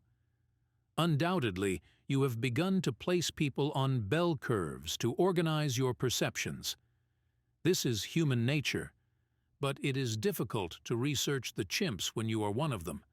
You need a couple of other tools to help you understand exactly what this all means, namely, the individual's norm and context. These tools will help you to complete that final step of the interpretive process. A, or analyze. Once you have analyzed what it all means, you can D, decide how you will use that knowledge. An individual's norm. When Data, the android on Star Trek, The Next Generation, has determined his chips have a glitch, he states that he is not functioning within normal parameters. That's normal parameters for him. Even the quirkiest of personalities has a normal for him. I am constantly asked how I can determine an individual's normal patterns if he is affected by illness or genetic aberration, for example. The answer is simple. I baseline. I have a good friend who has Tourette's syndrome. When I first met him, it was a little disconcerting, but it soon became clear that as he becomes comfortable, his symptoms rarely surface. Within a few minutes, he won me over. I understand that he is okay with some not-so-typical, involuntary actions. I learned to read his emotions and thoughts, as well as I can read yours, by taking 2 steps. 1. I turned off the filters related to health, illness, and normal, abnormal that would have blinded me. 2. I paid attention to what is normal for him. This is baselining. Baselining is a much simpler exercise with most people, although I can tell you that I pick up idiosyncrasies from many people who do not have a disorder. By now, you likely have seen a few for yourself, such as strange grooming behaviors, self-petting, or odd food rituals. I started this book by defining communication and breaking it into vocal, verbal, and nonverbal. Let's use this model for analyzing what is normal for an individual. Verbal, servant of the will. Though verbal may be the servant of the will, occasionally the subconscious of a person will let you look into his mind through word use as well. Every person has a style of word usage that is normal for that individual. Because this book is a collaboration, and my co-author ensures that my voice is maintained throughout, you probably have a pattern for my usual choice of words, and may even pick up a slight southern accent, even though you cannot actually hear it. I am a straightforward speaker. I want to get the point across. I may understand many words that I choose not to use because I have settled on a style that fits my message. All people do this. Our choice of words is tempered by education, culture, self-image, and how we want to be perceived. When someone's word pattern changes, you can usually track that change to a reason. If you are talking to someone who normally has a pattern of plain, simple English, for instance, and she shifts to an elaborate soliloquy about a product, what does that tell you? She read or heard some propaganda and committed a few phrases to memory. I usually want to ask, can you spell bioflavonoid? Or what does germicide really mean? When I first moved to Atlanta in 2000, I found a wonderful pub with hundreds of beers. On tap. I had a favorite waitress at this bar who reminded me of a young Jacqueline Bisset, though unlike Ms. Bisset, she was not a bright light. When she decided to leave the bar for better pay, she mentioned the name of the restaurant. I said I had never heard of the place. She said, "Oh, it is a fine dining establishment downtown," and those words came from whose head? One afternoon I was in the area and stopped by. Below the name of the restaurant were the words, "A fine dining establishment." Similarly, the shift to simpler language can represent what is going on in a person's head. Perhaps she is dumbing down to play you, an old trick of some not-so-dumb blondes. Or is he trying to sound less intelligent to make you feel comfortable? You can also watch for length of sentence and pronoun choice to better understand a person's intentions, distractions, and so on. Pronoun shift from I to we can mean he wants to share the blame for something. For example, saying, "We have to go now, early into a party that only he finds boring." Vocal, servant of the highest bidder. Vocal is the servant of the highest bidder because, under enough stress, the voice will sell out the will and tell you exactly what the mind contains. Volumes could be written about different tones and their meaning. Everyone reading this book has heard these utterances. Remember your mother or some teacher wagging a finger at you saying, "It's not what you said, it's the way you said it." I'm convinced that every day in every town, those words make it into the airwaves. If the human voice was the first musical instrument, it was also likely the first instrument of torture. Even a pre-human ancestor without a spoken verbal language probably got this point across with a shriek or grunt. Stress causes a rise in vocal pitch. A stressed person will have clipped tones and a strained sound to the voice. Add a bit of heavy emotion, sorrow, anger, joy, uncertainty, and the vocal cords themselves respond similar to the strings of a musical instrument. Without any choice, the vocal has sold out to the highest bidder, leaving the will to fend for itself with simple words. Try this with your dog, cat, horse, or any other animal that responds to your voice. Tell her how much you love her in a gruff, angry tone of voice. How did she respond? Now tell her you are dumping her at the pound and use a happy baby talk voice. How did she respond? People respond similarly. You sound loving, so you can't possibly want to beat me up. I once worked with a SEER, Survival Evasion Resistance Escape, class for pilots. My partner for the interrogations was a tremendous Arabic linguist, so we interrogated one of the pilots in Arabic. As all good English speakers do, the pilot tried hard to communicate and struggled to find a word he recognized as we kindly and politely bantered with him about what a murderous bastard he must be. He tried again and again, and finally seized a false cognate from Arabic to English. We asked, "What is your name?" In Arabic, "Esmuk, eh?" Thinking that it sounded similar to smoky, he made a universal symbol for smoking. We then moved to a much larger than normal condom he was carrying and asked him why in Arabic. Military people keep condoms on them to carry water, and he responded by trying to mime this. He started by holding both, hands about a foot apart, top to bottom. We looked at him in astonishment. Again in Arabic we asked him if it was to be used on children. He heard the word for children, atfal, and seized on it, thinking something innocent. He presumed we understood that he would go to a waterfall and fill the rubber container. He then held his hands up as if drinking from a large cylinder. Imagine the confusion and the result if this were real life instead of training. At no point did he feel threatened, because we had a friendly demeanor and a light tone as we accused him of child rape. The false cognates confused him because he was looking for common ground. Projection, once again. The best way to find out a person's baseline for normal vocal utterances is to observe for a short period of time in a non-stressful environment. In prisoner of war terms, this means watching him talk to other prisoners. In a prisoner's daily life, it may mean listening to mumbled conversations between cells, not for content, but for tone. How does your boss sound when he is secretive, maybe doing nothing more than telling his wife he loves her at the end of a phone conversation? His tone changes as he fears how the simple statement will be perceived by his subordinates.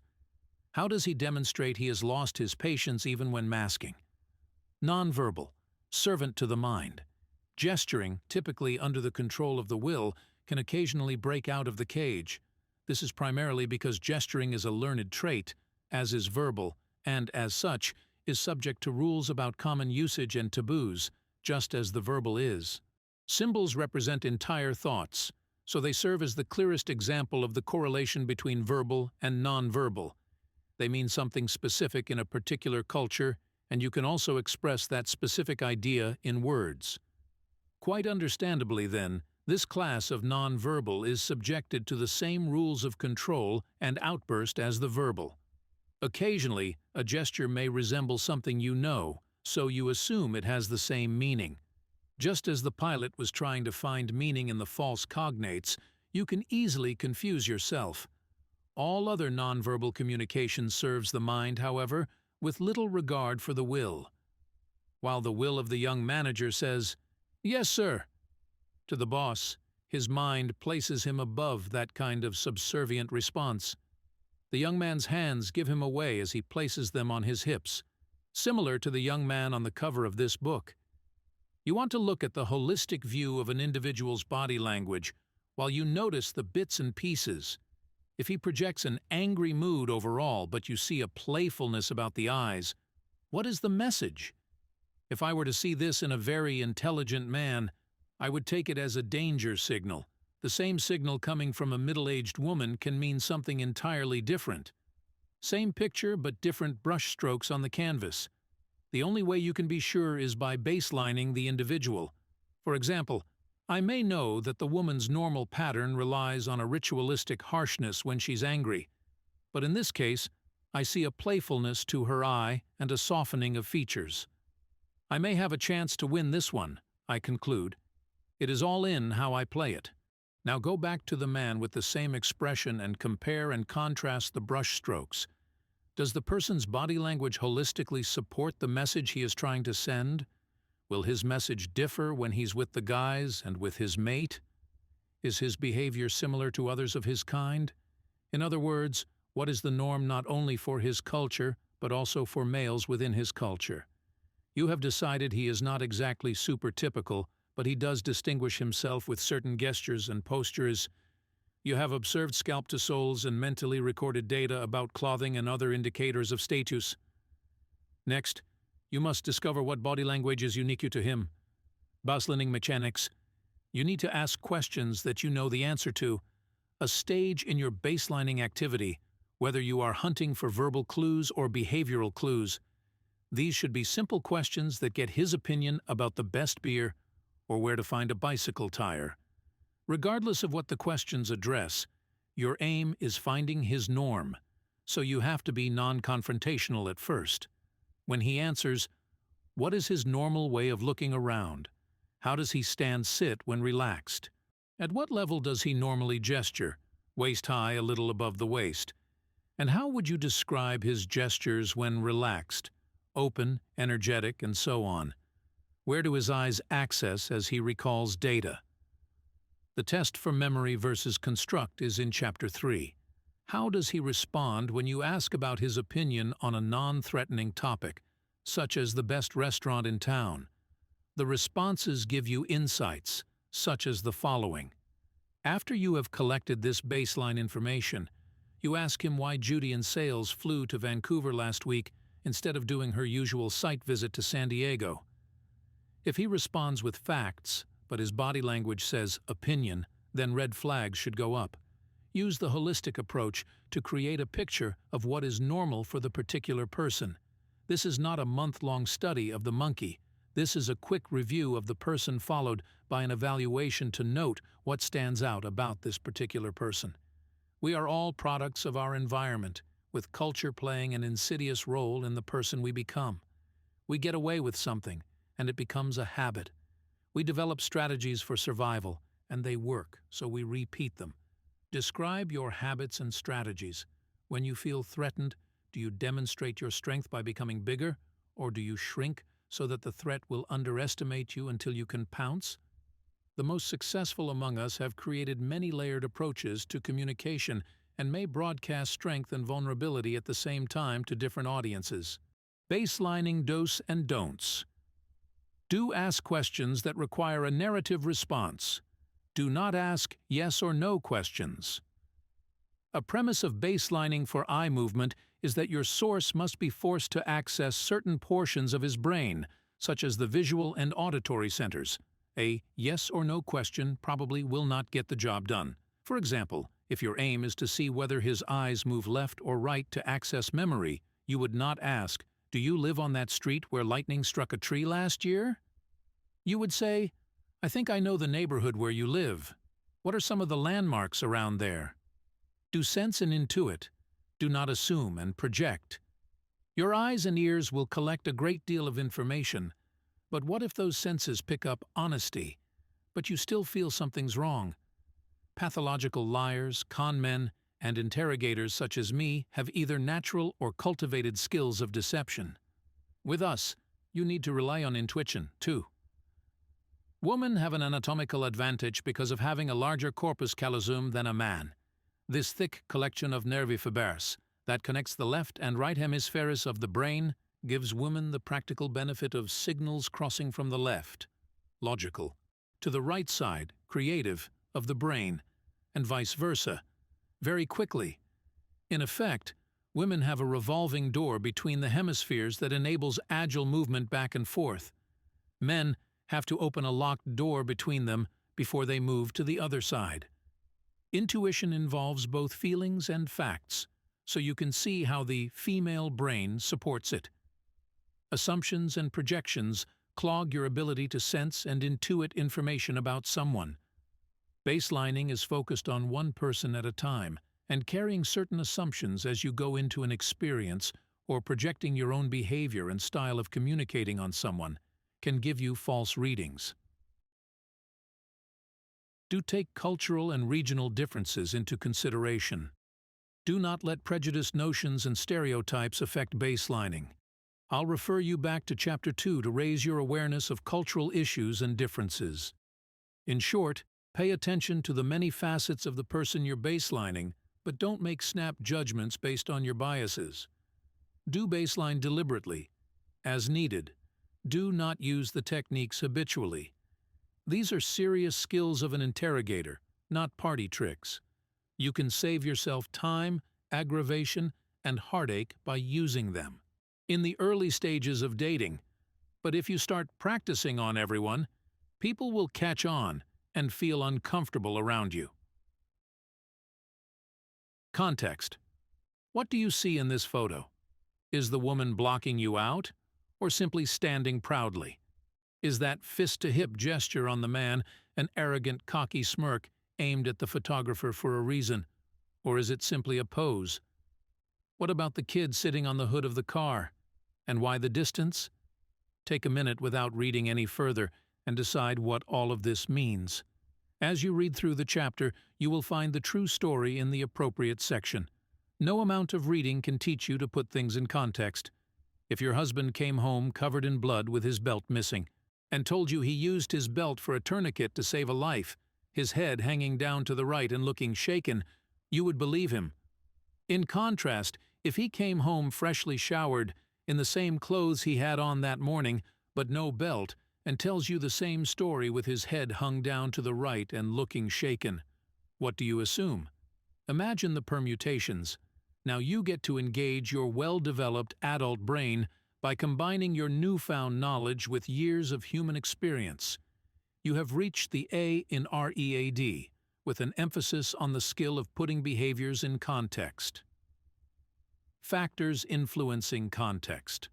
Factors I want to highlight here are where the body language occurs, your subject's companions, and various aspects of timing. Location. Where do you see the body language? Is it in a bar, at church, at work, in the airport, a car? Each will set expectations of how the person should behave. For instance, when driving in a car, do you pick your nose? I know some of you do because I have seen you. If a man's home is his castle, his car is his portable castle. People feel safe in this very personal space. Body language is natural. You can see exaggerated body language when a person talks on the phone when driving alone. Why? Most of us have brains that function well with only one or two tasks at hand. Arguably, even the brains of the millennial generation that grew up multitasking with the aid of handfuls of gadgets. When you go past your task limit, something has to be compromised. It will likely be the high-end polished body language, as we forget someone may be looking. The airport. The airport has another pronounced effect because people are so disengaged from others. You walk from terminal to terminal, often without noticing others. The body language is artificial, in part because people are pack animals at the airport. You have the unnatural task of carrying or rolling an additional 50 pounds behind you and hurrying to make a schedule. Think back to the discussion of focus. If you are in the airport for the first time, or one of the first few times, you are still out of place, and that shows in your body language. The seasoned traveler, at least the ones who don't thrive on anxiety, arrives with just the right amount of time to get to her destination. Moving around the airport seems as comfortable as walking from one office to another. Regardless of the sensibility, the airport is not usually a social engagement. Church, work, or other formal setting. Church may be the ultimate in formal settings with its rituals clearly defined. If it is the most formal for fear of retribution from God, at least God forgives, bosses rarely do. When I watched Sunday Mass from Notre Dame University as part of my research, I was struck by how many people followed the ritual, but looked thoroughly indifferent. Can you imagine sitting in front of your boss with this body language? If so, what about the CEO of your company? Is it natural for the alpha to make you uncomfortable? At work, the trappings of the alpha are omnipresent. Clandestine routines emerge, so you can communicate things you do not want the alpha to see. How do you hide personal internet use at work? Even when you behave naturally at work, you are displaying your normal work self, not the person you are with a tribe of old friends or other microculture. Your body language will be more formal and less natural. In an unknown place. When I first joined the Army, another 18-year-old kid walked into the hotel we stayed in the night before our physicals. As I walked onto the elevator, he followed me with a halting, timid gait. He held his arms quietly by his side. "Everything okay?" I asked him. He answered, "I am from Buena Vista," pronounced Buena Vista here, "and I have never seen an elevator." Your uneasiness bleeds through when you are in totally unfamiliar surroundings and have no frame of reference. Even if you muster the nerve to act cavalier, your mind is still reaching for more data to create a familiar picture, and your body language will show it. Companions. Friends, lovers, co-workers, relative strangers. Your interaction with them affects how you present yourself, how much stress or raw emotion is present, to what extent your culture-specific gestures show up. Opposite sex, which you may redefine as whatever sex attracts you. Place one very attractive young woman in the presence of 10 heterosexual men around her age. What kind of body language will you get from her? Vulnerability and softening to look more appealing and feminine? From the men? Likely an exaggerated strut, hands on hips framing genitalia with overly blocky masculine moves. If this behavior yields rewards, what is the long-term impact for the person, either man or woman? Supertypical people. When traveling with superiors, whether a boss or simply someone you perceive as supertypical, your body language will be constricted. Think of the expression, "big fish in a small pond." The cliché refers to having the ability to be supertypical in a defined and confined environment. When you are the supertypical, your body language is uninhibited and expansive. When you perceive yourself as typical or subtypical, you may limit how demonstrative you are with body language. If being in the company of the supertypical causes you anxious moments, what happens when you are in the company of the subtypical who appears to be supertypical? How can that happen? They know the routines of the culture better than you do. Every year, Estes Park, Colorado, hosts the largest Scottish Highlands Festival in North America. On the fairgrounds, I saw hundreds of men in kilts and people of all ages in period costumes spanning 1,000 years of Scottish history. I didn't think it was the least bit odd to see these people wandering around town in their outfits in the days just prior to the festival. The whole town was getting into the spirit and created a context for these people to broadcast their Scottish heritage. In short, everyone wanted to belong, and many of the people who knew the traditions and had the right costumes, the people others tried to emulate, included those I'd probably label subtypical in a different environment. Antagonists. When a person is in a conflict of any type, the body language will show it. How fluid can your behavior be when your mind is rigidly set against the person you are standing next to? Not all antagonists arouse a sense of conflict, however. Some cause pain such as disappointment, frustration, or resentment.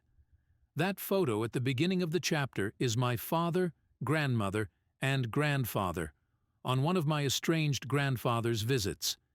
He left weeks before my father was born and moved on to various other pastures, remarrying every few years. Envision the conflict and anger my grandmother felt when he finally showed up again, and this photo was taken. Abandoned by him in 1938, she was a devout Christian woman from the Deep South who suddenly had complete responsibility for 2 sons while pregnant with a third. My grandfather went out to get salt and came back when my father was a teenager. Now, what do the folded arms mean to you? She had worked in the Georgia cotton fields to support her sons. My grandmother was physically and emotionally strong and proud. Why is he standing so cocky? Can we write him off as a callous philanderer, a selfish and self-indulgent nomad? This is a man who, at the age of 35, went ashore on D-Day with the 29th Infantry Division. To some extent, that earned him the right to look cocky. Why does the kid look quietly pleased? Well, he's happy that Dad is home. The body language of conflict would look much different from what we are seeing here. This photo captures resentment. She may stand near him, but he is definitely feeling the cold shoulder. These 2 people lived on the same street less than a block away for years before his death and never even waved to one another. Time. This is not just a time of day or time of year issue, as in Christmas Day or a birthday. Time as a factor in analyzing context relates to the way a gesture fits into a whole sequence of actions. When did the action you are analyzing take place? That is, what gestures preceded it and followed it? How long did it take to complete the gesture? If you've ever seen a silent movie in which movements seem faster than normal, you've observed the influence of timing on the meaning of a gesture. An actress portraying grief will put her head down, bring it up to talk and cry, put it down again, and repeat the process. It looks funny instead of sad to us, because the speed makes it look as though the grieving widow is bobbing her head up and down in a yes gesture. Consider the range of possibilities in this example. A young woman smiles at you, but breaks eye contact quickly. Is this enough information to make the decision about approaching her? Does the type of smile have greater significance than the duration of her glance? How important is where her eyes shifted after that? Now consider the range of possibilities created by this kind of eye contact. A young man smiles at you and stares. It is a friendly smile, but without any brow movement, so he doesn't recognize you. He continues the prolonged eye contact for what seems like an eternity, even though it's only 10 seconds. How important is the type of smile in this case? Is your normal reaction fear, anger, annoyance, curiosity? What other factors of timing in his body movement affect your response? If the young man bore multiple tattoos and was wearing a beat-up hunting jacket, how would you react if he quickly shoved his hand inside his jacket as he stared at you? Now take this same young man, tattoos and all. He gives you a lingering stare with a blank face. The jaw is slack, His eyes are focused somewhere beyond you, his gait is ambling and disconcerted, and his skin pale. These are signs of shock, and his sense of timing will be way off. So far off that even if he does do some of the same actions as the person I described previously, your reaction would probably be curiosity or sympathy, rather than fear. Personal strategy. Humans have an ingenious ability to find what works. Once we discover what works, we use it until it doesn't. When you were a child, the first strategy you learned was to shake your head to stop something from happening. You used that until you discovered the word no, which you probably repeated until your parents wanted to throw you in the trash can. In short, it stopped working for you.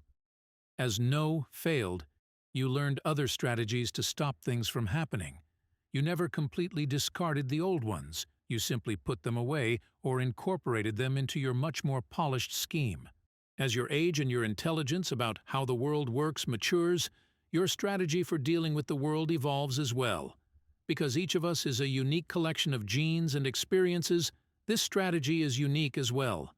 The real art to reading body language and thus analyzing the A in R.E.A.D, what something means, is to learn to vivisect these strategies and see the rituals, adapters, barriers, illustrators, and gesturing for what they really are. A language specific to the person who is using it. Your experiences and knowledge will give you a unique ability to do this. You have the skill to see the minutiae as a child would, a model for the holistic, and the understanding of context won from years of living. Now you need to use those tools to look at the communication strategy of your subject. How much of what he is saying with his body is intentional? How much involuntary? Are the two aligned? Which is the most reliable? In the next chapter, I will focus your attention on communication strategies of people in the limelight to see what works for them. At least most of the time. Part 3. Applying the skill. Chapter 8. Politicians, Pundits, and Stars. D in R.E.A.D. Every time a person is rewarded for a behavior, the behavior becomes entrenched. The toddler shakes her head. No, it works. She does it again and again. Adults are those children covered in more layers of life. When something works, you keep it in your repertoire and build on it. When you hit conflict or simply need to influence someone, you revert to a successful model. Some of these behaviors will be conscious and intentional, and others will be adapters that have worked for so long they become second nature. Here are a few strategy models. Look around you and create your own list based on what you observe, so that it becomes a tool for you to use in the D or decide of R.E.A.D. Strategy models. The intentional or unintentional behavior a person relies on for conflict and influence has a downside that gives you clues to what is really going on in his head. The model is not all-encompassing. The supporting body language is often missing. You can detect irregularities. When the model does not work, the person may flounder in attempts to be convincing. The Holy Warrior.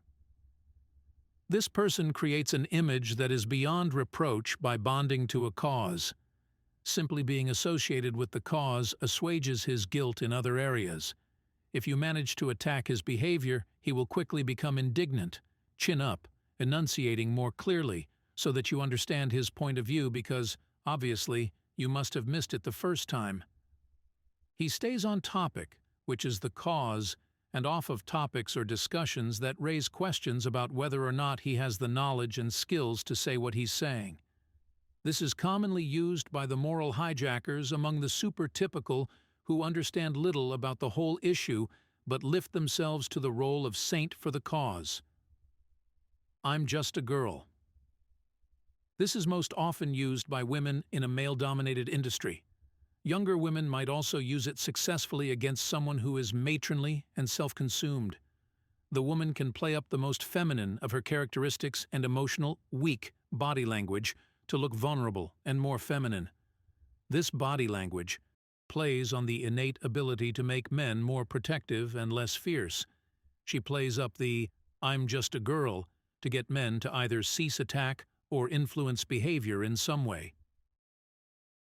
Many women have perfected this in personal relationships as well, by quietly allowing the men in their lives to believe they are in control. The flirt. He or she may rely on a variety of behaviors, and not necessarily sexual ones. In my dictionary, flirting means making emotional contact with someone and filling the air with energy. It can be done between the same sex or opposite sexes. You know you've encountered a flirt when, regardless of how far you are from him physically, he seems close. There is no dead air between the two you. A skilled flirt can connect with dozens or even thousands of people at the same time, with each one certain that the connection is personal. Some politicians do it through speech and some musicians do it through song. A big reason why movie and TV viewers can feel attached to stars is the artificial closeness that the camera creates. The flirt takes your mind off of everything except the interchange. You suspend looking at body language and may not even notice content. As an interrogator, flirting is a requisite skill. I believe anyone can learn enough to be an expert on any subject in 2 hours or less. All you need is an understanding of where the issue intersects the person, a skill inherent in flirting. If I can understand what about your profession keeps you up at night, you and I have an emotional connection. You will overlook hygiene, dress, and mannerisms in someone with whom you can identify. After all, when you have that connection, anything negative about that person reflects on you. There is nothing to see. Here. This can have several variations, the simplest of which is self-deprecation, to the point that others underestimate the person. I use this most effectively when wearing boots, jeans, and a baseball cap. My slight southern drawl can become quite pronounced. It is a skill every southern boy has seen an old southern lady do at least once in his life. This is play on a stereotype. Remember that filter? Once someone writes me off as stupid, I can then relax my guard and do whatever I need to do, assured that people rarely change their first impressions. I'm just a kid. Similar to playing on femininity, a young person can play naive and uninformed easily with a self-consumed person who is older. This is the simplest for young people to pull off, because their body language is likely less polished and fits the profile. The blamer. He or she preys on the fact that no one likes to be accused. Human nature drives you to deny or defend, which focuses all energy internally, looking for that fact or plea that will change others' minds. This ploy successfully blinds the eye of an opponent. It is one strategy that is difficult to fight. You need to pause and watch the accuser's body language to know whether it is a ploy or an actual attack the person thinks has merit. The magician. This has overlap with other strategies, which are basically variations with the same objective. If I can take your eyes off my body language for a moment, maybe you will miss the facts. Nevertheless, I separate out the magician because there is an entire class of people who use movement of hands, feet, and objects to mask body language entirely. Examples are the guy who moves in very close and whispers to make you feel uncomfortable. The distraction makes you miss the rest of his body language, or the woman who unfastens a few buttons so you can peek at her surgeon's handiwork. These outrageous moves will accomplish the goal of taking your mind off something else. A person may even use some other prop such as a Rolex watch. All use your tendency to keep your eye on the ball to effect the desired result. The car salesman. He or she subscribes to the adage, if you can't dazzle them with brilliance, baffle them with bullshit. Everyone has met the guy who sounds as though he has swallowed the Guinness Book of World Records. When his strategy works, he carries off the same sleight-of-hand tricks as the magician. It falls apart when you challenge his understanding of the facts he quotes. He takes you off a sensitive topic that would make him look bad by tossing out, every minute we do nothing in Bulgaria, 3 children die. He becomes adept at tying anything back to some obscure fact that is difficult to verify and only tangentially germane to the topic. The reason a person akin to this survives is that most people are intimidated by his knowledge, and the rest follow another well-known adage: never argue with an idiot. He will beat you down to his level and win with experience. Again, the permutations are tremendous. The thing they all have in common is a ploy to distract your mind from the obvious things a toddler would see and to bring you around to his way of thinking. Build your own list of ploys. Here's one to start with. The ringmaster. I am so busy that... I want you to put your new categories to work by examining strategies of the rich and famous, and noticing when they fail as well as when they succeed. Elections, news, and red carpet events will now have a new dimension for you. Instead of wondering why you feel distrust or disgust about a politician, you have the eye to spot verbal and nonverbal warning signs. And are the stars you love and love to hate really deserving of all that emotion? US Weekly asked me to analyze Jennifer Aniston's body language during the flurry of interviews that followed the intergalactic publicity over her breakup with Brad Pitt. In observing her gestures, I concluded that she was too honest to hide her true feelings completely, regardless of what she said. It was refreshing. Suddenly, a star I knew nothing about. I'm one of the 19 people who never watched Friends, differentiated herself from the other celebrities I'd been asked to critique because the role she played in interviews was herself. She came across as someone who would make a good friend. For real. As I take you through studies of public figures, I encourage you to watch some of the same video clips on your computer that I reference here. See if you come to the same conclusions I did, and if you don't, consider how projection, gender, yours and the other person's, ideology, and other elements may have influenced your thinking. The Clintons love them or hate them. Both Bill and Hillary have successful strategies for putting off prying eyes. With two very different personalities, each adapted to a microculture, their personal relationship, that images of the couple together merely hint at. Ironically, they have managed to accomplish this cover-up while creating images as recognizable as the Kennedys. In looking through her book Living History, Simon & Schuster, 2003, I see a couple with contrasting body language styles. Bill, the life of the party, with his arm around Hillary, the grounded one. His focus, broad, often leaning towards her while maintaining the attention of the camera. Her focus, narrow, the camera's.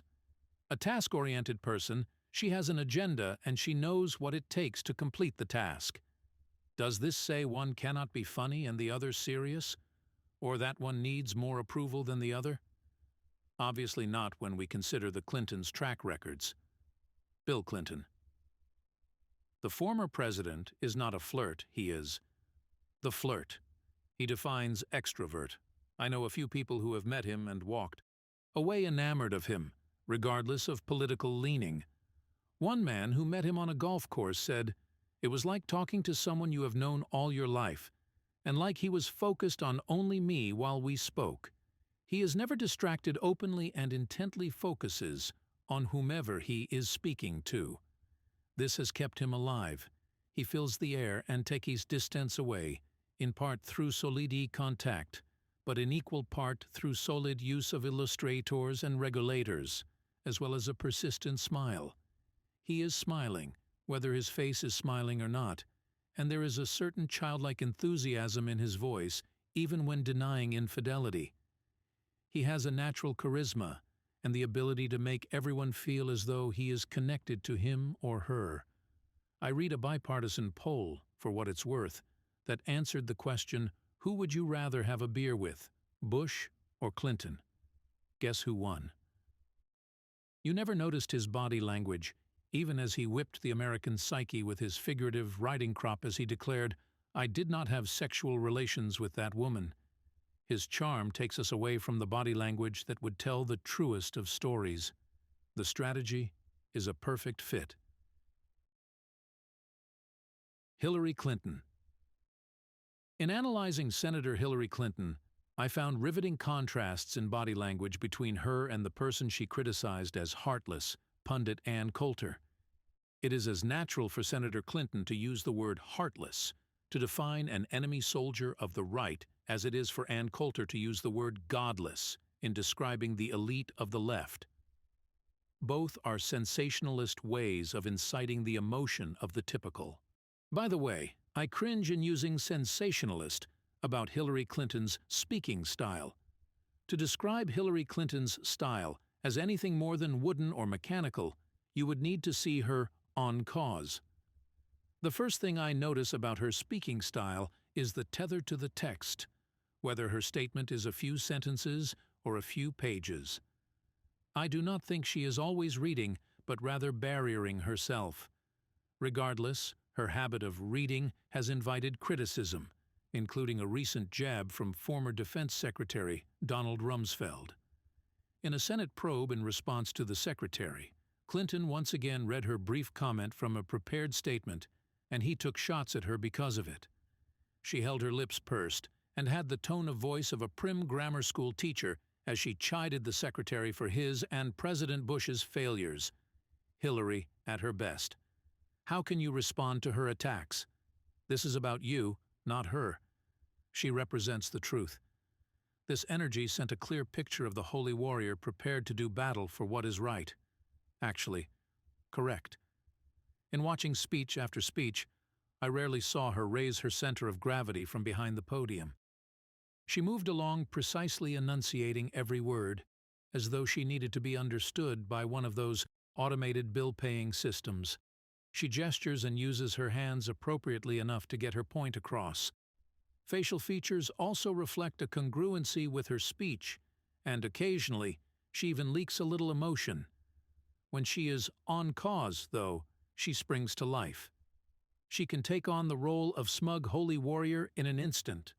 Her body armor becomes the issue she is supporting, whether it is the defeat of a voucher system because some parents will want to use it to put their kids in a jihad-focused school, or removal of violent video games from children's hands. Her stress surfaces in a move I typically see in heavy people. It's a shifting of weight from one foot to the other in an adapter I call the elephant shuffle. Despite her quirks, Hillary Clinton has created an image that many Americans seem to prefer. She can call someone from the right heartless, because the hard right has a difficult time connecting with average people. But here's the irony in terms of her body language. While her message is one of warmth and caring, her demeanor shows neither. And Coulter, when she's among friends, being interviewed by conservative occultists, right-wing pundit, Ann Coulter, projects confidence, and her wit flows with very little hesitation in voice or body.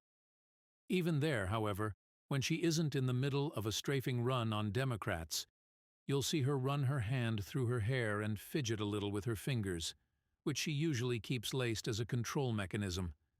Years of being the girl among a bunch of college Republicans and later inside the Washington, D.C. Beltway has given her a strategy that clearly uses her gender and physical attractiveness to her advantage.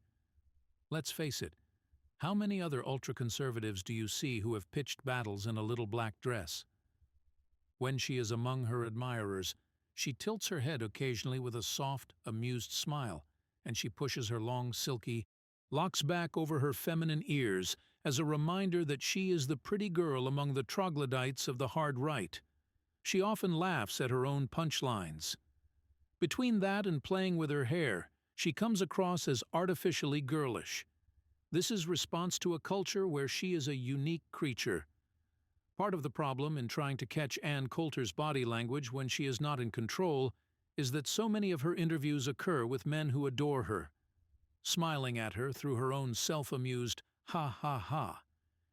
She's the golden-haired beauty of conservative men, the sex symbol of the hard right, and they generally don't ask her tough questions that might make her nervous.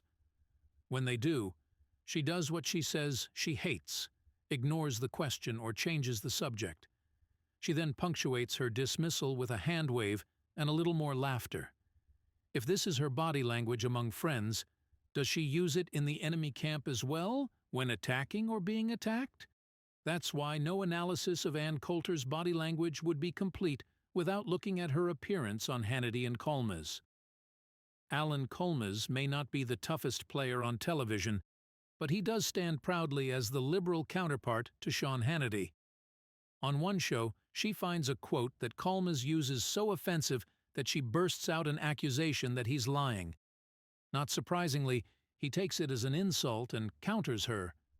She talks over him while her flailing arms, raised voice, and random words show she is out of control. She quickly employs all of the "I'm just a girl" moves in her repertoire, none of which work. Alan is bolstered by a fellow liberal and goes after her. A sharp shift in body language signals her discomfort, and a stream of girly, dismissive gestures and nervous laughter follow. These are body language for "I'm trying to push you away. I'm trying to push your ideas out of the interview." She physically leans closer to the conservatives in the studio as if to say, "Help!" Even to the casual observer, her deliberate lean away from Kolmes would project that Ann Coulter's whole being no longer wants to be anywhere near this ideological threat. During her Godless, the Church of Liberalism, Crown Forum 2006 promotion tour, a stop on the Today Show also brought her into conflict with Matt Lauer, whose tiff with Tom Cruise receives attention later in this chapter. First, her uniform for this interview and many others seems to be a sleeveless black dress that is the same, or similar to, what she wears on the Godless cover. Facing Lauer, with 2/3 of her long legs showing and the tips of her blonde hair brushing her breasts, her presentation made the point that body language includes choices of dress and grooming. It was obvious that she was doing something analogous to what she accused the widows of 9/11 of doing. Their dead husbands are assets in making a political point, and they used them. Ann Coulter's assets are legs, hair, and wit, and she used them. She inserted her points effectively in the interview until Matt Lauer made one unsettling comment. Coulter had insisted that the reason these widows served the liberal cause well was because they couldn't be challenged. That would come across as mean and inappropriate. "Well, apparently you are allowed to respond to them," he said simply. She suddenly became a supplicant, with hands in an almost begging posture. "Well, yeah, I did," she responded. He kept at her, pushing until she finally burst out, "You're getting testy with me." "Oh!" Arousing the audience with that remark, and probably dividing the audience, marked the beginning of an attempt to boomerang back into control. Her body language invited her admirers to close ranks around her in a virtual sense. Even the best strategies do not work all of the time. George W. Bush. Contrast Hillary Clinton's rarely off-book style with President George W. Bush's often critiqued shoot-from-the-hip style. He swaggers when he walks, as any good cowboy would. He is often working without a net, and says things that the media finds worth mocking. Whether you actually like him, or just listen for what he will say, his body language projects a genuineness, and generally remains on track. His style also fails him. Uncertainty as to how a specific point will be received, or whether he may have flubbed a fact, causes an involuntary response that I call the goofy country boy smile. His face, not his mouth, is asking, "Does that sound okay?" Time after time, I see him search his head for the right words, the prepared words, in response to questions. When he is on the hot seat, he starts to rummage through his mental files to access the words some expert on his staff gave him. The result is a somewhat halting, often piecemeal-sounding response. Most of the Bushisms come as a result of a right church, wrong pew kind of statement. He has researched and prepared a great response, and it is filed neatly in his head. Unfortunately, he put it in the wrong drawer. When he realizes his goof, he feels the pressure increase and leaks the stress with comments such as, "Too many OBGYNs aren't able to practice their love with women." Because he has been in the public eye for a good portion of his life, he has adapted a self-deprecating sense of humor, and is often underestimated as a result of employing it successfully. It's a keen use of the "there is nothing to see here" strategy, One does not have to be Einstein to pretend to be less than he is. Mark Foley. As I write this, Mark Foley, R. Florida, has just resigned after his dirty little text messages surfaced in the news. In reviewing ABC News footage of him from an earlier interview, I noticed a body language giveaway. When questioned about legislation he sponsored for exactly the kinds of crimes of which he is now accused, he said, "These people need counseling. They certainly don't need to be in," pregnant stammer, "interacting with young people." All the time his brow lifted to extremes. Was this a call for help? Nixon and Kennedy versus historical memory. What do you think of Richard Nixon? Although it isn't possible for most Americans of the baby boomer generation, if they could watch Richard Nixon without bias, they would be charmed and surprised. They would subliminally recognize the synchronicity of his gestures and message. That is, his energy is focused in the same direction. The result is that they would perceive a genuineness, and in every video I have seen of Nixon, until the end when he morphed into a guarded, dark individual, that's what I see. The Nixon who ran against John F. Kennedy, served in the White House before Watergate, and opened doors with China-projected congruency and truth, and was often rather unsophisticated about it. His strategy was, what you see is what you get. Now turn the prejudice around so that it works in favor of the candidate. During that presidential campaign between JFK and Nixon, the Kennedy clan moved way out front into the limelight to help his cause. His brothers were out there, and even his mother took the spotlight, ostensibly dragging Jacqueline into it as well. They were all holy warriors except for Jacqueline. One interview that featured Rose and Jacqueline Kennedy aimed to bring the American people into the living room during the campaign. How that ever worked to convince average Americans that JFK should sit in the White House is testimony to our naivete as a nation. We are now so jaded by candid television interviews with candidates and their families that we expect them to be better actors, to decorate the set so that the majority of viewers will find it appealing, and to speak in the language of typical Americans. Almost no one else in America lived the way the Kennedys lived, but millions of people looked up to that family and carried a bias that their royal presence was a good thing for America, that it could lift us up. After all, if our most super-typical was so noble, what does it say about us? The two women sat on a well-upholstered, uncomfortable-looking sofa. Jackie delivered rehearsed answers to questions about the campaign, fluffy questions, not policy stuff, and Rose responded with stilted, puppet-like gestures.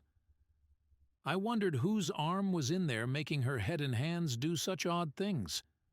In another televised speech, Rose Kennedy was at a podium stumping for her son in a feather stole and pearls that were more expensive than most people's houses. Today, we would say, "What is this bull? Don't contrive things like this for us. We know better." We are a different culture with different cultural biases. Back then, however, we perceived the Kennedys as beautiful people and felt that making them our ruling class made us all more sophisticated and beautiful. On the world stage, we as a nation were not beautiful people during and after World War II. The world saw power in the United States, but our dedication in war and strength on the battlefield did not change the perception that we were a bunch of scrappy rubes, celebrities versus inquiring minds. After putting it off for months, I finally watched the notorious Tom Cruise interview that had been on the Today Show. This is the one that moved him front and center as a spokesman for the Church of Scientology and a critic of happy drugs. Prior to the interview turning slightly confrontational, Cruise seemed to entreat Matt Lauer to understand his points about Scientology and overuse of mood-altering medications. His hands took a position suggestive of prayer. It meant that he wanted to be understood. Before Cruise even specifically criticized Lauer for his comments on pharmaceuticals, I could see that his body started to assume the posture of someone who was going on the offensive. And I pointed it out to Marianne. "Watch this," I remember saying. Just before Cruz launched into his attack on Lauer's ignorance with, "You're here on the Today Show," his body moved into position. By the time he reprimanded Lauer for spouting off assertions without doing his homework, Cruz's body was lecturing Lauer every bit as much as his words. It was an example of perfect congruency. To me, that was a sign that his movements were genuine and unrehearsed. Score 1 for Cruz. Mixed messages. In an episode of Sex and the City, a 25-year-old female admirer of sex columnist Carrie Bradshaw asks her if she can send her something she's written. Carrie vigorously shakes her head from side to side as she says yes. About a minute later, the same young woman asks her if she can assist her. Carrie vigorously shakes her head again as she says yes. Carrie is a New Yorker, part of a culture unto itself. A committed headshake means, "You must be kidding, of course not." But Carrie is too polite to let those words come out of her mouth. Politicians do this, or some variation of it, all the time. In other words, they don't achieve the ultimate in communication: synchronicity of speech and gestures. In watching Senator Barbara Boxer, DCA, address the Senate relative to the renewal of the Voting Rights Act, she showed a lot of incongruous body language. It looked as though she had determined that a static posture behind a podium wouldn't work for television, so she threw in a few arm gestures that had nothing to do with honest expression. That's not to say her words weren't genuine, but the artificial movement subtracted honesty points from her presentation. Similarly, her voice and words occasionally came across as incongruous. The most pronounced disconnect was when she said, "You don't have to thank me," in relation to the efforts to renew the legislation. Her pause at the end, combined with a lilting pitch, conveyed the exact opposite message. "I've done something important. You really should be thanking me." Senator Boxer also reverted to steepling when she didn't know what to do with her hands. This is a posture with the fingers outstretched and touching. An upward point displays confidence, and a downward point displays supplication or deference to another person. Which posture did Senator Boxer adopt? Supplication. In all fairness, we shouldn't leave the discussion of Senator Boxer without noting that she pulled most elements together and projected real passion in speaking about her own proposed legislation, the Count Every Vote Act. Her illustrators were hitting her words in the right place, or, in lay terms, her gestures matched her words and emotions. The endless campaign, "We should have done it," is what Senator John Kerry, D. May, responded when Bill O'Reilly challenged him on July 20, 2006, about not coming on the show during the heat of the presidential election of 2004. Senator Kerry might as well have added, "You believe me, right?" because his raised brows and the lilt at the end of his sentence indicated request for approval. When talking about a sore point that he needed to address, in response to a direct question about signing on with a colleague to censure President Bush, he tilted his head. Discussing a move similar to that would elicit a bit of emotion when done on the conservative Fox network. Bill O'Reilly, a master of both asking questions and suggesting answers with his eyebrows, showed an important shortcoming in probing an unfriendly, that is, liberal guest, such as Kerry. He blockaded the possibility of reading body language and really putting Kerry on the spot by driving on with his prescribed agenda. In quizzing Kerry about the situation in Iraq, therefore, O'Reilly followed the pattern of questions he had in mind to ask. So, where Senator Kerry asserted that certain things could be done more effectively, O'Reilly should have read Kerry's body language, which indicated some uncertainty. The simple question, "How?" could have proved very telling, but he didn't ask it. Instead, he plowed on and missed a prime opportunity to embarrass Senator Kerry, or at least shake him visibly. Senator Kerry remained on firm ground and then delivered a message. "I've never suggested pulling out too early," with arrogance and disgust expressed through raising his chin while he looked down his nose. To viewers, even many viewers who distrust him and despise his politics, he would have projected confidence and superiority. fighting the war on terror more effectively, and that includes preventing Iran from having a nuclear weapon. Now, how do you do that? Let me tell you. Carey's measured pace in saying the first phrase stood in sharp contrast to the rapid, "Now how do you do that?" almost as if it were a single word. And when he followed the question with the offer of an answer, he used a powerful illustrator, arm outstretched with palm upward. This is a classic gesture indicating, "I'm magnanimous. I'm going to give you something." O'Reilly wouldn't let him give anything, though. He used a regulator, hands up like a stop sign, to put himself back on top. It allowed him to ask another question first, a tactic that would interrupt the flow of Carey's presentation and undermine his momentum. Aha! Carey was too clever for that. He shut O'Reilly out again by driving on with his point and using his face. He narrowed his eyes and essentially closed his face. He was speaking, not inviting anyone else to speak. His subsequent tone of voice projected an image of educator more than politician, with face and body communicating to O'Reilly as if he were a kid back at St. Bridget's Catholic School. It looked as though the senator might be back on the campaign trail. Actors playing themselves David Letterman's interview with Johnny Depp on July 28, 2006, revealed something interesting. It seemed apparent that Depp is, by nature, an introvert. During the interview, he touched his face occasionally, usually by stroking his mustache or flicking his nose. A couple of times, he also ran his fingers through his hair and tapped his crossed leg with his fingers, a leg that stayed crossed with the left ankle resting on his right thigh in exactly the same position throughout the interview. I see that as an attempt at control, while his face and right hand leaked emotion. He had a litany of adapters. Depp seemed genuine, his fidgeting an expression of his true personality. So, I'd conclude he was himself on the show. He didn't bother to portray a character, as many other introverted actors do when they subject themselves to late-night talk show banter. I'm sure you've seen some of those actors who try to make up for the fact that they are uncomfortable by taking on the role of entertaining guest. They come across as fake. All of the famous people I have discussed have one thing in common. They evolved a strategy by trial and error. Each of them probably started very similar to you by a simple shake of the head and a later answer of no by your parents when you wanted something. Every time they met a new situation, they evolved their repertoires until the strategy was at its current state of polish. At some point, we all stop polishing.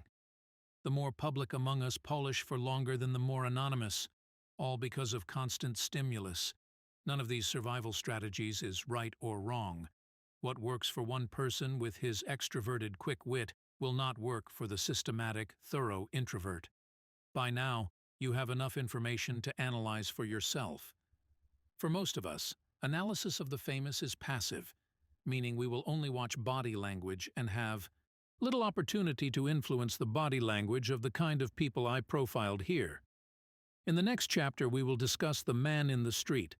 So, we will start the conversation with some active use of body language, or how to mange a situation using your body language to influence others. Chapter 9. The Man in the Street.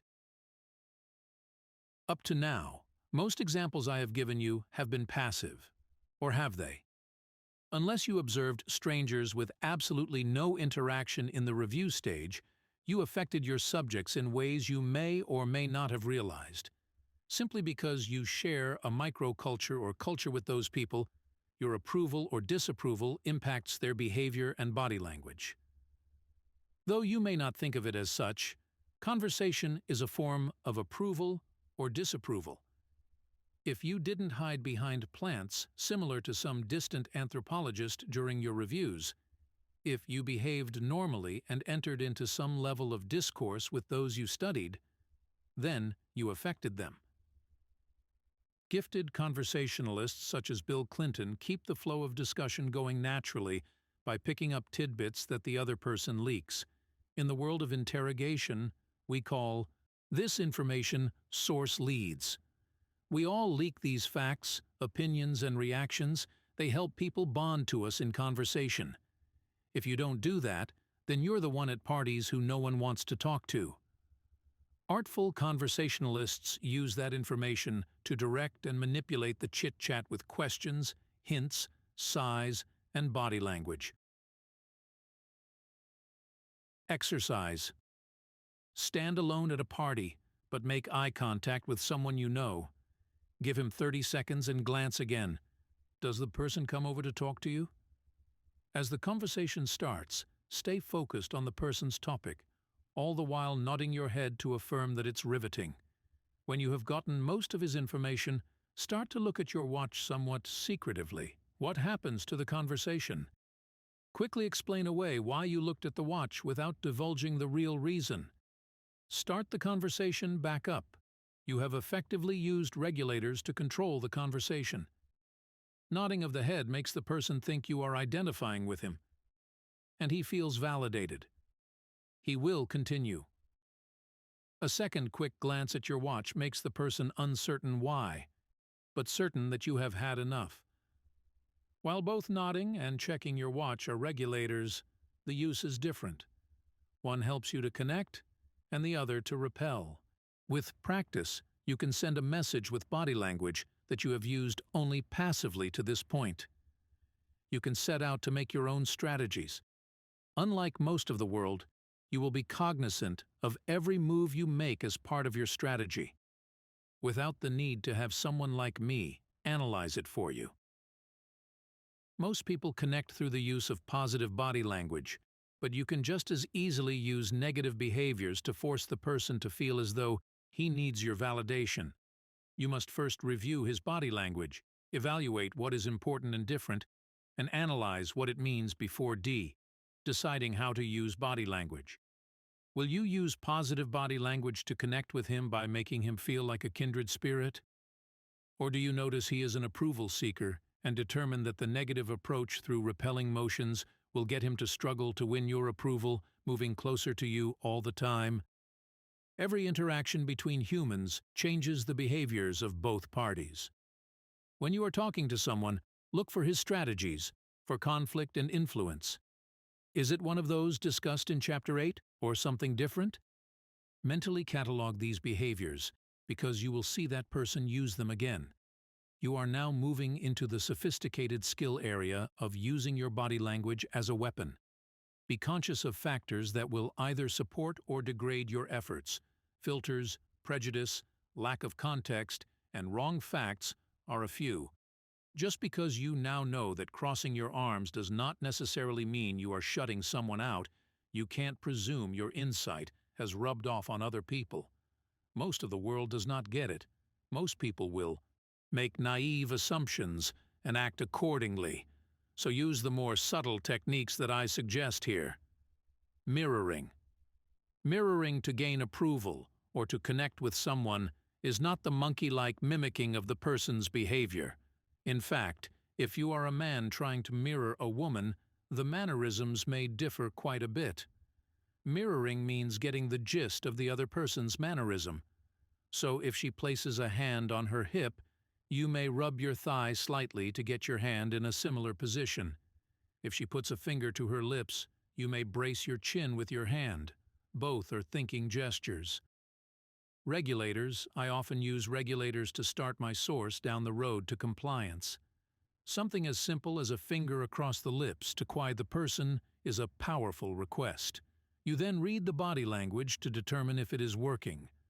Conditioned response works to your advantage, and compliance with your regulator early on is a reliable sign of it. Can you always use it to arouse a subliminal sense of, I should be quiet? Definitely not. In some cases, use it only if you are in repel mode. Use it too obviously, and many people will see the gesture as the international symbol for shut the fuck up, so honor the context. Be careful how you use it. Adapters. Some adapters are best used when your subject understands a bit of body language. Tapping fingers and wringing hands send a clear message to even the least astute. I have used the tapping noise to draw a person's attention to down right, the field of vision associated with extreme emotion, to try to agitate him. My experience, while anecdotal, tells me this intentional move to evoke emotion often works. Other adapters that can send a clear message are rubbing the eyes, cracking knuckles, and self-grooming as a ritual of boredom. The more subtle of adapters, such as a slight finger rub, are wasted as a tool for telegraphing because so few people recognize them for what they are.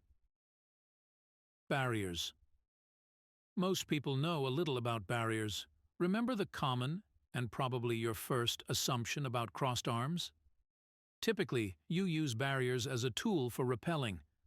Most people instinctively feel shut out and/or they feel inferior when you use a strong barrier. Revisit the moment when you walked into your boss's office and faced a large desk. You sit exposed in a chair while the big guy builds his alpha status by sitting behind a hunk of mahogany. Real barriers are the trappings of authority. You can use your extremities or objects that you carry to barrier, and conversely, to take down the barrier to make someone feel more welcome. Contrast this experience with the first. Walk into your boss's office when she invites you to step around the barrier and review her slide presentation. Suddenly you're on the same side. As an interrogator, when I walk from behind the desk and close the space with a source, he never feels relaxed and thankful. The barrier provides a layer of protection for him. Context counts for so much in both understanding and manipulating body language, especially with barriers. Illustrators. No one enjoys being browbeaten during a conversation. Those Bill O'Reilly eyebrows or the wagging finger of Sister Mary Obedience cause a range of negative responses from "go away" to "I'd like to have you hauled off to the landfill." Careful use of illustrators can repel or attract. When Hillary Clinton is on cause and uses her hands in an uplifting manner, brows raised and passionately talking about entitlement, she brings the crowd toward her. Open, positive use of illustrators get the job done. When she is on target against Donald Rumsfeld, her illustrators become whipping motions with her hand, browbeating with hands instead of her eyebrows. These are repelling instruments. The key becomes a question of, what are you trying to do? Connect or repel? Sometimes you have to repel to get someone to bring himself closer to you. Distance culture, from microculture through superculture, dictates proximity in your interaction. In American culture, if you are intimately involved, standing far away can send a strong message of conflict. On the other hand, a casual acquaintance may be quite distressed if you move within 18 inches. Your intent, again, is either to repel or connect. How do you choose to use distance? I know people who have told me that they have developed anti-hugger strategies to avert unwanted intrusion. The strategy may be as simple as a handshake or as complex as hand-talking that conveys, "Good to see you. We haven't seen each other in so long, we have almost become strangers." The combination of body language and words sends the message, "I like you, but feel uncomfortable with you that close." You can use your body language in this way to repel the person who is making the unwanted advance without causing hard feelings. Timing. How quickly or slowly you respond is an indicator most people will recognize. A rushed answer can indicate urgency, especially when the answer is no. A slow answer can also be a negative when you use it intelligently. I can telegraph that I'm unsure when asked for or about something by answering in a halting fashion. Women use this all the time, probably because many of you are trained to be agreeable, so giving an outright no is uncomfortable. "Would you like to have dinner with me?" he asks. Pause. "Well," pause, "I actually have," pause, "other plans," you respond. An astute man realizes you are saying, "No way in hell am I having dinner with you." Managing stress. On more than one occasion in the interrogation room, I have used artificial stress or violation of cultural space norms to destroy a barrier between me and my source.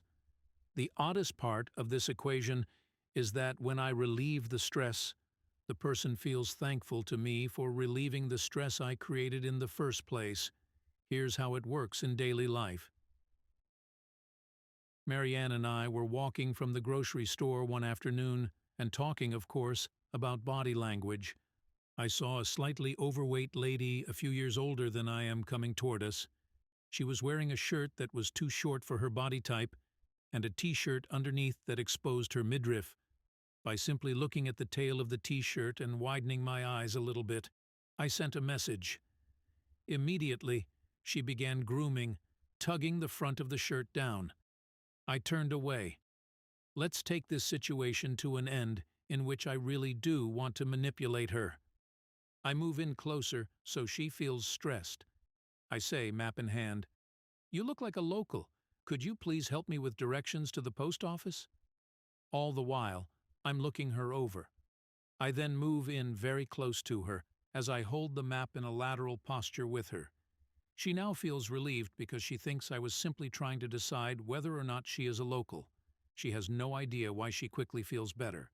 This scenario shows how you can manage stress that you created in another person. Be very careful with this kind of interaction. Either you do it with finesse, or you may be headed for conflict. Confrontational practices. In Cannibals and Kings, The Origins of Cultures, Random House, 1977, anthropologist Marvin Harris proffers 4 possible explanations for war. Even though he points out the reasons why each theory has holes in the anthropological big picture, the 4 views are salient in terms of categorizing confrontational body language, some of which is handed down generation after generation, and some of which just comes naturally. His ideas translate as well into the daily interactions of families and other microcultures. Unless we are talking about gang war or some such ritualistic conflict, we can assume that humans group into their armed camps in places such as office apartment buildings and even children's athletic events. The kind of warfare is simple conflict, and it can range from cat-like grunts and snarls to physical violence. Consider the reasons behind it and the body language of each. War as solidarity. In this scenario, war results from a sense of group identity. The tribe that fights together stays together. In the modern vernacular, it's a street gang mentality. It can also be the third shift at the call center. Once you bond with other people who share your views and circumstances, you don't want to hurt your own. Aggression. Toward another group, even if those people share your circumstances, functions as a safety valve. The chosen spokesperson may be supertypical, or perhaps a puppet moved to the forefront by the supertypical to confront. The purpose is to let you know that you have violated the tribe's territory. Maybe your crime is that you haven't refilled the toner in the copy machine when it was low. Regardless of cause, the body language is confrontational. If the issue is small, so is the body language. But if the issue is perceived as dire, the person's behavior may approach fight or flight. The gravity of the issue is dictated by the tribe's frame of reference. One common thread is the spokesperson's need for support from the group. If others are present, you may see darting eyes of uncertainty in the spokesperson as she looks for approval and reinforcement from the group. Raised brows, wide-open eyes as she looks at the rest of the tribe. On October 24, 2005, Oprah Winfrey's interview with 9/11 widow Kathy Trant first aired. Her story of a shopping addiction to ease the pain of her loss had brought her infamously to the attention of the world. In asking her questions, Oprah's lilt at the end of her voice and raised eyebrows served as subconscious cues indicating, "Come with me into this train of thought, even though it might prove incriminating to you." It was Oprah's figurative way of holding Kathy Trant's hand and leading her into uncomfortable territory. Trant, whose spending spree included gifts of plastic surgery for friends, and obviously for herself, seemed Botoxed out of the ability to render normal facial responses. Even when she shed tears in response to Oprah's painful questions, nothing on her face moved. The contrast seemed particularly sharp in view of Oprah's demonstrative eyebrows, eyes, and body. During a couple of exchanges, Oprah turned to the camera, the audience, widened her eyes and raised her brows as if to say, "Do you believe her?" It was a request for approval look, and it's highly unlikely that Oprah made it in a calculating way. Nevertheless, it had the effect of drawing the audience intimately into the exchange. If Kathy Trant lied to Oprah, then she would be lying to every person in the audience. In a meeting, I do what Oprah did, but deliberately. If someone puts forth an idea that I disagree with, I know I need to take specific actions to have the group adopt my plan as their consensus position. After the other presenter speaks, I might look around the table and say, in polite terms, "You're kidding me, right?" I'll raise my hand so that everyone is focused on me, with me. He sees that and has to back down. War is play? Is war just a competitive team sport? All I have to do here is mention the word football, but I could add the pop culture phenomenon called reality TV. The pleasure that some people get out of taking risks simply for the adrenaline rush of putting their lives, or at least their safety, in danger is the premise behind war as play. The additional cultural reinforcement to repeat the performance is the reward of accolades, hero worship. The same behavior plays out every day in offices and on children's soccer fields across the United States. Confrontation as play means we have less at stake. Even if it falls apart and we fail, we still get the rush and the conviction, maybe I will win next time. The children's soccer coach gets in the face of the referee, similar to incidents occurring at the Super Bowl. Most of the time, she knows she will not win. She confronts to confront. If this were her day job, would she get in the face of her boss with her paycheck at stake? Unlike a professional athlete being ejected from the field for insolence, her rude behavior will likely not affect her income. Who has not participated in an argument for its own sake? Why are we willing to risk losing? Because in the process, we gain as well. Whether we gain status, such as the small-town lawyer who successfully confronts a big-city litigator, or simply add another layer to our personality by honing our debate skills, the allure of war as play is there. The danger is that we may lack assurance that the other person takes it as play as well. In this circumstance, body language is clear. At the outset, you feel you are right and justified. People do not typically enter conflict as a game when they feel terrified of losing, unless they have self-destructive tendencies. They enter chin up, talking aggressively, energetic, and focused. War as human nature. Do human beings have a killer instinct? Does each of us have the capacity for killer behavior, or at least confrontational behavior? I'll let the anthropologists slug it out over this one. What I know from experience is that human beings operate on a stimulus-response basis, and if the stimulus triggers an automatic aggressive reaction, even a pacifist, unless he's on par with Mahatma Gandhi, can't hold back. An interrogator will do this deliberately by synchronizing aggressive gestures and verbal attacks in an effort to bypass the source's cognitive functions, provoke his emotions, and keep going straight to his mammalian brain to get the basest response possible.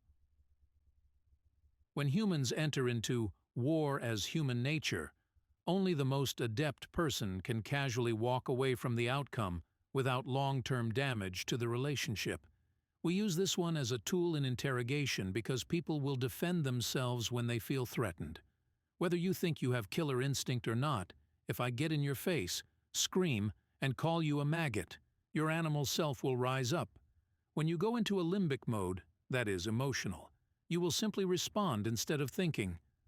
The results are clear from body language. Fight or flight body language surfaces, flaring nostrils, dilated pupils, elevated respiration, white sweaty skin, tensed muscles, and grinding jaw. In this scenario, a great deal of the body language of confrontation will be involuntary, although not necessarily universal. You might use flailing arms or clenched fists without thinking about them, but these are gestures culture has ingrained in you as signals to arouse fear in the enemy. War as politics. When one group attacks another to preserve or enhance its social, economic, or political interests, then war as politics comes into play. This makes particular sense if you believe that the unifying element of a culture is a shared view of quality of life, that is, what makes life good. In some cases, what makes life good is status. Hillary Clinton and Donald Rumsfeld, as well as dozens of other people in the political arena, share a quality of life, and it is played out in countless interactions in the world every day. This is the politics of jockeying for position. People go at each other until one loses. Each enters the ring with an end score in mind and has delineated what he is willing to sacrifice to get the concession. Often, the winner has the least invested in the argument. He can afford to take risks because he has less to lose in the long run. He can be magnanimous in letting the other have the ostensible victory. A powerful behind-the-scenes player is less likely to engage in this kind of open warfare. Men and women will also approach this differently. Exercise.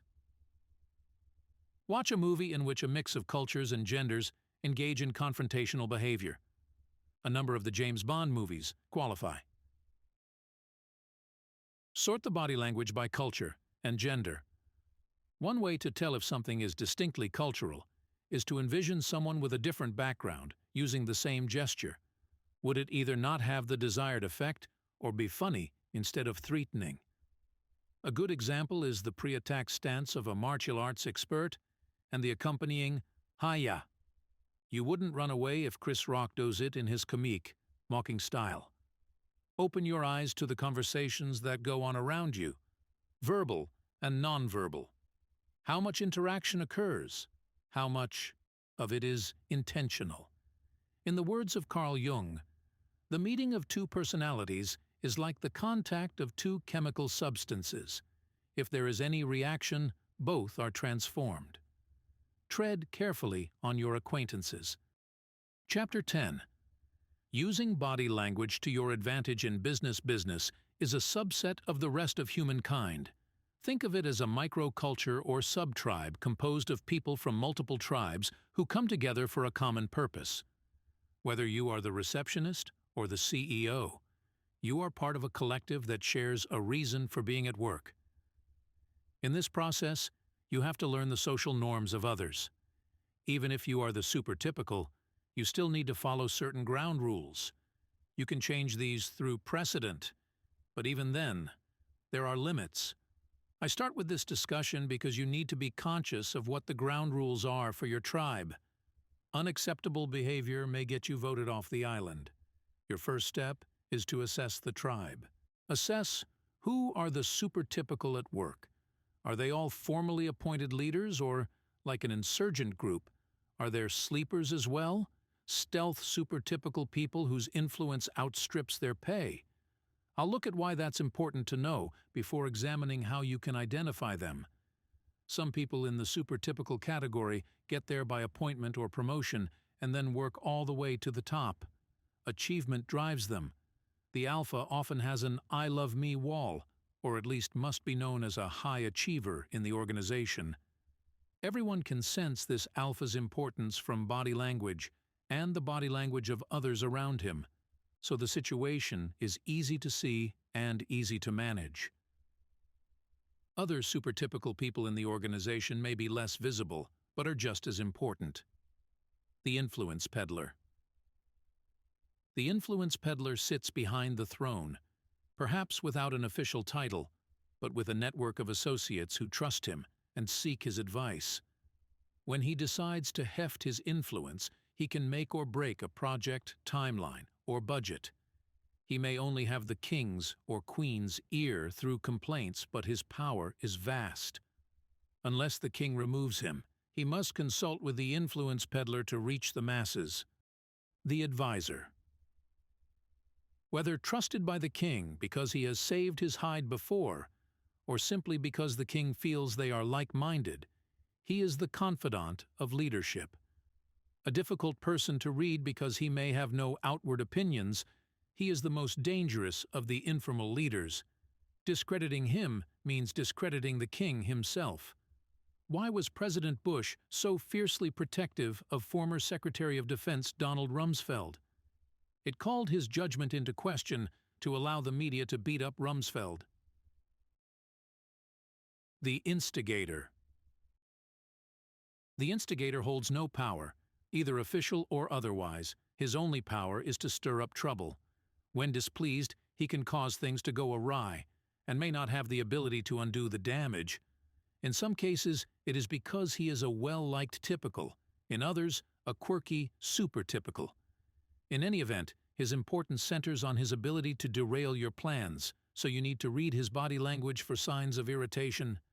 Killing off the instigator does no good. The microculture will spawn another just like him. Your best opportunity is to co-opt him. The coalition builder. This first cousin of the instigator also cannot exist without strife. He finds a way to compromise all of the groups and convince them that they are happy with the outcome.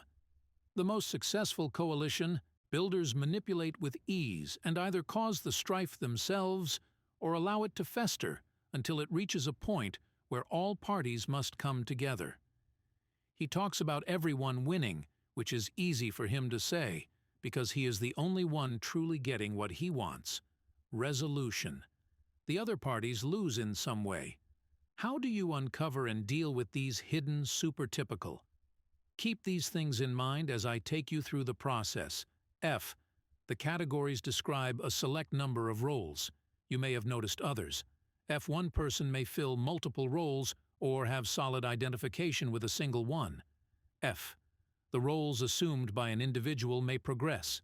For instance, an influence peddler instigator may become the advisor simply because the alpha wants to keep him as close as possible for greater scrutiny.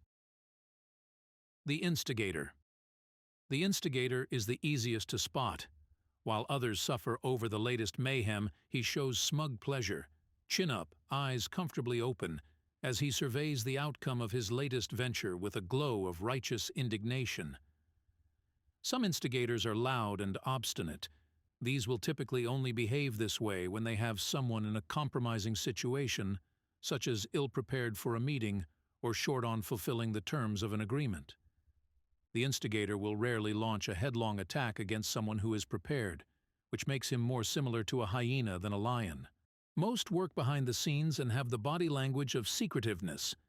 They may instigate by sharing information or asking questions that get others to uncover the facts. The best way to combat the instigator is to have him publicly endorse you, as in, keep your friends close and enemies closer. Once the instigator endorses you, and this declaration may be solely in the form of body language that clearly realigns his relationship with you, he runs the risk of losing his credibility if he attacks you or backs away.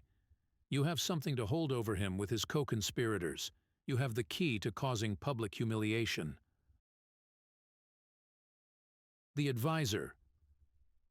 You can also spot the advisor rather easily. This golden-haired child has gained the confidence of the king, so he can place his words directly into the king's ear. This has occurred either because the king fears his power or identifies with him. There are two types. 1. The you're-like-me advisor. You cannot win a head-to-head confrontation with an advisor in front of others without first pointing out that he is very different from the alpha. Disgracing him is a direct assault on the alpha, after which the advisor can just step away and watch you fall. The only way to win the argument is one-on-one, or by first separating him from the alpha. That is, divide and conquer. This can come about by your playing instigator in open meetings. You ask questions that spotlight the differences to clarify the point to alpha. And then, once the alpha starts to ask the questions, you wait for the fireworks. 2. The I'm keeping you close for scrutiny advisor. Already suspicious of this advisor, the alpha is constantly watching his back. You win in open confrontation with this advisor by waiting him out and asking questions that will force the hand of the alpha. The alpha cannot sit idly by as the advisor spouts rhetoric counter to the alpha's thoughts. The influence peddler. This person is the rock on which the company is built. Everyone owes him something, including you, whether or not you perceive it. He keeps a list and checks it twice. Easy to spot, he is the social butterfly of the organization. In my Army days, we called this a scrounger. In the old TV show M.A.S.H., he is Rizzo the motor pool sergeant, who sells stolen oil to get eggs for the chow hall, so Hawkeye can produce an omelet to seduce the pretty nurse, so Rizzo can get penicillin secretly to treat his venereal disease. This is energy intensive. Maintaining all of those relationships is similar to spinning plates on poles. Because of that, the person is nimble in conversation, but less likely to take the limelight. You will notice the influence peddler by preoccupation. The way to defeat him is to become the most important cog in the wheel. Decide what the keystone is of his influence, and gently insert yourself into that position. The result is that he is no longer important without your cooperation. You only get close to this person with the body language of helplessness, arms open, concerned brow, needy posture, as you ask how you can resolve your problem. You will see their acts of magnanimity as they extend arms and enlighten you. The coalition builder. You can spot the coalition builder because he is always helpful. Listen to him walk down the halls, whistling his win-win tune. He moves adeptly between the opposing forces of the armed camps within the organization. Typically, he has the ability to see both sides of the coin and is not overly connected to either. He brokers arrangements, which are pure genius in compromise terms. The reason is simple. He loses nothing in the deal, so the win-win is his win. He sells the fact that he can create a truce, and he does so by creating a solution in which both of the opposing parties lose some, but not all. King Solomon's ploy to determine the real mother of a baby was the ultimate coalition builder move. For those who are weak on Bible stories, each of two women claimed a baby was hers. He said he would split the baby in half, which one woman agreed to, but the other asked simply that the baby be allowed to live. Solomon, of course, resolved his dilemma more wisely than most, by doing the right thing while exhibiting utter brilliance. The coalition builder is always the real winner in the situation. Opposing him is dangerous because the solution he represents is the one that makes the alpha happy. The way to defeat the coalition builder is by having him identify with your cause as he describes his solution. At that point, if his solution has the potential to damage your cause, then his strategy becomes self-defeating. This is a difficult ploy because most coalition builders will have nothing vested in any outcome other than the alpha's desired one. Marianne saw this play out in a silly company fight over a logo. One faction wanted the logo in blue and the other red. The coalition builder knew that his boss preferred red, but someone from the blue faction casually caught the ear of the coalition builder. Maybe red really is better. It's eye-catching. I mean, you see it on stop signs, police cars. It really makes you take notice. As soon as the coalition builder mentioned stop signs and police cars to the boss, he found lots of reasons to get people to rally round the blue. So far, everything I have talked about in this chapter is similar to intrigue out of the prince or dangerous liaisons, but it need not be. Can I use these tactics when in the presence of harsh negotiators? Yes. However, I much prefer the straightforward approach I will detail for you here. Shut up.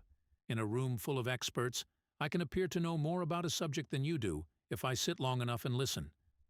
Here are the steps. I watch your body language and illustrators. That tells me what really matters to each of you and what is ego. I catch information from all of you. At the end of 2 hours of wrangling, I have what I need to begin the distillation process. I can boil down the issues to the things all of you have said and agreed on, but not heard. Your projection and filters blind you. I often use the nothing to see here strategy and dumb down your language a bit as I regurgitate your own thoughts. I suddenly appear to have the whole issue wrapped up. Imagine the control you could exercise with an immense amount of knowledge about a subject if you applied the same technique. Never argue when you are wrong, unless for sport. If I play the devil's advocate for sport, I may take a losing side just to sharpen my skills. Otherwise, losing an argument sets a precedent. If I win every argument, I seem to have secret powers. How can you possibly win if you frequently argue when you are wrong? Only rarely would you want to engage in conflict for sport in the workplace. If you happen to be a professional negotiator, it may boost your stock. But for the rest of us, it is just dangerous. You may find yourself in the middle of an argument on the losing side without wanting to be there, though. At that point, read the body language of your opposing party and any other witnesses. How are they perceiving the contest? Is there a smirk of self-confidence in your opponent? Do the spectators support you or him? Do you notice a hands-on-hips gesture that projects his confidence that he has you where he wants you? Noticing behavior similar to this, you need to choose your response based on the type of person he is: alpha, hidden supertypical, typical. You could respond by giving up and, depending on the circumstances, walking away. Or you could regain a measure of stature by waiting until you can make at least one point that shakes his confidence. While he is tabulating his answer, concede so as to leave doubt in his and others' minds. Never argue and lose in public. Never voluntarily argue with someone in public. Early on in the Army, I learned to never counsel a subordinate in public. It is undignified for him and, if he happens to make you look stupid, potentially tragic for you. Also, never argue with a boss in public, because either you look stupid or he looks stupid and you suddenly look unemployed. Unless no other option seems to exist, I keep arguments behind closed doors in a business setting. When forced to get confrontational in public, I will use dirty tricks involving body language or interrogation ploys, such as attacking the person's pride or ego to get him into a position of compromise. Someone as bright as you could not have meant that. I may even resort to a little duck season, rabbit season logic shift to make my opponent look bad. For those of you who were deprived of Bugs Bunny, it simply means using the person's reasoning reworded to make him attack his own logic. When the argument is a matter of opinion, I just push him to rage, and nothing looks as dim-witted as rage. Catch flies with honey. The best use of these body language tools in business is as an aid to understanding the real message someone is trying to get across. You can use them to create, rather than destroy, relationships, and they allow you to navigate more effectively among warring parties. My personality and training give me a tendency to see all points of view, which helps in finding the sore points for each person and achieving common ground to move everyone ahead as a team. You are developing the skills to see what lies beneath, to understand what a person is feeling, but not saying. Use that to reach the person on a deeper level and understand the issue from her perspective. Talk about the elephant in the room. When someone's body language screams, "I have a problem with you," but his mouth is saying, "Everything is fine," he secretly wants to get the problem into the open air. No one likes that feeling of pent-up frustration. The person will feel better about you for addressing the issue. People feel strangely obligated to those who relieve stress, even if they are the source of the stress. Read the pauses and rushes. People leave pauses in awkward places and rush statements as a way of asking you to delve deeper. They may not be doing it on a conscious level, but these stops and starts are a request just the same. Listen for the nonverbal clues and look for the request for approval body language that says, "Are you going to let me get away with that?" Or, "You do believe me, don't you?" Use the inclination of humans for social norming. Chapter 2 touched on the nature of humankind. The more often you conduct a meeting that is successful and everyone feels as though they are a valued participant, the more invested they become in your culture. As I said before, People do not go to war against people similar to themselves. You do not need some guru to have you fall backwards into each other's arms in a trust exercise to create a cohesive unit. The alpha sends the norms. Look for patterns of behavior. Some patterns of behavior roll down from the top of the mountain, and others sprout from the ground. Observe your corporate microculture so you know where the social norming starts. Does your company have homesteaders, cubes that remind you of home, or crypt dwellers, stone cold, no photos or personal effects? These external signs can be great indicators of the thoughts of people in your company, particularly whether or not they have a sense of trust and relationship with people. Does their body language reinforce your conclusion? Be honest. A refreshing change and a side effect of your understanding body language is that you will be hypersensitive to your own behavior when you lie. You will notice every unplanned pause and wrong accessing cue. You will see yourself barriering when you do not want to be discovered. The stress can be unbearable. Life is much easier after you know this. You will be predisposed to keep communication straightforward and honest. There is another one of those social norms I told you I would implant as a result of your reading this book. You are now stuck with this one. By the way, the honesty I refer to here is common sense honesty, not the radical honesty that compels you to tell your wife she looks like hell with her new haircut. Your body language skills will not work office magic or any other kind. Their advantage, which may seem to others like magic, is that you can know what the whole organism is saying. Every culture or microculture is its own evolving organism. By watching the members of the hive, you can see changes to the culture. Chapter 11.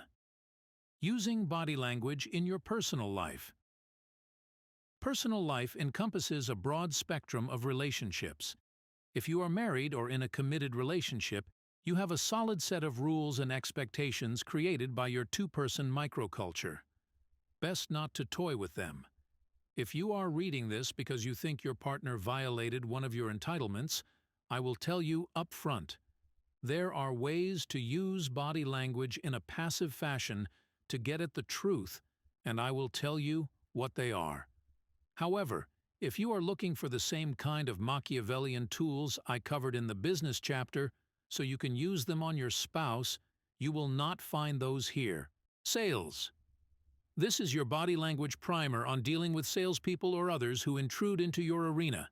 The best and pushiest salespeople, such as those timeshare folks, are usually reasonably good at instinctively doing what I am telling you in this book.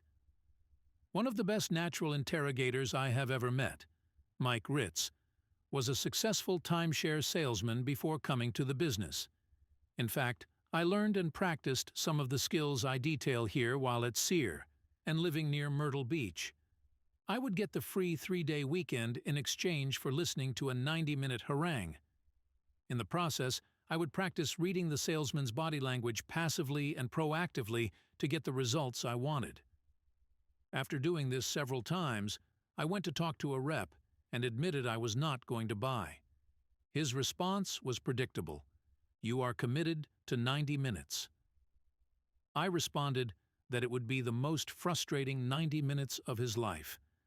As I toyed with him by appearing interested to the point of closing and then jerking the rug from beneath his feet more than once, he asked me to leave and gave me lovely parting gifts. I had been wrong. It was the most frustrating 30 minutes of his young life. When you do not want the intrusion of a fundraiser, salesperson, or door-to-door evangelist, use the combined body language of barriering that says, "I do not have time for you." Crossed arms, looking at your watch, expressionless face, little to no eye contact. The message this combination sends is a clear, "Go away." Of course, you could simply say, "Not interested," and close the door, but most Americans have a difficult time being that abrupt. We have a difficult time saying no. That is the second part of our complex personalities that we learn from our parents. After they teach us by positive reinforcement that shaking our heads will cause them to stop feeding us, then they teach us no is the word to stop doing something. As soon as we master no, however, they glare at us and say, "Don't say no to me." The message stays with us our entire lives. Car dealer. A car dealer is a different breed of salesperson. Nearly no one goes to a car dealer casually, without intent. Knowing that, he uses the spider to the fly invitation. He moves in for the kill when he sees the body language of excitement, or at least interest. I do not mean to imply that this skill reflects dishonesty. Some dealers genuinely want to serve your need for personal mobility. Others prey on those who know the least and take the role of advisor by becoming the expert. They tout safety features to new mothers and horsepower to young men. The trick with this behavior is to project what you want him to see and feign interest down several tracks to get him to use everything in his repertoire. By doing this, you will know him inside out before you sit at the table to discuss money. Once you do sit, you will see familiar gears engage. He will try to maneuver, usually from behind a barrier. He will turn the contract around to you. Look at it for a few seconds. Use phrases such as, "From where I am sitting," or, "If you were sitting here, you would see what I mean," to suggest that he really would benefit in this deal if he understood your point of view. At the same time, use your body language to get him from behind the desk. Now he is in your court, and you can negotiate more effectively. Dealing with high pressure. Not all salespeople are high pressure, nor do all high-pressure tactics come from salesmen. Fundraisers, evangelists, people desperate for a date, and even friends, family members, and acquaintances can resort to high pressure to get what they want. This pressure usually involves some sort of bonding behavior that makes the person similar to you and makes it more difficult for you to say no to this fellow tribe member. I have noticed this approach more and more in the prepared scripts used by telemarketers. One called me recently and began his conversation with, "Hi, Gregory. How are you today?" No one who actually knows me calls me Gregory. He then started to talk about the war in Iraq and how many young men were returning from the war with body-shattering injuries. This move is bound to cause some reaction, whether you are for or against the war. My first thought was an anti-war fundraiser. I was slightly amused. That one would call me, but I held my tongue. In a great manipulative move, he asserted that if history is any indicator, many of these men will be on the streets in the coming years, similar to many Vietnam veterans. He delivered a truly high-pressure, emotional appeal to help homeless veterans. How was I supposed to deal with that one, being a veteran myself? He took me to common ground, incited my mind in preparation for a pro- or anti-war stance, and then shifted expectations to something few could argue with. The ploy was artful. I turned the ploy back on him by telling him that I was an unemployed veteran.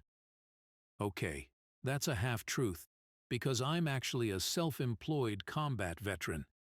The conversation ended shortly thereafter. I choose when and which charities I support and almost never make those choices on the basis of a phone call.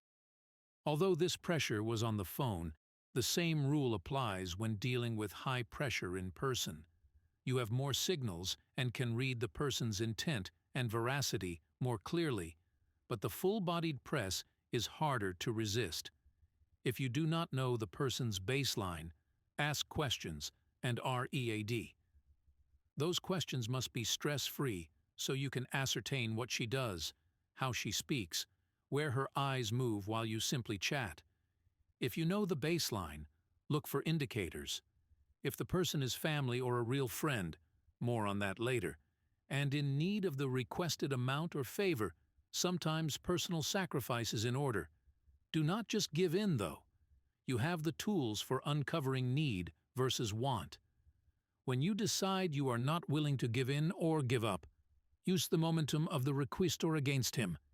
He has specific expectations that X will work. Let him think it is working, all the while nodding until you can see a flaw in the reasoning and then point it out. The result is he has gone too far down one track to reverse course without loss of credibility. Most people will leave you alone at this point. Friend or acquaintance? This is the hardest distinction to make, primarily because of all the microcultures affecting us. Whether it is friend or acquaintance, we clearly share at least one microculture with the person, and each one adds layers of complexity to our personalities. Among my best friends, many are huggers, for example, and hugging signals that we are close. On the other hand, I have at least one very good friend for whom hugging would be bizarre. Differences in upbringing and experiences in life make us who we are. To confuse a reluctance to hug with a lack of affection would be tragic. When an issue similar to this arises, ask yourself a couple of logical questions. Does he care about what is going on in your life? I do not mean the details of your life, but about your general well-being. What is making you lose sleep and making you happy? You can read body language well enough now to tell genuine interest from perfunctory displays. On the other hand, a woman who is only interested in what keeps you awake at night may not be so interested in your overall well-being. R.E.A.D. Use everything you know and overlay gender, culture, and context to decide for yourself. The other question I often ask myself is, how long can I go without seeing this person before something changes in the way I am treated the next time I see her? If the answer is not long, then she is an acquaintance. Dating. How do you approach someone you find attractive and determine whether or not she is available and interested? Some seem to have a natural gift for detecting this. Others have the mating instincts of rocks. As a young soldier, I worked with another soldier who was one of the best-looking men I have ever known. He should have been able to attract any woman he met, and he would have if he'd kept his mouth shut.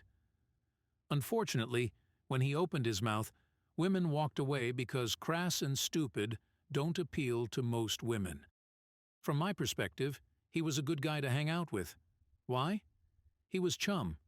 Not a chum, but the stuff you throw into the water to attract sharks. His good looks drew women in, and I could close the deal. More than once I connected with a lovely young woman after she had turned away from his annoying open mouth. My success was in establishing some common ground. To do this, R.E.A.D, to determine whether you are hitting or missing the mark in your conversation.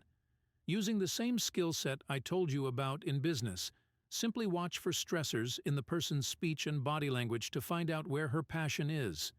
If she hates something and so do you, that is a better place to start the conversation than, "Come here often." You may not in fact have anything in common, but you can start the conversation by at least appearing to care that she hates avocados. Mirror body language to make the person feel closer to you. The next step you take is reading body language for signs of acceptance, if not attraction. You already know the basics for acceptance, the opening of space to you, body language supporting verbal messages, timing and distance that signal positive. That is, using body language to connect as opposed to repel you. When you actually have a connection and there is sexual interest, your behavior should be in sync with your mood. Males have more of a tendency to speak quieter. Both men and women will have more blood flow to the mucosa, resulting in fuller lips and flushed cheeks. The pupils dilate to draw in more of a good thing. Both men and women may slow the rate of speech to be softer and more appealing. Unconscious mirroring becomes rampant. As a test to see where you are, consciously introduce an inconspicuous movement just to see if it is mirrored. If so, you have a green light. Committed relationships. Many committed relationships start on faulty ground. There are no clearly defined expectations or entitlements. Most arguments, fights, and hard feelings result from one or both of the parties feeling. These undefined entitlements have been violated. When this happens, because the committed relationship is likely the most emotional of our lives, the starting point of the interchange takes on an explosive quality. Remember, one of the thickest filters to see through is emotion. If you can back away from the emotional component and use the techniques I have taught you here, you can rise up to a level of success that will surprise you. Given that every relationship is a microculture, you have developed rituals and subtleties of body language with your partner that are so obscure no one else may notice. Your mate projects squarely what that raised eyebrow means when aimed at you. In some cases, perhaps the thought is very different from what it meant in the last fight, though maybe the eyebrow is raised and there is a distracted half-smile. The review skills you've been honing will help you see that. We all have trigger points that arise from years of baggage with a person who is very close to us. To take your new brush and paint over old wallpaper would be absurd and not productive. Use the tools first to understand. If you employ your skills in a ground-up way, you might actually notice something good rather than bad. Turn 180 degrees. You want to use the tools to understand because you suspect something is amiss. Start with baselining. Where do his eyes go when he discusses what he wants to do on vacation this year? If they go to the same place when you ask him where he was at 2 p.m. yesterday, you likely have cause for concern. Why? The first answer should be creative, and the second one, memory, with the eyes signaling access on different sides of the brain. Does his tone, cadence, posture, or barriering change when you get near a topic you are concerned about? If so, there is another cause for concern. I go into much more detail about deciphering such behavior in How to Spot a Liar. One final thing to remember is that your eyes are jaundiced by emotion if you have gotten to this point. You will have a hard time being truly objective. The best opportunity to get the truth is to use your own projected body language to express genuine concern and remind the person that you are part of the same tribe. Show that you matter, and that lying to you or mistreating you is painful. If you can come across as forgiving and willing to listen and identify with your partner, you may get the person to confess his or her violation of your entitlement. If it is something big, then at least you have a factual basis for deciding on a course of action. Something small, establish clearer expectations so that it never becomes something big. I cannot say this often enough. Body language skills are not party tricks. They offer you a serious ability to improve communication and operate more effectively in all kinds of environments. Do not inflict your new tools on people around you. You will only make them nervous and possibly resentful. Part 4. Conclusion. Chapter 12. Using R.E.A.D. I keep yanking you back and forth between childlike observing and adult brain thinking, because you need to be agile in transitioning from one to the other in R.E.A.D. R requires wide-eyed, toddler curiosity, but you cannot accomplish E, A, and D without sophisticated mental processes and rich human experience. Right now, go back to the kid. First, question everything I have said here. Always question experts. You are sitting in the best laboratory in the world. Real life. No lab experiment paying people to participate in stress-causing exercises is going to produce the kind of stress a good butt chewing from an employer will. No experiment about lying in, which the consequence is a psychologist finding out can compare to hiding infidelity from a mate.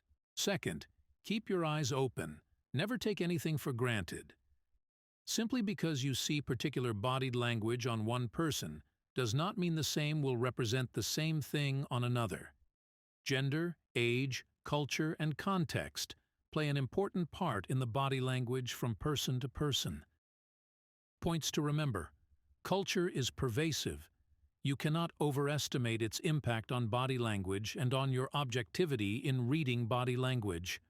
Long-term relationships are microcultures that create the most blinding of filters. False cognates exist in body language as well as spoken language. Look for what is normal for the individual first. Baseline. Build your own list of strategies and mood indicators. Those I listed are just the beginning. You have the tools to create your own tables and models for ready reference when your R.E.A.D. context is everything. These skills require practice. Go practice. Learn to turn the skills off when you do not need them. Review. Look at the holistic, as well as the scalp to soul indicators. Take in every detail. Evaluate. Know which one of the many pieces means more than the others. Analyze. Use your powerful brain and overlay what you know on the grid of learned skills. Decide. What will you do with the information? Will you call the person out and use your own body language as though it were a weapon, or simply make note of the behavior? I have covered not only passive observation of body language, but also using body language proactively as a weapon. Be very careful with the latter application. Many young interrogators have gotten more than they bargained for by tapping into the hostile side of their human subjects. When people feel threatened, they lash out. Remember how the process works. Review comes first for a reason. Simply by watching, you may find out you are dealing with someone who is genuine. You would not want to mess that up by engaging in body language tricks that manipulate emotions. Conversely, you may discover that, based on his body language, he is an expert and far more dangerous than you want to tangle with. The system is simple and not magic. It is based on observing and saying to yourself, "Now, why did he do that?" Finally, you may be surprised by this advice. Just ask.